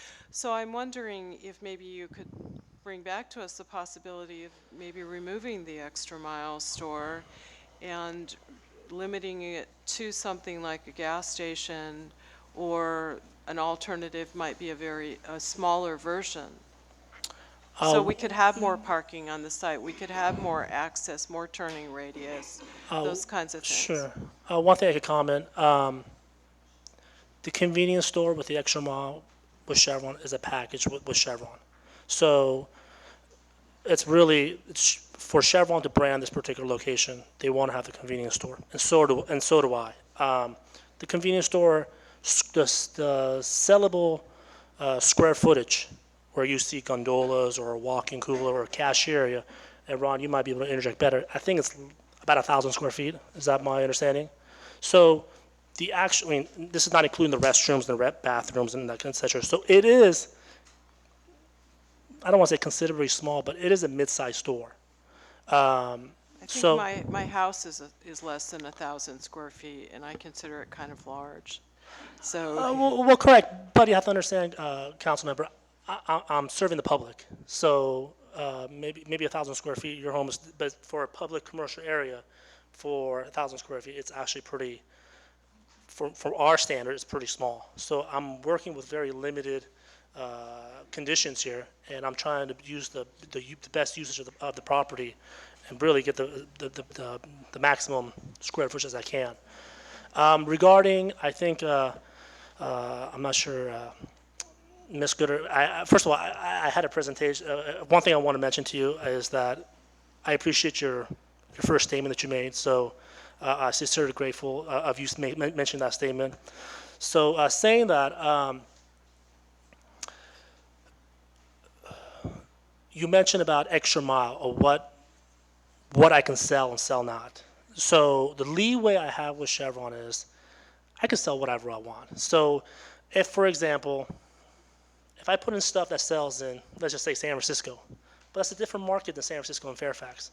So I have to be able to sell items that's going to be sellable and have basically turnover. I'm not going to put in stuff that are not going to sell in Fairfax. So I do have leeway of what I could put in my store.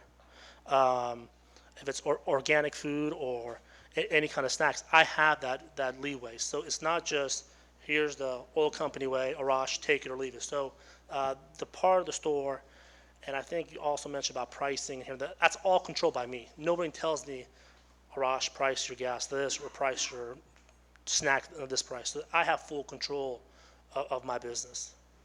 I think that was a question that you had in what you could sell inside the store, I believe. Do you plan on selling cigarettes there? Yes. And I believe cigarettes are being sold at the other two gas stations in town. No, they're not good for people. I'm sorry? They're not good for people. I'm sorry, I can't hear you. There's so much They're background. bad for public health. And what about the alcohol part? I am requesting for an ABC license, yes. Just like the 7-Eleven down the street has and the other convenience stores in town. And, Yes. and what about Councilmember Bragman's question earlier about the franchise within the franchise, the Starbucks, for example? Well, there's no Starbucks being sold at Extra Mile. There's a coffee named Seattle's Best, but I have the option of which one I would like to pick. So it's, like I said, it's basically, So you have the option of not including Seattle's Best or some sort of brand I could have an name? organic coffee or a different kind. That will be basically up to my choice of liking of what I would like to sell. So if people are not a branded products they don't like, well, I'm not going to put it in there for have to just sit there. So I will change it to the demand of of the town. I take the woman's point. I understand, but this is you should understand that this is our first opportunity as a council and a community to hear the applicant's full presentation with all of his experts here today. So I know that it is crunching your time, but remember, we're not going to close the public hearing. So we will be bringing this back again in January, or as sufficient in order to make sure that the entire community has the opportunity to speak. I've noticed, of course, that we've probably lost a third of the audience, and they should have the opportunity to speak as well. So if we cannot accommodate in January, we will continue down that road to make sure that everybody has the opportunity to address the issue. So, okay? So if that's true, then why not have some public hearing now and then? Because we want to hear the applicant's full panoply of presentation, because they are going to be getting into conversation with staff to address the many, many issues that we have raised here and staff has raised here, and then going forward that you will help us raise as well. But between now and the time that we all meet again in January, they will be asking specific questions. We wanted to raise them here tonight and begin that conversation. I hope that's the basis for it. Do you have? I have a statement that I like to make that I was trying, but we got into the Q&As. I've been working with the planning department in the town of Fairfax for almost nearly 2 years. I have met all their conditions. There was numerous traffic study, after traffic study, and other addendums that the town has requested that I have fulfilled. I have incurred enormous amount of fees getting this far. We pulled the excavation permit to clean the contamination site that was done, I don't know, in the mid-'80s to clean that site. So that based on the assumption that I was going to reopen this service station up. So please, like I said, I have pretty much fulfilled everything the plan department has required me, and I'm here to cooperate. I'm not here to be the person that everybody wants to shoot down. I'm here to cooperate in any way. The driveway opening was not my recommendation. The town came to me and said, would you be interested in opening the driveway of Banks or Broadway? And I said, absolutely. So I'm here in every way to cooperate with the town and the residents. I know there was a Facebook web page. I was on it. I tried to communicate, but it seemed like it wasn't going anywhere. I even asked that I would be glad to sit down with any of the council members or even the people or residents to sit down and talk to me about what I want to cooperate. I think I also met with the Chamber of Commerce to really be in town.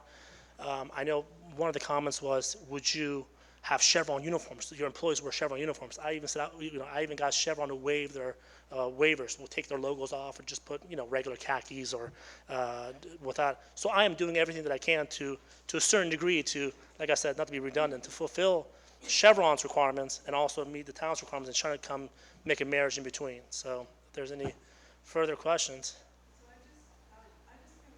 There are a number of questions at you regarding the contamination. Please. And in order that we can get to the public comment, sure, I would prefer that we get these questions responded to in January. Sure.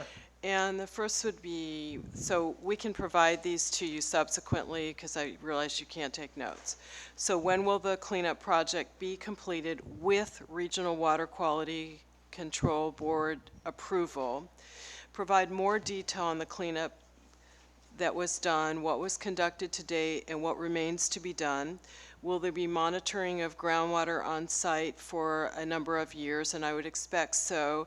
And please include documentation to support the information. How can the town be assured that all necessary cleanup has been conducted? It also looks like the cleanup costs, and you should know that I have significant experience in cleaning up sites. I did that for something like 22 years. Sure. So looks like the cleanup costs are roughly about $1.5 million, with more than about $500,000 paid from the Lust Fund, and it looks like there's commitment letters to pay the remainder. So we'd like more information on, what you're expecting as far as getting these costs reimbursed. And a lot of that information is online, but we'd need more information as to, specifics on that. And what steps are being taken to ensure that there will not be additional contamination by the gasoline or diesel tanks? And in addition, what measures would be taken to minimize or eliminate the release of vapors during gas pumping? And the proximity to restaurants and the scoop kind of make this a particular concern, of course, with pedestrian traffic. So rather than trying to answer those, Sure. I'd really prefer that we get that information to us, probably before the January meeting, obviously. Sure. And actually, I have majority of those answers, but yeah, we'll definitely give it to the staff. And I would like that we would have documentation with that so that we really feel comfortable with that information. So thank you very much. Sure. And if I could have, is there any questions that I can answer? Because I do have one more person. Renee, go ahead. You have another person? Yes. So we try to come well prepared, and like I said, I have gone to many planning commission hearings, council, so these are my, so actually, you know what? Okay, Renee. Let me, Yes, so yeah, actually, this is just to put this out to staff, because I know that, the first thing that was stated in the staff report was that this was categorically exempt from CEQA. And that hasn't come up in the conversation at all. So I would really like to ask that staff explore that and come back to council to explain how it is that it's categorically exempt and how is that determined, so that we can go forward. Knowing just the little I know about CEQA, I would say that every project that seems to, have a heater inside of it, seems to have to comply with some kind of a CEQA analysis. So I was interested and very curious that this didn't, and was just written as a categorical exemption. So it would be great for us all to know more about CEQA in this situation. Sure, I don't have an answer. I guess that's. We'll report You guys back come in back with January. that, yeah. One thing I could just mention to Councilmember Cooler. Now, regarding the site, it was over excavated. It was done by the Water Resource Board monitoring it. There are government agencies. I know the planning department also got involved with some permitings and here and there, but the state oversees the recommendation of what they want to do, and we did over excavate a majority of the site, and we're fulfilling everything of the state's requirements. So I'm doing everything I can to follow State of California's rules and regulations. Sure. Okay. Now, before we go to the public hearing, bear with me for 10 minutes. 10 seconds. I have a requirement under probably our code and our practice that we have to review the agenda at 10. Can the council agree with me that we will push off everything except 18 and 19, the building and fire code stuff, even if we're here in the late hour, and we'll get everything done at another time? Can I get a motion on that? Yep. So moved. All right, you got that? Michelle, you got that? We got a motion to push off everything but 18 and 19. Reed Kohler. So you mean 21, 22, and 23? And 10. And 10. 20's been pulled. Yeah, I already said. Yeah, I didn't. That's why I didn't include it. Yeah. Okay. That's 4 things, 4 items. Yeah, okay? Yeah. We're good. All right. So who made the motion? I did. Reed Kohler. both did. It doesn't matter. Okay. Thank you. First of We're all, going to vote on that? we voted. Oh, we did? Yeah. Good. Oh, can we vote? We should vote. All in favor of the decision to amend the agenda at the 10 o'clock hour? Aye. Aye. All in favor? Okay. First of all, thank you all for your incredible patience, but I'm sure you will agree hearing the long conversation between the council, staff, and the applicant was worth it. I would ask, because there are so many and the hour grows late, 5 minutes for a group, 3 minutes for individuals. Please state your name and your address for the record. I'm Jennifer Hammond. My address is 9 Iron Springs Road in Fairfax. Good evening, Mayor and council members. I appreciate your focusing on this issue with such diligence. I'd first like to present a petition, both an online and a hard copy petition, which currently adds up to about 700 people, and that's still growing.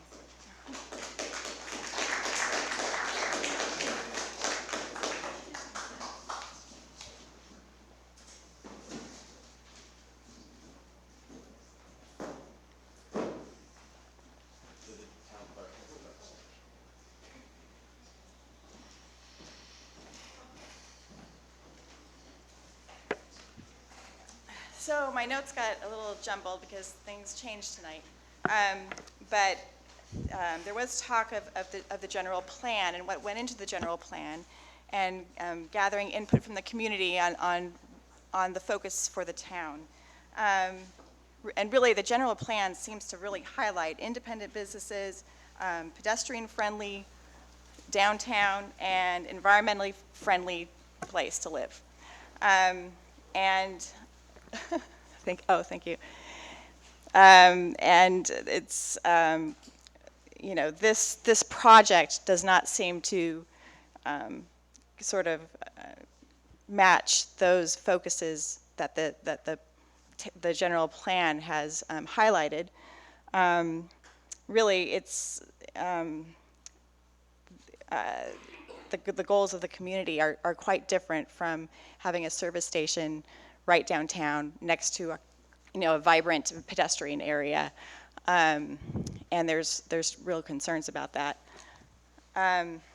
2, when you look at the general plan, the change for the zoning was really under a section that was about was actually under policy 7.1.1, which says the existing village character of the commercial center of town shall be maintained and enhanced. And the zoning change was just a program with under that policy. So the policy still exists in the general plan. And I don't know would a gas station in our town center enhance the village character. I'm not so sure. This gas station would be right in the middle of town, where pedestrians and bikelists flourish. It would be the first thing you see when you enter the town as you make a left onto Krause or maybe eventually, or Klaus or eventually Bank. I do believe that the use permit should not be granted for this use based on the policies that were set out in the general plan to protect the character of our town. With the new conditions that were provided us earlier in the meeting, one of them was adverse effects to areas around the lot. And, you know, there's going to be a retail store. Could an adverse effect be the fact that we don't want our kids wandering around a gas station with traffic coming in and out, and so that, you know, for the purpose of going and buying an energy drink? You know, there's going to be healthy products at this store, but I'm sure there's going to be unhealthy ones too. And again, 2 gas stations is plenty for a town of 7,400 people. Fairfax values independent businesses, and this project would really fly in the face of those long-held values and focus on town character. What if the other 2 stations went under? We would end up with 3 name brand gas stations? The power in the room, the clerk, is showing that we've gone over the time. But you raised an interesting question at the beginning, and I want to make sure that the staff has picked up on it so that they can respond to it regarding the policies set forth in the general plan and how they work vis-a-vis the codes that we've adopted. Did I characterize that correctly? Correct, yes. Okay. When we come back in January, we will have that answer for you. Okay. Okay? Thank you very much. Thank you very much. Yes. Chris. Members of the council, town staff, and fellow citizens, my name is Christopher Lang. I recently ran for town council, and I'm here tonight to speak to several specific issues. I walked the site and made a suggestion to the town manager. He said it was a good suggestion, but I didn't realize it. I think it had already been approved by the Planning Commission. That is, I measured the size of the street on Sir Francis Drake Boulevard. It's 17 feet wide to the curb in front of the gas station. There is an existing substandard sidewalk there that crosses the 2 driveway opening and exit. And it seemed to me that the sidewalk coming from First Federal is 4 feet wide, so there should be a 4-foot wide sidewalk across that area. Now I know this seems hazardous, but there's sidewalks in front of both exit and entrance of the other gas station, catty corner to that one. So the main idea that I'm proposing tonight is that there be a real sidewalk from the end of that sidewalk over to the Broadway crosswalk. And I looked at the trees there and the park and the curb, and it would take very little alteration of the existing park-like setting of that tiny parking lot to make a safe crossing across the southeast end of the gas station and then into that little parking lot and then right across the existing crosswalk at Broadway and Bank Street, I guess. And the other point I wanted to bring up was that in the past, sometimes Fairfax has been inhospitable to people that want to invest here and want to open a business or build a home here and stuff like that. So I'd caution us about that. And then one thing I learned about business, and I was on the Planning Commission and the Chamber of Commerce and such, is 2 points. Number one, there's a sort of a critical mass. This was explained to me by some very experienced business people. I've been to a lot of seminars and such, that a town that has more than 1 gas station is actually in a beneficial position because people know they can get gas there. You have 1 gas station at 1 corner. Okay, some people use it, some people don't. I'm a diehard customer of our little independent station. I haven't seen many other people here go there. Point being that when there's 3 gas stations there in town, you actually get more customers coming into your town to buy gas. And the second point I want to make, we worked really hard on the Planning Commission and Chamber of Commerce to try to capture some business from the people passing through Fairfax. Sir Francis Drake is a main arterial, and we have 2 million visitors a year to Point Reyes. And we think it's beneficial to whoever I'm representing now, the 300 voters, think it's beneficial for us to get some of that business, some of those people passing through. And the main worry I have is when we're zooming down our bicycles and cutting that corner off of Drake onto Broadway, someone's going to pull out from that gas station and we're going to have to slow down. You know I'm not a fossil fuel promoter. Thank you. Tony Udis, 7 Forest Terrace, Fairfax. The issue that raised here around this gas station is the LC Bank roadway project and pushing the Bank Street across that gas station over to Sir Francis Drake. I live on Forest Avenue, and in this LC Bank roadway improvement project is talking about restructuring the traffic completely downtown. Okay, I live up on Forest Terrace, and that means that people are going to be using that more than having to come down here and drive around up to Bank Street and down Elsie Street and up to Deer Park. And the real issue here, I think, is that in this gas station development is making it possible to continue the LC Bank roadway improvement. And I think that's quite deceptive to the public here, okay? It needs to be very clear that this plan to drive a Bank Street all the way through to Francis Drake is going to reroute and rechange the whole traffic flow of this town. And these people are doing studies here. What's going to happen in those studies if this ever occurs? Their studies are not going to be worth nothing. So, you know, the real thing about this is the fact that this is about the LC Bank roadway improvement. And, you know, of course that Chevron does not have a good track record as far as environmental things, but right next door to them is Bank of America, and they're just as much of a criminal as Chevron is. So, you know, it doesn't even matter who goes there. It's a gas station. Thank you.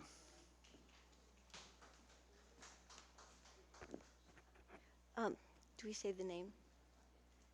Mallory Geidheim, Willow Avenue, Fairfax. First, I want to say I've been here for 40 years, and I've noticed what happens when it's summertime. And I'd like to know when the traffic report was taken, over which months, who did that? What?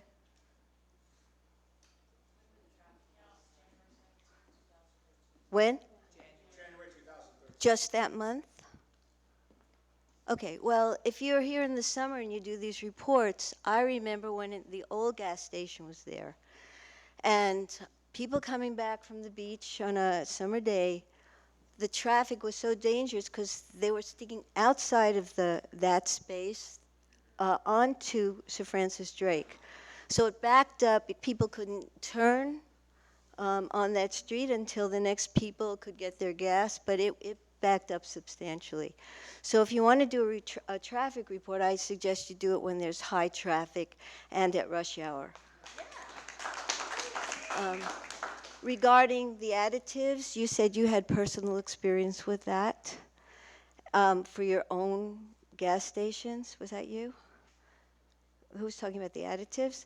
So do you have personal experience about how that affects mileage for other gas stations? Because I'm a very serious car aficionado, and I used to use Chevron, and I will tell you that I have had no difference with the local gas, and they are still premium gases. So I would like to know how our local gases, what kind of additives and how much they do compared to Chevron before you make a statement like that.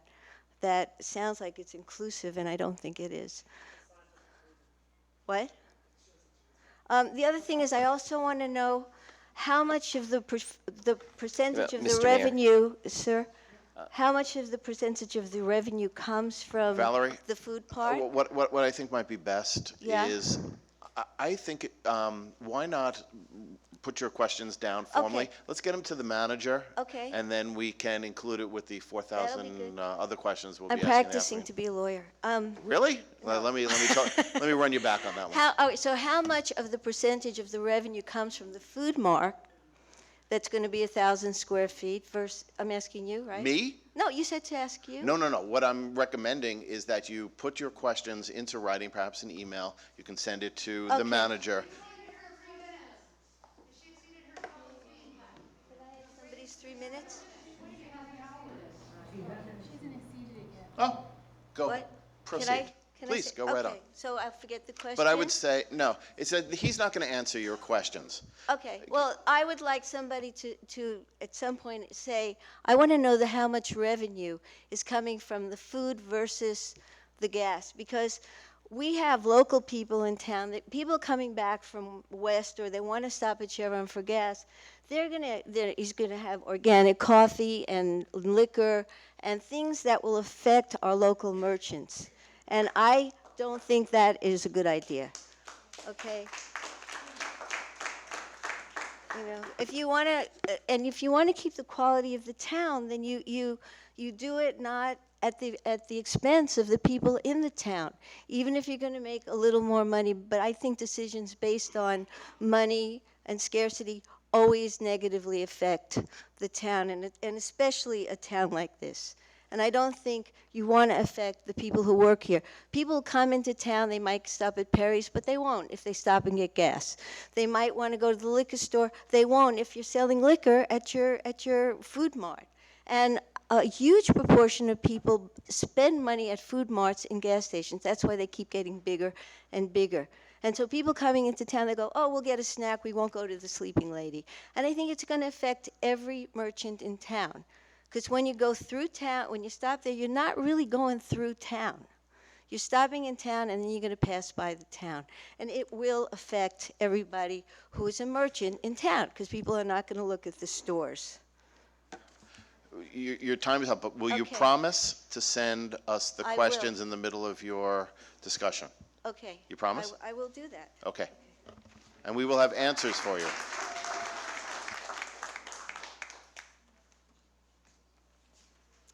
Good evening. My name's Rachel Vaughan. I started the Facebook group.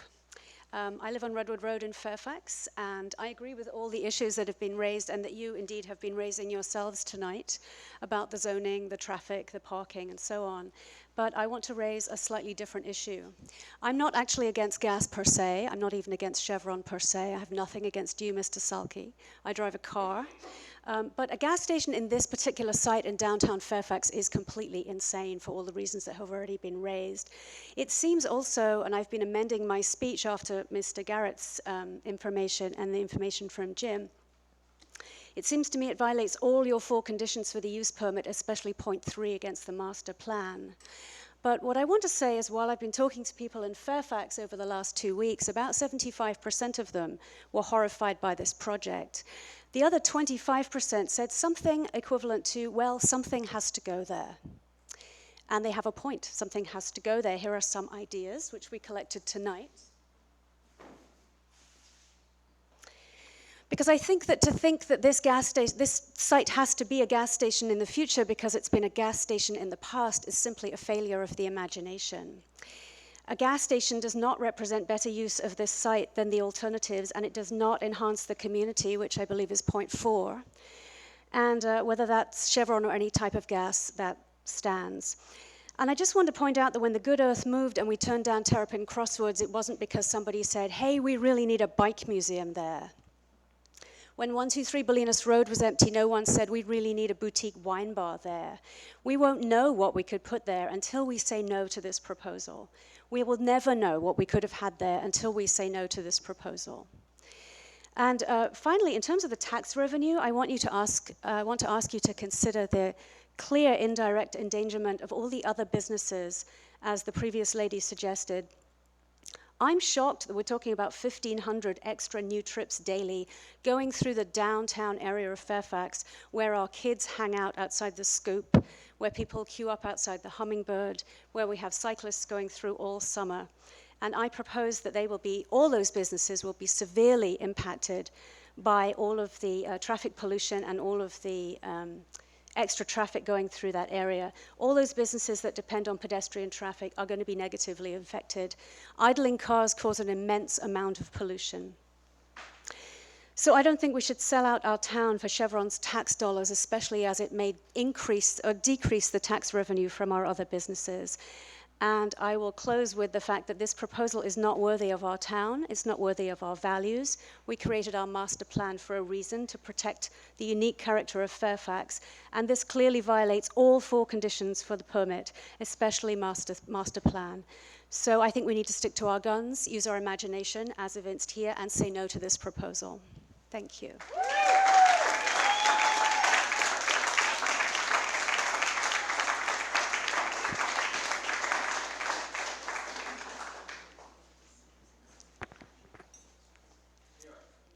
Wow, I can't see you guys when I put these on. Sierra Salen. You know, personally, I would like to see the property turned into a sanctuary refuge for rainbows and unicorns. However, we've created a world of ownership and property and money, and what we seem to hold dear and important is money and property. It's like we've turned the whole world pretty much into property that's owned and fenced off and pretty much commodified. We've commodified everything. I personally drive as little as possible. I just do. Chevron's moniker used to be people do. It's like, you know, there's dog do too, but people do. People do and do and do and do. And as far as I can tell, we just take and take and take and take and take and take. And what do we give back? Where am I going with all this?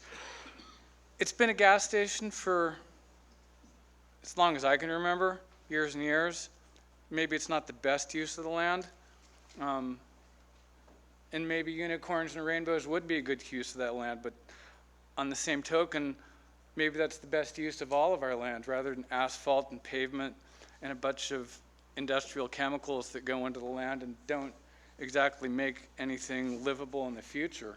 It's like, what are we creating and what are we leaving behind? What comes right down to it. We're all hypocrites. We all drive, most of us drive anyway. Our whole world runs on gas. It's near impossible to exist in this world without being a pretty much primary consumer. Unless you're maybe going through a trash pile in India or China trying to pick up pieces of glass or plastic or metal and, you know, make a few rupees.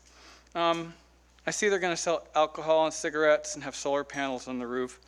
I wonder if they're going to sell green condoms too. I mean, we've got our, you know, community to watch out for, and there's issues. Personally, I despise Chevron, but I also despise BP, and I despise pretty much all of the companies, but it's not the companies, it's us. We're buying the crap. The only reason they're making and selling and pumping is because we're driving, we're hopping in our cars and going. What are we doing about it? Comes right down to it. It's like, it's not Chevron. What do we want? Do we really want the commons of nature to be used for gas stations and fenced off lands and private property?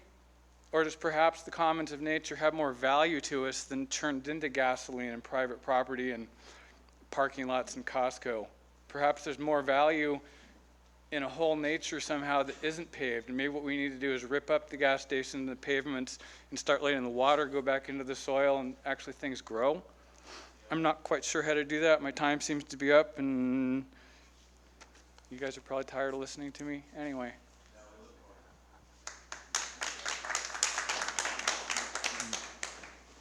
Mark Squire, Free Stick Avenue in Fairfax. You know, I have a couple of things to say. You know, the chief one is that I've been a business owner in Fairfax for many, many years, 45 actually, I think. And I'm kind of amazed that I don't think I would even think about being able to go to the town and say I wanted to open a business in town and have part of the parking lot be on town property. So even the very concept of that is kind of like shocking to me. And so when I was reading the Planning Commission reports and stuff, I kept looking for is there compensation for us, giving this business some of our public property? And I just don't even understand it.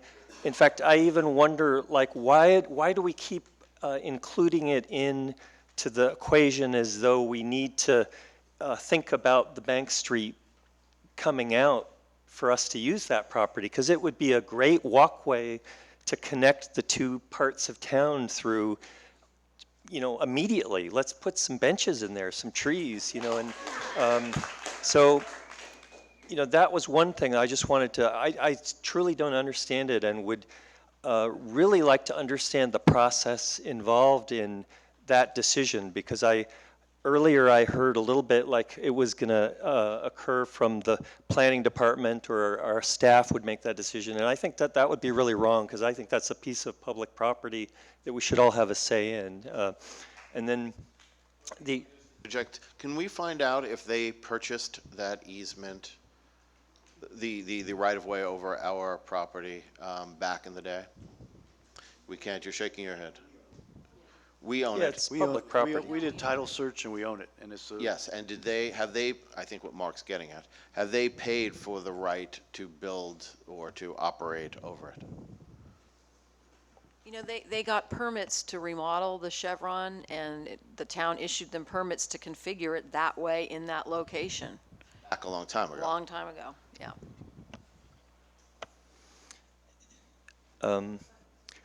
So I had a couple of comments, and I'm worried about my time disappearing. Yeah, okay, thank you. So another comment I wanted to make is I'm a proud host to a electric charging station, and one of the things I didn't realize before I got involved in it is that not only do I need a parking place for that, but I also need a handicap parking place for that. And I'm assuming this project already has a handicap parking place on it. So I guess my question is, was all that figured out in this? I haven't looked at the detail of the plan, but that doesn't leave a whole lot of extra places after that. So that combined with the public land comment, I'm just kind of like looking at it and going, wow, this is not much space to put a gas station on it. And then the final thing I want to say is I did look at all the stuff online, which everybody can read about the spill that Chevron did in town. And the bottom line for me is, it's like you read it, and if I was drinking well water anywhere in the downtown area, I would not drink that water, because I know that they've done what they can to remediate the situation, but there are still toxins in downtown Fairfax due to the Chevron having put them there years ago. So to me, on top of the fact that we're giving them this land to use, we're giving somebody this land to use that basically polluted our downtown area. So I kind of go like, what are we doing here, And I apologize to the franchisee, because I know he's picking up that, but it is Chevron coming into town regardless of the business arrangement. So thank you.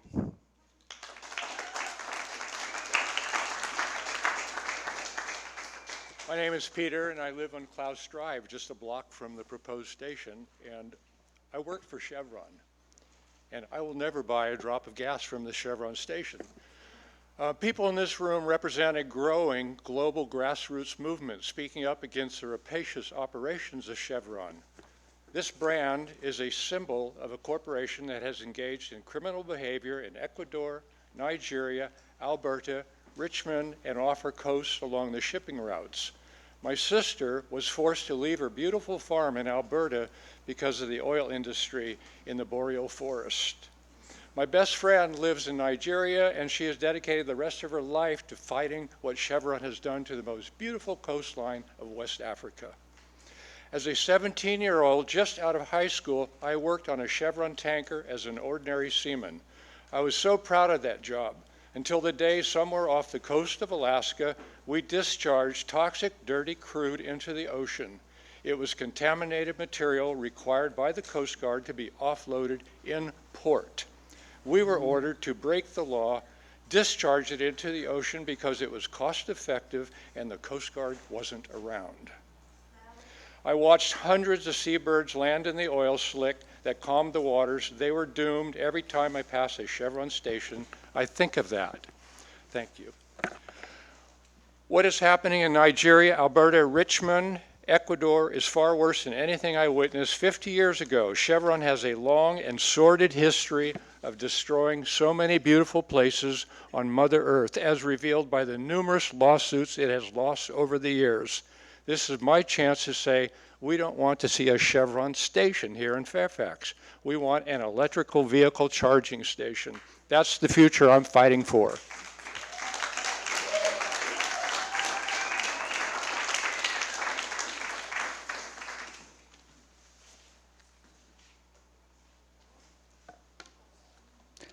My name is Ronnie Cruzman. I live on Porteous Ave in Fairfax. I've been a resident for 8 years. I just want to say this is awesome.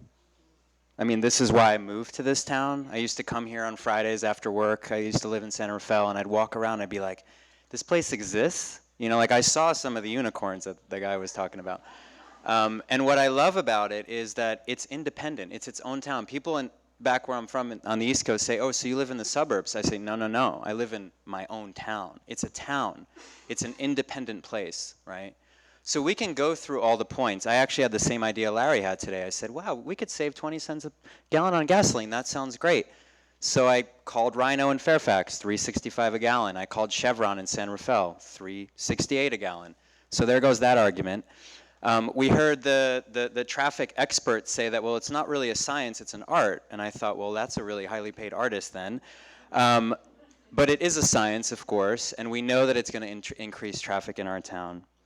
But I think there's a different point, which is that this does not fit with the character of this town. This is not why we all moved here. This is not why we want to stay here. And I think it would be egregious to approve this because of basically a technicality. The general plan was created with the intention of keeping businesses like this out of the downtown zone, and the formula businesses requirements were made in ordinance in order to keep businesses like this out of the zone. So because of a technicality, for this to be approved, that would be egregious. And I would say, I don't know how often you see this many people at a town meeting, but I bet it's not that often. And so I know there's a couple lawyers on the council. I think you have enough fodder in terms of all four of the, whatever you call them, findings, to make your case and to reject this. And hopefully I'm one of the people who's been working against this instead of working for other things. And so save us as much time as you can and reject this as quickly as possible. And maybe the silver lining here will be that people in this town will know that what they think actually matters, right? That this body, like, on some level, none of these arguments really matter. What matters is that this town opposes this idea, and this is a democracy. And so it's up to the elected officials in this town to follow through on the will of the people, and the people do not want this in their town. We do not want this. And I understand you need some legal foundation for that, and I think you have plenty for that.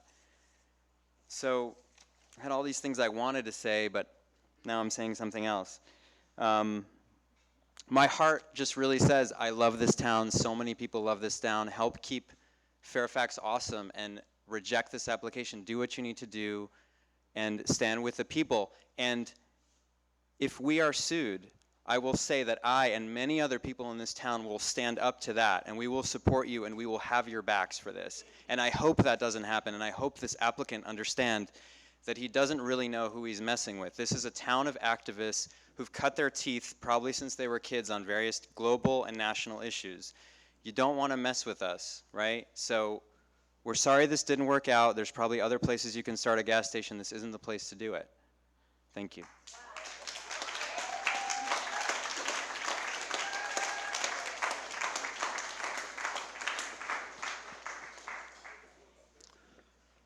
Mayor and council members, Frank Ager, at 13 Meadow Way here in Fairfax for over 50 years. I apologize for this hat I'm wearing. I spent about an hour at my dermatologist yesterday, and she burned off a number of precancers off the top of my head. I look like I've been in a train wreck. I was a member of the Fairfax Town Council when we adopted the formula store ordinance. The purpose and intent was to prohibit the very kind of franchise store being proposed here tonight. A Chevron Extra Mile, typically these kinds of operations at Starbucks, coffee vendors, and Burger King fast food operations after they have once been established. A gas station is not a principal permitted use in a highway commercial zone. If the town can make the findings for approval, one could be built. In this case, the findings cannot be made. Approval would be a grant of special privilege for the following reasons. A significant portion of the public street, Bank Street, is necessary to make this gas station function. No encroachment permit has ever been approved at that location, and the findings cannot be made to turn over the street to a private business. Approval would be direct conflict with the Fairfax Area General Plan regarding formula franchise stores. It would be contrary to the official goals and policies of the town of Fairfax. It would create the first new franchise store since the ordinance was adopted back in the early 2000s. I think it was around 2002. Development of the property with a proposed use will create safety issues for pedestrians, putting them at risk either jaywalking or on Sir Francis Drake or Broadway. It will create an attractive nuisance for children. It would create a detrimental use of the land adversely impacting businesses in close proximity, such as the independent gas station at Claus and Drake. It will probably put that independent gas station out of business. This location is the entrance to downtown Fairfax from the west. And as such, we need to be sure of the kind of message that we are sending to folks driving into our community. If anything, that portion of Bank Street should be added to the parkade. The town must reserve its legal options, and I'm concerned the State Streamlining Act may give automatic approval if the application is not acted on in a timely manner as dictated by the state law. The glaring Chevron and Extra Mile signs are not in keeping with the small town character and spirit of Fairfax. And I'm not convinced that the application is exempt from the California Environmental Quality Act. I urge denial of the application tonight, and that the denial be without prejudice to allow the applicant to reapply for perhaps a different use. Thank you very much.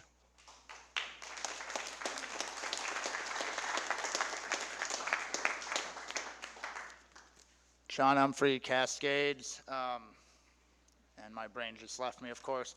A couple of points that I have are just regarding the design itself. I've been here all my life. I'm not really interested in seeing something that looks more strip mall being added to the center of Fairfax myself.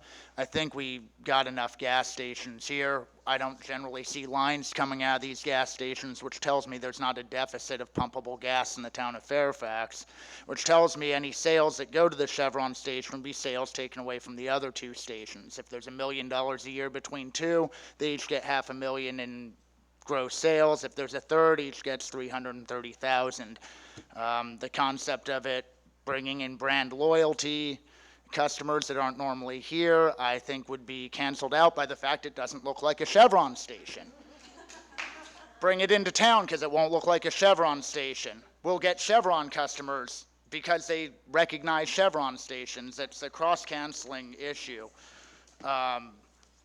And since I don't have a written script, I'm only being semi-articulate here. But, the issue of the real estate agent's issue of gas prices. Now I have to keep it civil. I'm 41 years old. I grew up in Marin. I started driving with a license when I turned 16. I've been eyeballing gas prices everywhere since, because that's just the kind of cheap, obsessive bastard I am. And I know where the cheapest gas is in Marin right now. I know where the cheapest gas was 2 months ago, and it's not where it is right now. But it is where it was for 3 years before that. And when somebody tells me that the Chevron prices in San Rafael being more expensive than the other prices around is a recent trend, I know it's bullshit. And I don't like being lied to. I don't. I've worked on cars. That's why people bring me, when girls bring me with them to look at used cars, because I know when a guy's talking bullshit about it. Same with contractor stuff, same with all this. If you say, hey, I want to do business here, I want to make some money, okay, then tell me what you got to say. Maybe it's agreed, maybe it's not. I mean, I'm not here to hug bunnies and all that. I mean, nothing against bunnies, but you know what? I don't think we need another convenience store. You know, if this was just a couple of gas pumps and a guy pumping gas, it'd be one thing. But, you know, well, you know what? I'm leaving the last 18 seconds to someone who's more articulate right now because I'm caffeinated out and pissed off. Good night.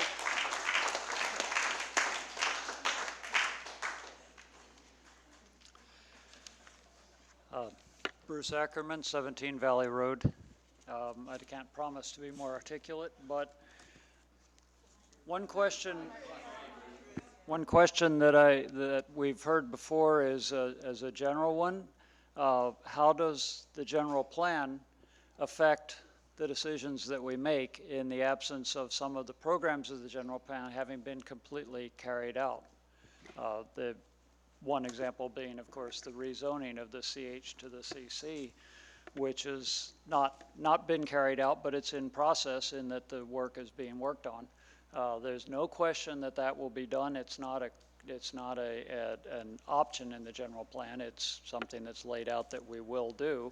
So the fact that it hasn't yet been completed, where does that put us in legal standing? But there's another question that I wanted to specifically raise, which is about the traffic. I think that the studies that are done on this proposal need to look not only at the current configuration, but at the proposed configuration, again, in the general plan. We have there was specifically described the maneuver that would be done by westbound traffic trying to get into this proposed station with the current configuration of the downtown, which would be to go down Kloss, take a left on Kloss, then take a right on Broadway, and then take a right into the driveway of the gas station. And then I would presume go on and make a left out of the other driveway of the gas station across the lanes of Sir Francis Drake. I didn't hear the rest of that story, and continue in their left-bound progress. That's a crazy enough maneuver as it is, it seems to me already. It goes right through an intersection which is very problematic in our town. We've got that whole intersection at the end of Bolinas Road, and then you turn left, and then you turn right, and then you finally get on Drake. And now as people come into there, it's problematic because there's no stop sign after you come off Drake, come into there. You would now have more traffic coming in that direction, coming in from a different angle than they usually do, because usually people coming into town westbound don't enter that way. They enter at the other end of town. So suddenly you'd have a lot more people coming into town on a left turn into Klaus, where there's no stop sign there. So that makes our already very problematic and somewhat dangerous intersection even more problematic. But to add to that, I think we ought to look at that, look at another configuration, which is the configuration that was laid out in the general plan, and traffic studies have been done on that configuration. So again, I would say, like with the zoning, that's something that's in progress right now. It's something that we've partly completed the analysis of that, and the general plan states that we will continue the analysis of that possible improvement of that messy intersection. And the improvement would be to open up Bank to go through. I always hate to cut you off. Yeah, but wait a minute. The question will be answered by the town council and town staff, which is things that are in the general plan that are composed and adopted, as the town has, but have not gone the step that's required under law. Mm-hmm. Okay. How is that tension resolved? That seems the question, yeah. That seems to be the question. And when Yeah. we regather on January 9th, we will have that answer, for you. January 16th, we will have an answer. 16th, 15th, gee whiz. Well, as the hour Frank grows Hager late. said, you may need to consider how quickly you need to come to a resolution in order to avoid a legal. As always, thank you, Bruce.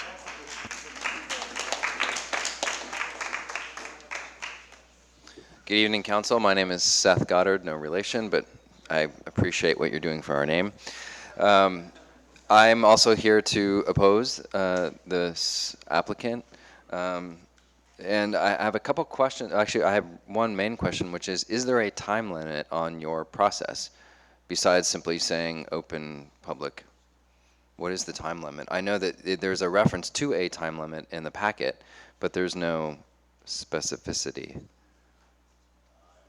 No, there's not a legal time limit. I mean, what we're proposing is in January, you continue the public hearing to January, and at that time, then you can make a decision, reevaluate where you're at, and then if you make a decision, how the process would work is you would direct staff to adopt findings in a resolution, bring it back to you in February. That's the draft findings in February. So that's the quickest that this could happen. January would be the next meeting, and then if they made a decision, then February for the final adoption of whatever findings are needed to support whatever division Or is as made. the gentleman is suggesting, if that is too expeditious for the council, then it can be extended. Sure. If you couldn't make a decision in January because you needed more information, then yes, it could go to February. Maybe the town attorney can suggest why are we on any sort of a fast track here? No, we're not. We're not under a fast track. What about the traffic impact and the streamlining on that? And I understand that, but it's going to be part of the entire package. Okay. So it's looked at as a whole. Thank you. Good to know. Thank you. One of the the main point I wanted to make was that the Planning Commission seemed to think that this was in a commercial district. Garrett, answer in that. Staff's packet also implies that this was the central commercial district. Staff, you want to grab And that one? their resolution is for that. So the resolution, the first point of it is actually wrong.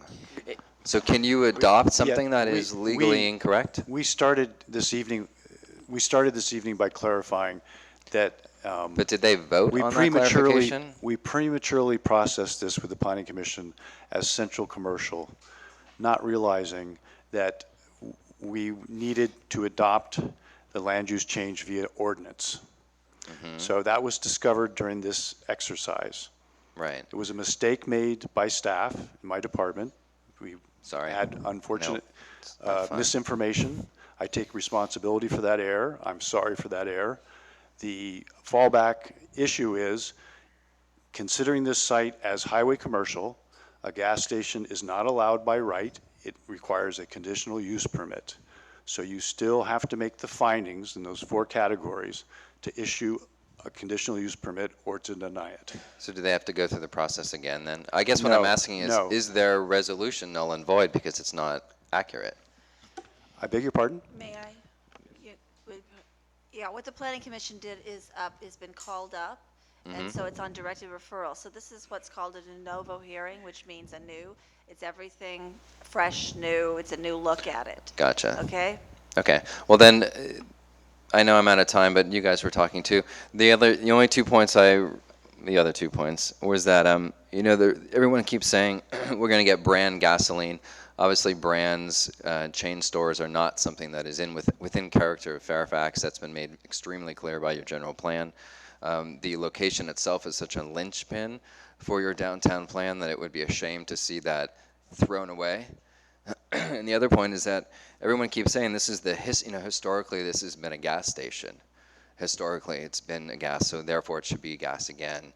But if we continue to repeat history and we don't learn anything, then what's the point? So please learn something from that past history of having a gas station there. Do you want it again? Thank you. I don't.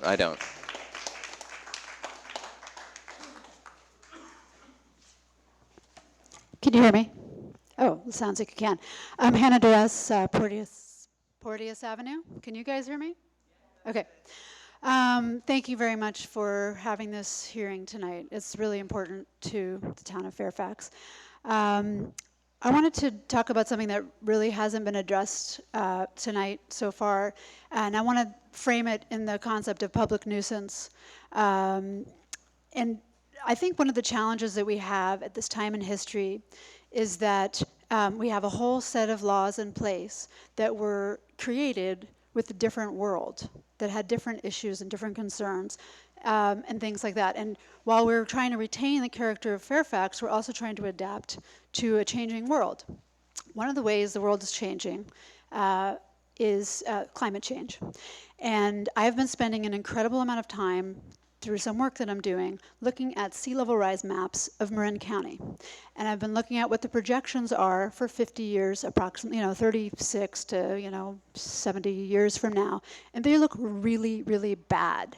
We have potential neighborhoods, highways, all kinds of water, sewage, all kinds of things that could potentially be impacted that would really be destructive to my quality of life as someone who will be alive at that time, my children's lives, everybody in our community, and the future of Marin as a beautiful place to be, a place that we all love, and that's why we live here. Gas stations, and particularly Chevron as a major driver in the international gas industry, are a huge driver of this change that is taking place. We have an opportunity here in Fairfax to make a stand and to say we believe in a different future. We believe in a future where we don't have all that ocean coming into Marin. We believe in a future in which our children have a fair chance at an economic reality. We believe in small businesses here in our town, and we have a right to that future. Chevron, unfortunately, doesn't care about that future, and they show that through their polluting practices here in Richmond and throughout the world. We don't have to stand for that. We don't have to support that. We don't have to create a space for that in our community. And I think there are an incredible number of nuisances. We have a general plan that is adopted. I need to just point out, our plan is adopted. It's not something we're thinking about. That plan needs to be considered. Because staff has not had time to do the ordinance and get that all implemented is an issue about maybe we need more staff. That doesn't mean that we shouldn't be considering our general plan.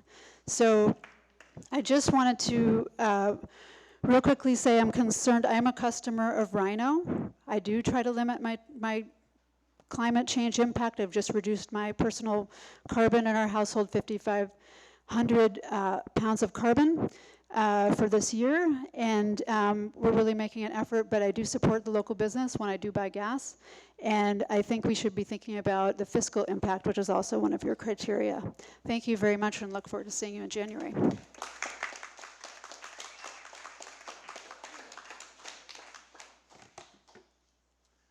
My name is Hobo. I'm from planet Earth.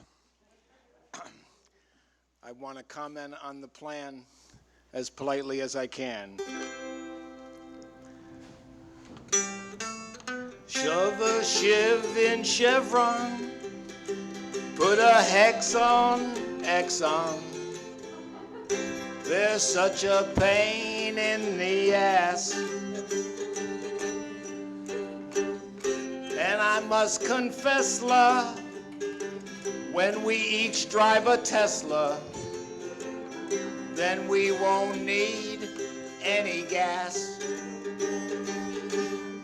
So shove a shiv in Chevron, put a hex on Exxon. Fairfax says we'll pass. Thank you.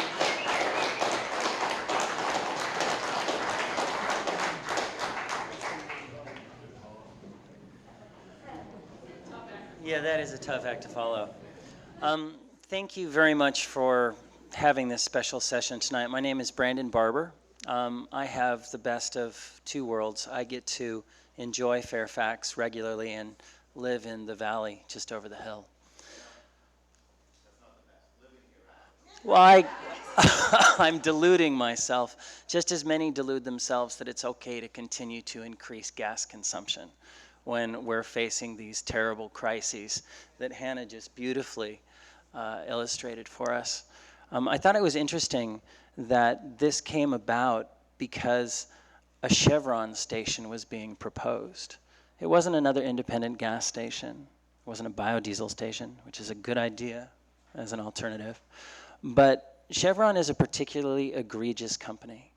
I mean, many of the things that I wanted to say tonight have already been said.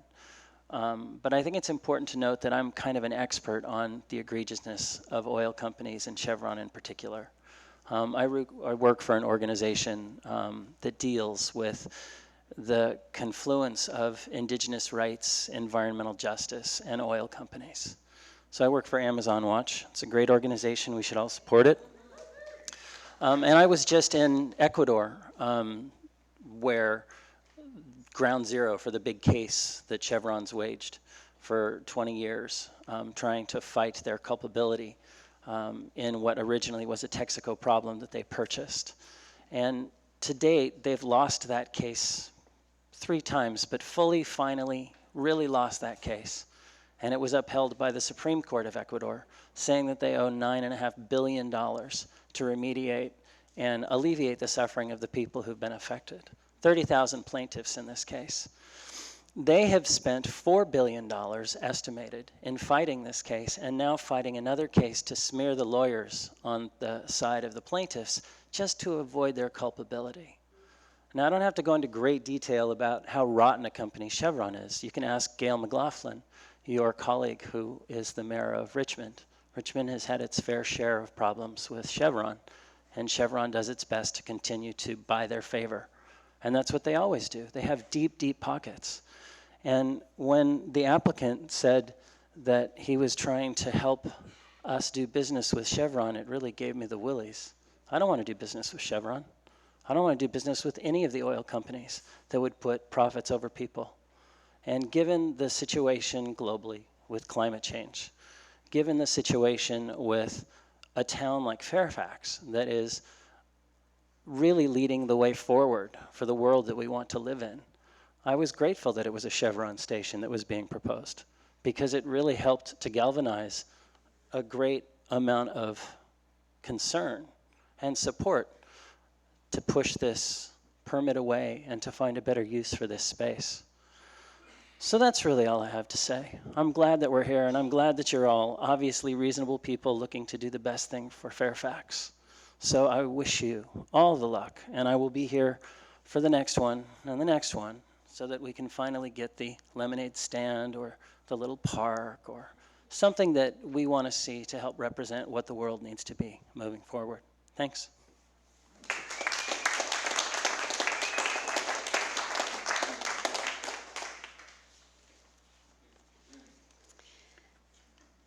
My name is Lena Maria Estrella, and I live on 19 Muriel Place. I came from soggy Seattle, where I lived for 30 plus years. I'm 60, and I only got around by busing, biking, and walking. I never owned a car until I met my husband, and we have one that runs on biodiesel, and we get it from Biodivas in San Anselmo. So one of the main reasons that we chose to live in Fairfax is because it is a small town that does take great pride in establishing and supporting locally owned businesses. It fosters an atmosphere of creativity and respect for all people. It honors and protects the wildlife that live here, and it practices good stewardship of the natural resources in this beautiful environment we all share. Chevron is the largest company in California and the biggest polluter in the world. And much of what I'm saying has been said before, but it certainly bears repeating.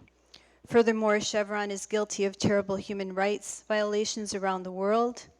Chevron paid for, housed, fed, and directed Nigerian military forces who shot and killed protesters staging a peaceful sit-in on a Chevron oil derrick in Nigeria.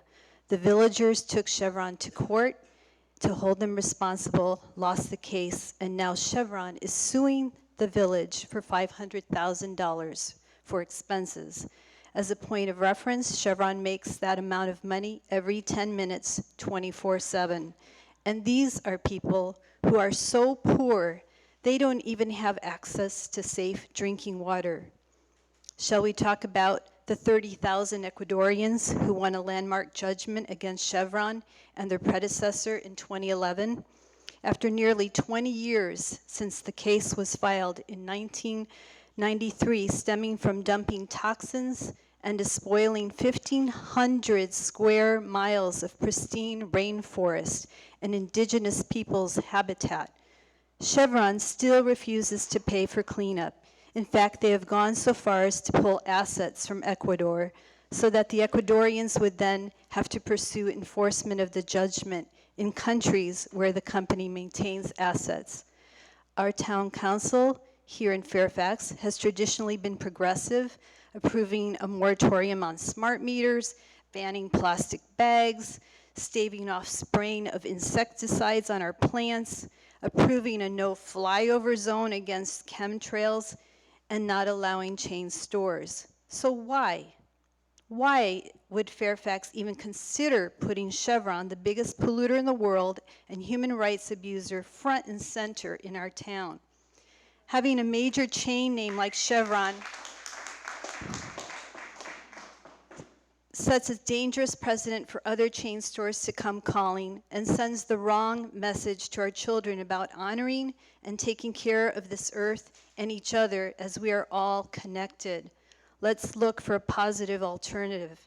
Why not have the Chamber of Commerce, the Town Council, and our community come together to find creative ways to encourage support of the 2 existing local independent fuel stations we already have? There are alternatives. Take a look at The Garage, an artist collective bringing about community and showing us what beautiful things can be done with an old gas station. And these are beautiful examples here. Thank you.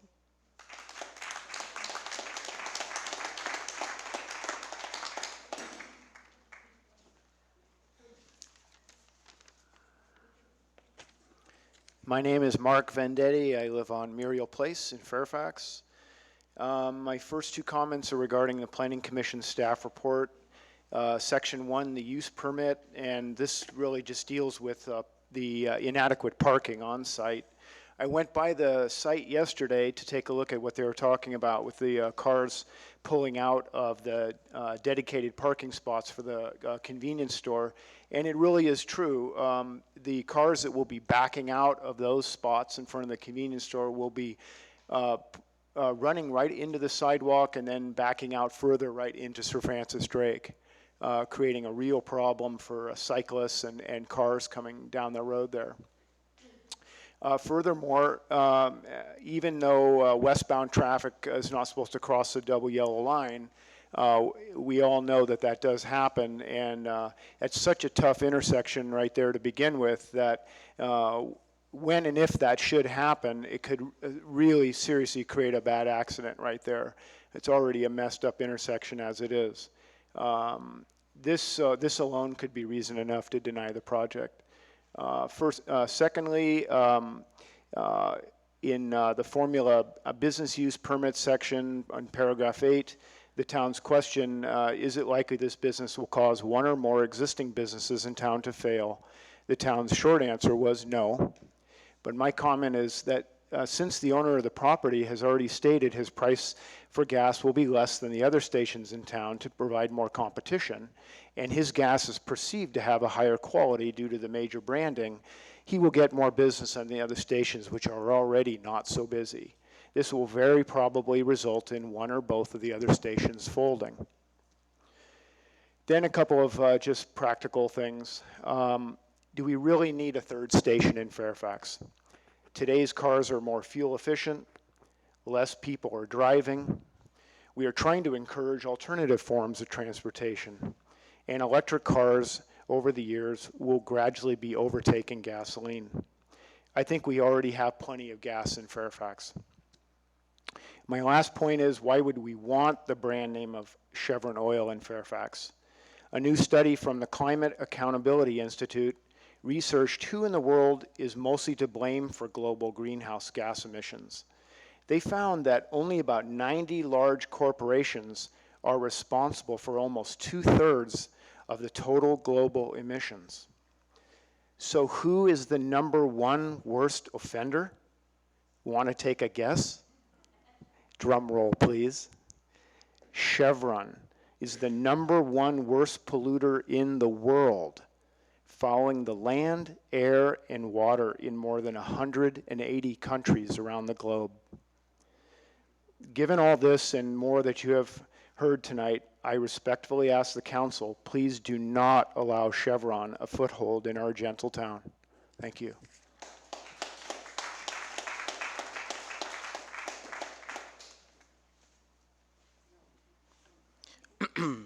Good evening, members of council. My name is Giancarlo Ferraro Jr., and my family owns a gas station in downtown Fairfax, the Rhino gas station. The reason why I'm here tonight is to defend our business from the possibility of going head-to-head with a person or people who own a vast number of gas stations. Putting such a large player of Mr. Sulky's stature would put pressure on our business. The reason for it being is because from doing due diligence on the internet, I saw that they own gas stations in Fremont, Santa Clara, Hayward, El Cerrito, Petaluma, Berkeley, Mill Valley, and in Santa Fe. We own a gas station, a business here locally. He's able to generate revenue on a vastly different than we do.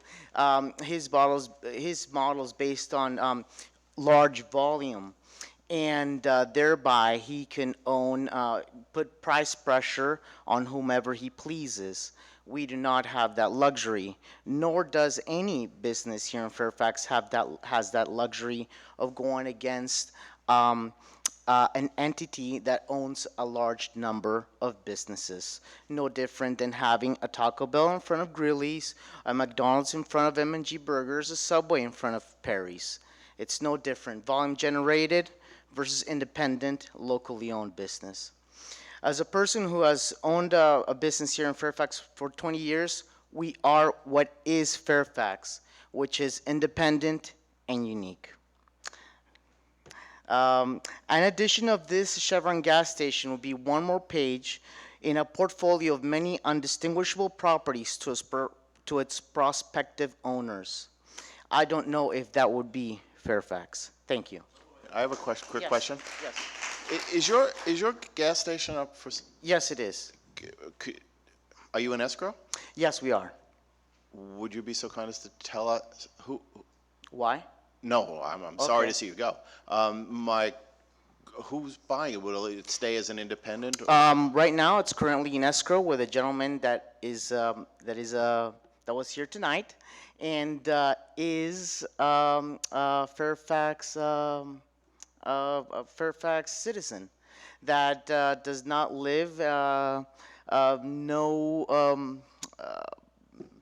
farther than a 5-minute drive from here. Will it stay independent like you? Absolutely, yes. Because he does not own any other gas stations. It's up to the owner of the property to make it a branded gas station. And that gentleman has shown no interest in that, and he's willing to go forth and keep it an independent gas station, having the lease with him. Will he promise to continue to smog my bug? If it passes the emissions, surely. You gotta speak to the gods on that one. Thank you very much.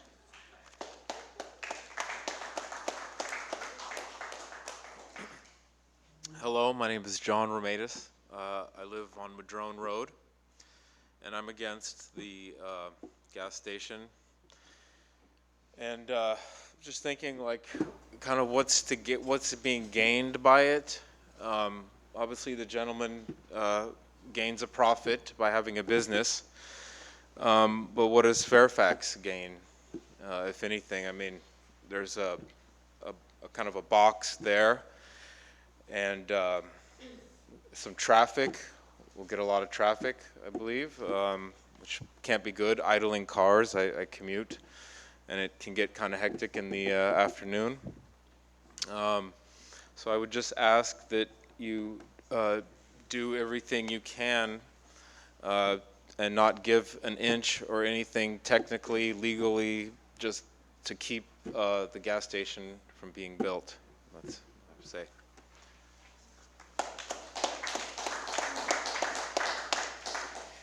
My name is Jane Richardson Mack. I've been living in Fairfax since 1980. I'm a homeowner. I have never had to wait in line for gas ever at any time of day or night with the 2 gas stations we have. I do not believe we need a 3rd gas station, especially if cars are going more toward electric. To have a Chevron sign in downtown Fairfax, to me, would mean we have lost our soul. We will have sold out just for money. Because the town needs money, it makes revenue. I don't care if I pay a penny or more for gas, or 5 cents even. I'll pay $1 more just to not have that company, that logo in the middle of our beautiful Fairfax. I'm an artist. I can't, if to see that, I'd lose my soul. And I charge you with keeping the soul of Fairfax. Don't let that symbol stand in our downtown Fairfax. It's the worst possible thing that could happen. Thank you.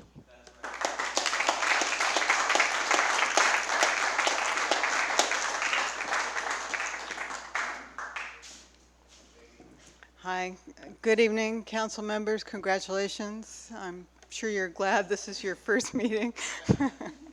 I live on Glen Drive, and I'm not speaking for myself this evening. I'm speaking as co-president of the Fairfax Chamber of Commerce. In case I need a few more seconds, I hope you'll indulge me. The Chamber's motto is supporting a thriving, sustainable local economy. And we, over the past 2 months, took advantage of the opportunity to meet both with the owners of the Rhino Station as well as Mr. Salke and his brother to learn about their proposals. The Chamber has not taken a position on this issue at this time, but we wanted to take the pulse of our members in town, the business people. And so I'm going to quickly read the very short, or excerpt from the very short email that we sent out on Tuesday. Dear Fairfax Chamber members, you may be aware that the Fairfax Planning Commission recently approved an application, blah, blah, blah. That decision's been appealed. I don't have your language, but we know what you mean. And the matter will come before the Fairfax Town Council. Part of the Chamber's role is to support our members, improve and maintain the business climate in Fairfax, and work with the town and the community to enhance town services and community benefits, supporting a thriving and sustainable local economy. A new Chevron station in town may pose benefits and drawbacks. A derelict site would be improved. Sales tax revenue to support town services may increase. Additional patronage may be captured. On the other hand, toned down brand signage would be visible downtown, and Fairfax's other gas stations, convenience stores, and delis may see diminished sales. The Chamber would like our members' input before the December 4th council meeting. So I'd like to report on what that survey revealed. And it was that we got a very high response rate in 2 days, and it was 41% of the recipients of the survey responded. And I beg your pardon, I misspoke. It's 35% of the recipients responded. And the question was, do you think that a new Chevron station in downtown Fairfax would be good or bad for business in Fairfax? And 75% of the respondents said that they thought it would be bad for business, and the 25% remaining said that they thought it would be good for business. We didn't give a don't know option. So just add that to your thinking as we go forward in this deliberative process. And I would also like to say that as business people, we like to challenge assumptions because a lot is riding on what we assume and we sometimes don't see it.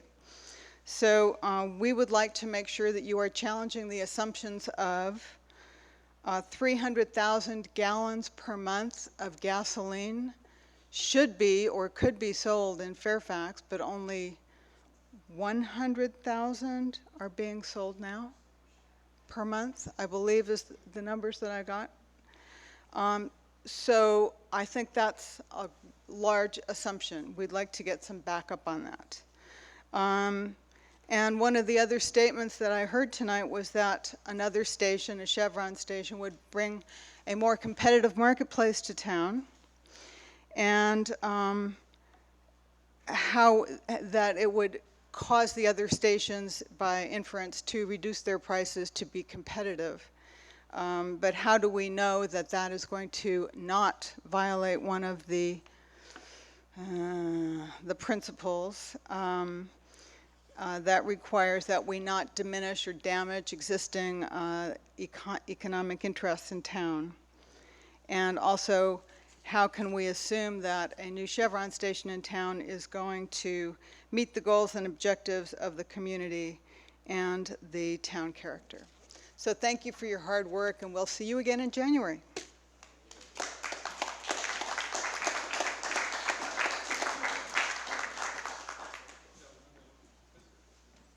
Hi, my name is Wendy Botwin, and this is actually my 5-year anniversary of moving to Fairfax today, from Oakland, from 10 years of living in Oakland.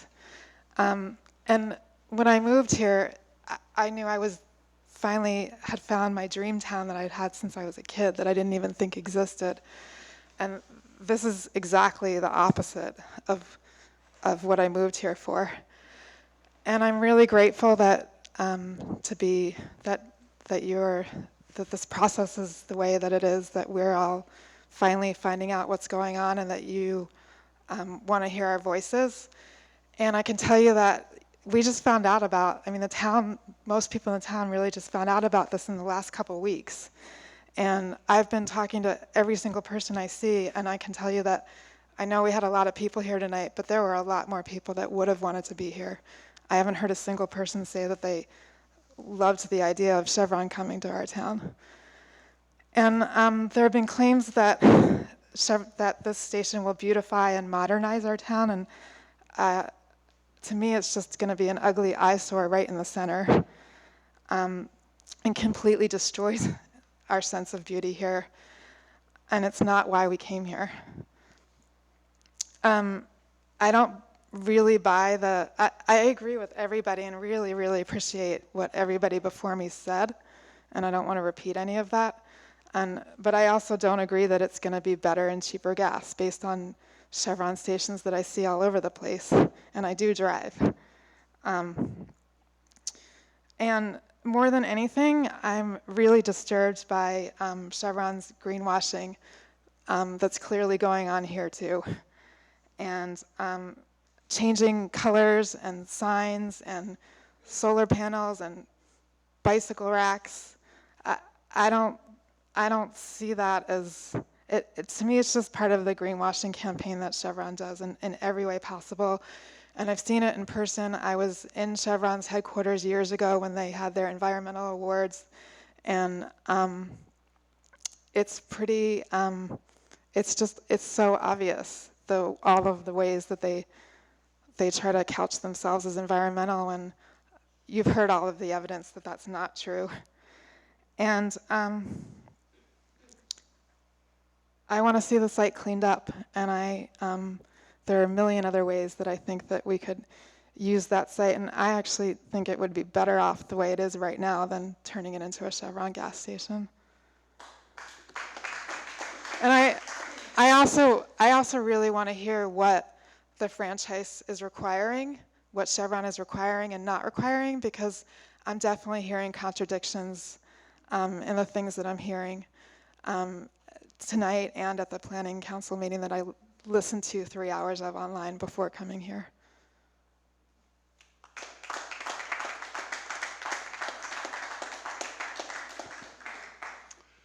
Good evening. My name is David Haskell, and like you, I'm addicted to fossil fuels. I also want to thank the council. You deal with minutia to a great extent, whether it's potholes and sidewalks. You care about the little things, and I appreciate that. But you also have a mandate to also recognize that we have a much bigger issue here. In the global context, we are faced with a climate chaos that's unprecedented. Over the last 6 months, we've had a rapacious delivery of bad news after bad news after bad news after tipping point is impossible. I go to hear Bill McKibben, and he says the one thing we have to do is divest. We must take all our money out of the fossil fuel industry now. I hear Kumi Naidoo, the president, the executive of Greenpeace, in his exquisite voice.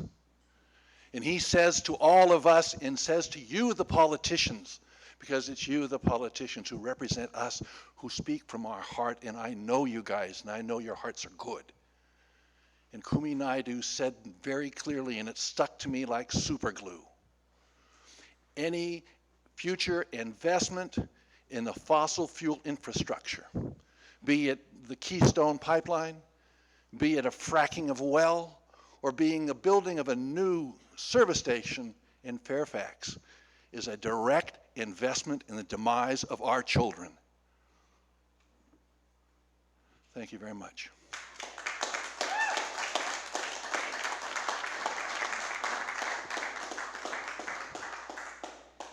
Hello. I don't know if I can be cogent after, what has it been, 4 or 5 hours of something very, really very emotional, and seeing everybody drain out and not having a chance to hear everybody or for everybody to hear everybody is sad. But anyway,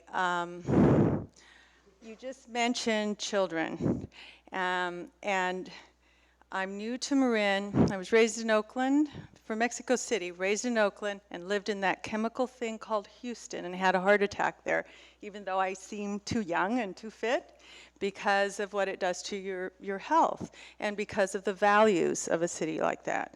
So, as somebody with a little background in anthropology, let me tell you that there are loads of families moving here, attracted to the smallness and the cleanness and the nature.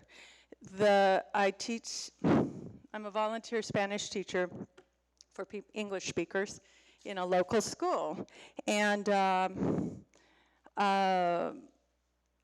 these schools are sometimes stuffed to like double what they were designed for, because so many people want to bring their children here, and they want to bring them here so that they can walk, which is why my spare time sometimes with my boyfriend is cleaning the leaves that fall in the playground for the kids, or cleaning the park over by, you're built by the town, place.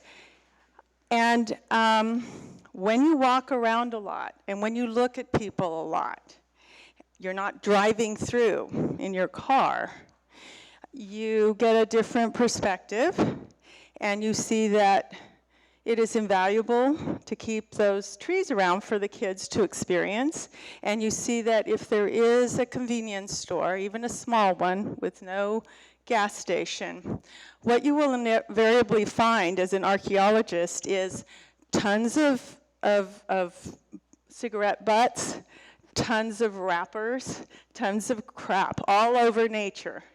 And so you clean it, and you clean it, and you clean it, and you get to the point, you're so happy when you get to the point where you think you see a piece of cigarette filter that's falling apart, and it's really a feather.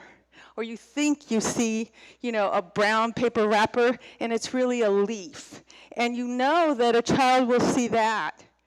And and I'll shut up now, but you know that the child will not go fill themselves up with sugar, and we're condoning that the more we have these things.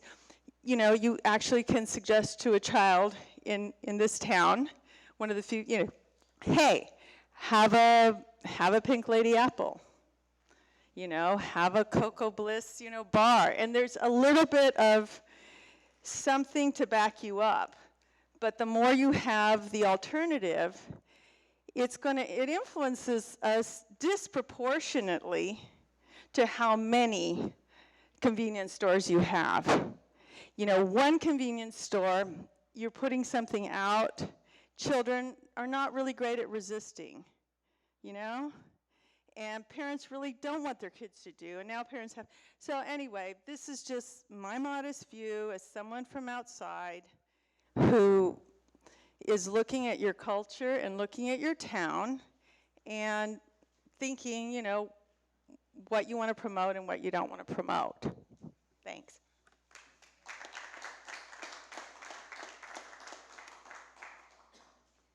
Good evening. My name's Richard. I live at 27 Sequoia. I'm probably one of the newer members of Fairfax. I moved here 10 months ago in February. And after 25 years in the city, and as many people have spoken very eloquently tonight, I moved here for mainly the reasons and values that have been stated and the ethos that is contained here in Fairfax. I don't know that I have a lot of new insights after everyone has commented, but there's two things that strike me tonight. One is that for this project to move forwards and be approved, it seems to me that the majority of people that live in Fairfax should find it appropriate and desirable. And I don't know that that's the case right now. I'm obviously been following the opponents to it and the different foment that's been happening on the internet. My sense of it is that most people do not feel it's appropriate and do not find it desirable. The second thing that strikes me is that there should be some clear, strong, and unique benefit to this happening. And I haven't heard but really one assertion tonight from one of the gentlemen over here that of anything that even remotely sounded like a benefit, and that was something to do with tax revenue. I thought I heard a number like $12,000 to $15,000 a month, and I would love to know more details about that, and if that can actually be measured, proven, demonstrated in some way. I would still oppose it because I don't think that that number is worth the negatives and the downsides to what would occur. But I think it should be really, really clear for everyone that there's an actual benefit to this. I don't think anyone can make the case that another mini mart selling Snickers and beer and cigarettes is something that we lack here. I don't think that there was a long line of people rushing town council to say we're in desperate need of another gas station and a mini mart in town that we're lacking. There's something missing here that we need. So please demonstrate and explain to us the benefit, how this is good for our town. How is this good for everyone that lives here? Because it's not clear to me. And the only thing I've heard is something about tax revenue, and that sounds really murky. And anyone can assert a bunch of numbers. And I think many, many others have already spoken to the fact that, one business adds a little revenue and other businesses go out of business. What about the Fairfax market? They're going to sell everything that mini mart sells, or the hardware store. There's not going to be a single unique item there. If they carry some organic coffee, we've got that covered elsewhere in town. So I don't see anything new, different, better, special. This is a beautiful map right here to begin to demonstrate the other possibilities. So I hope you all do the right thing here and reject this. Thank you.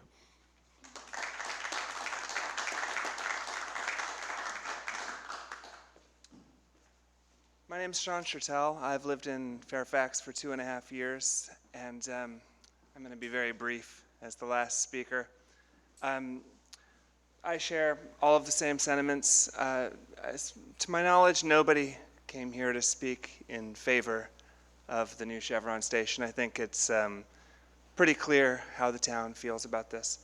I just wanted to raise one specific point. We heard a lot from traffic engineers about the findings that there would be a very negligible impact on traffic in the area. And then, is that correct? Overall, pretty negligible? Yeah. And then we heard Mr. Salke speak at length about his business model, which is to really have a very high volume of business, lower profit margins, higher volume. These two things seem to be in conflict to me, and maybe that's something that you could look at more deeply before approving this. Thank you.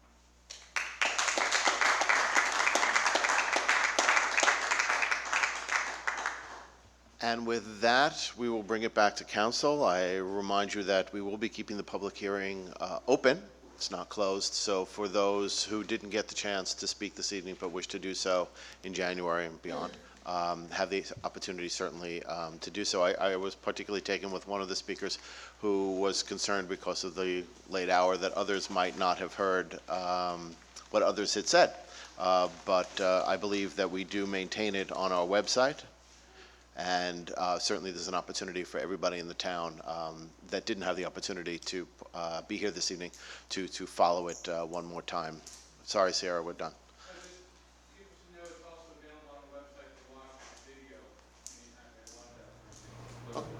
Okay. Okay. And with that, the suggestion is that perhaps council might have further questions that they want to direct to staff at this time, to make sure that when we gather again in January, all questions, or at least as many questions as possible, are being addressed by staff and also the applicant. Just a few things for staff. I'd like to make sure that we could have a clear evaluation of the comparison of. Guys, this is distracting.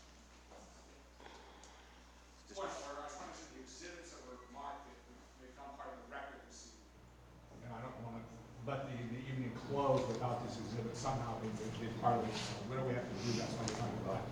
Council? Yeah, I apologize for the interruption. I was trying to explain to him that if we have some smaller sizes, we can certainly include them in the record. The record's not closed, and so there's no need to put anything in tonight, but I understand his concern and desire, so I guess we can note that these, the things that will be given to us in an 8.5 by 11 size were submitted on the evening of December 4th.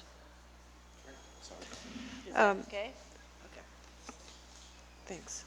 So just briefly, I know the evening's late. I would like to have, in January, have more information from staff on, one of the things when I was on the Planning Commission, and it seems like we always worried about precedential decisions, and what I didn't see, and perhaps it was done but I missed it, was that I'd like to see in January having kind of a real comparison of, for example, the extra mile comparison to other retail convenience stores. Are we looking at something very different? You know, are there differences in the usage for the extra mile? The other thing, just in general, the comparison to the other gas stations in town. For example, the Rhino gas station doesn't have a convenience store, it has a service bay. The North Bay Gas has a very tiny convenience store with, I believe in the Planning Commission, we allowed 2 signs within the size limits. So I'd like to hear more in January about kind of a comparison with more like sorts of businesses to see if there is something different or some special privilege we were looking at for this. I think I had one more thing. Well, I don't know. Some of these things were a mix with applicant questions, but I think for now that's enough. I've spoken a long time tonight, but maybe we could have more clarity on that. That would be helpful. Thank you. Yeah, actually, I didn't get to ask, how often would the tankers be coming through and delivering the gas?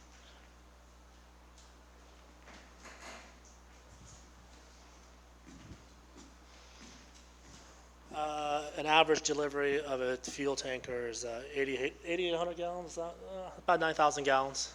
So I'm assuming that I'm going to do 150,000 gallons divided by 9,000 gallons, divided by 9,000, so what's that? 14 loads. So we're saying maybe a delivery every other or third day. And the delivery time, we spoke to the planning commission. I have control over that with Chevron bringing delivery trucks during not during rush hour. Same thing similar that you're doing to the a new center that went in. So yeah, it's typically 1 to 2 or 3 days delivery, so not that often. Okay. Yeah, and I would just like to learn more Sure. at the next meeting about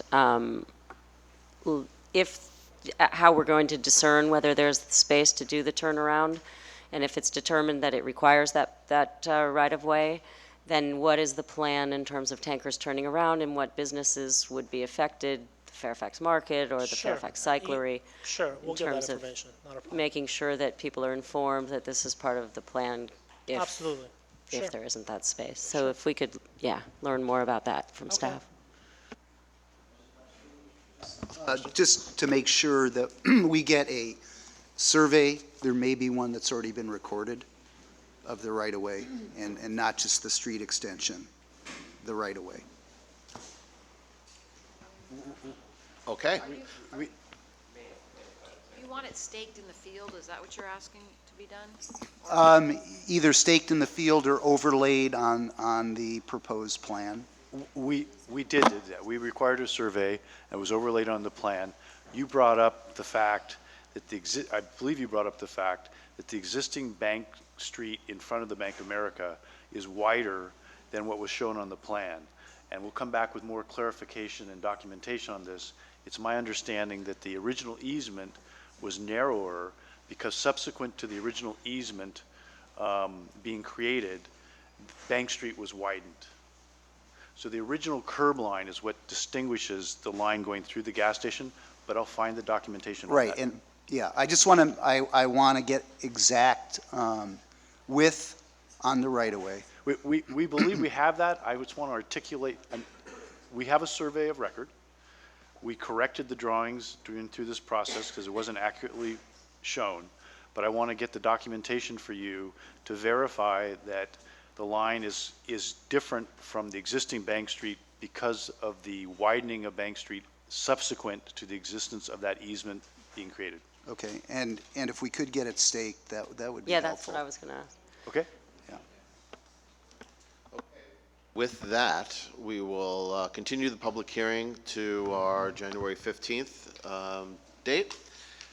Thank you all for a long evening, and the council now moves on to numbers 18 and 19. You want to take a break? Oh, you got to break? Let's take 5.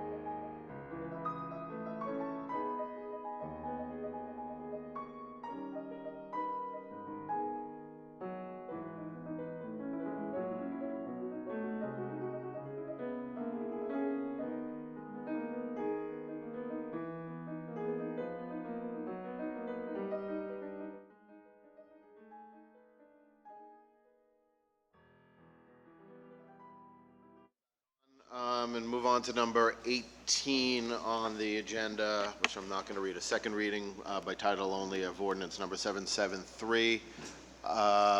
Mark, you got a little staff report for us? Not much of a staff report, just that we introduced it at the last meeting, and I'm here to answer any further questions you might have about this. Does anybody have questions of staff on this matter? Does anybody in the public have any questions about this matter? Seeing none, we'll bring it. This is the actual public hearing for this matter, so you want to open the public hearing? Yes, we're opening up the public hearing on number 18. Would anybody like to comment upon that? Hold on. So, got questions? Yeah. Oh.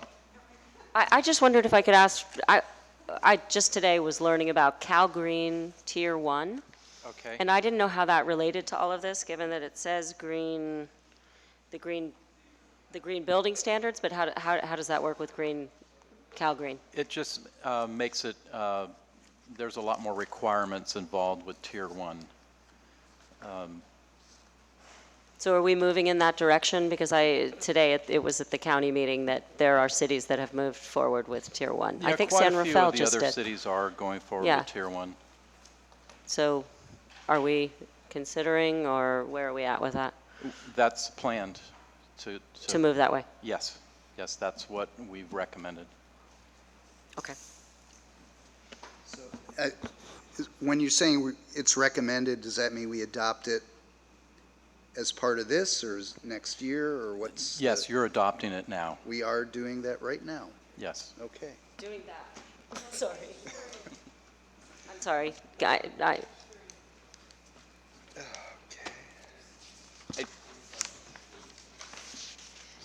Page 3, we did a red line at the council's request, and you can see it actually says we have added the Tier 1 mandatory measures. Oh, excellent. Sorry. Okay. Okay, thanks. Any other questions of staff? Seeing none and having opened and closed the public hearing, I'll entertain a motion. So moved. So moved what?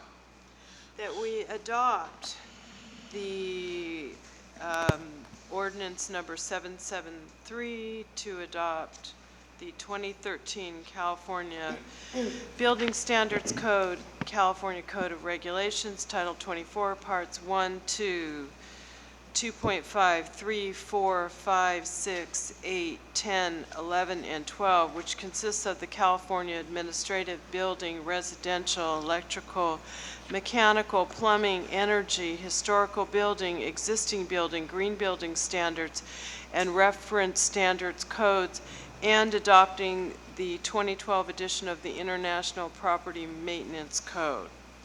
By title only. By title only. Do I have a second on that?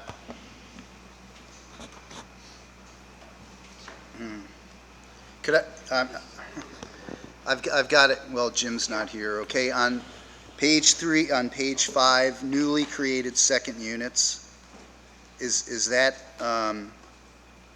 statutory language? Mark, isn't this the section of the fire code that we just added into the building code? That's correct.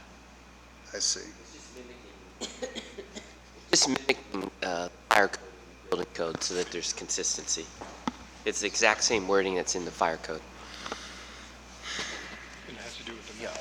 This actually came up in the past as to what constituted that newly means. created meant, and legalizing something that existed Right. for decades was seen as newly created under that fire code, and that was a problem earlier. Right. The distinction is between newly constructed versus newly created, and The interpretation in the past is if there was not a second unit there previously, is what newly created has been interpreted as. it's pretty ambiguous, but Well, maybe that's if you had good. a single residential unit and then you added a second unit, that would be a newly Right. created second unit. Right. But if we grant amnesty to a pre-existing unit, I mean, there's an ambiguity there, and maybe we should just go with it. Yeah. I would agree with your assessment. I think what we're thinking about doing is what you've done in the past as the council, is ultimately, when we look at second units again, we'll come up with an amnesty ordinance that is clear and exempts the certain units for a certain period of time. All right, So we could bring in units that are currently illegal to make them legal. all right, all right. Thank you. Further questions of staff? We have a motion Reed, a second Kohler, for motion Kohler, second Reed. All in favor? Aye. Aye. Okay, moving on to number 19, or as we might call it, the chief's swan song. I will keep it very brief. This is the adoption of the fire code as with the building codes. You had the introduction in the first reading at the November 6th meeting. The staff report explains the changes. The local amendments included in the ordinance does not represent any significant changes from your current code. As I mentioned at the last meeting, there were 2 minor changes to regarding fire hydrants and locations for sprinkler buildings. The town attorney staff did clean up some language, clarify penalties, and streamline enforcement. And we are repealing a couple sections that don't apply anymore because with the new codes that have been adopted, the new building code, they weren't necessary. And with that, I'd be happy to answer any questions on any of the specific items. Any questions of the chief? Seeing none, we'll see if there's any thoughts from the public. Seeing none, opening the public hearing to take public testimony. Hearing none, and seeing nobody here, we will close the public hearing and bring it back to council, and I'll entertain a motion. What is so moved? I'm sorry. Yeah. Okay, I will move adoption of ordinance number 774 to adopt the 2013 California Fire Code, portions of the 2012 International Fire Code, and Appendix A of the 2012 International Wildland Urban Interface Code by title only. And waive further reading. Second. We have motion Reed, second Kohler. All in favor? By title only? All in favor? Aye. All right. Thank you all, but before we leave, we do adjourn in the memory of Nancy Helmers, Fairfax resident for over 40 years, an environmental advocate. Take a motion to adjourn? So moved. Okay, we'll go Reed, Kohler on that one. Thank you all.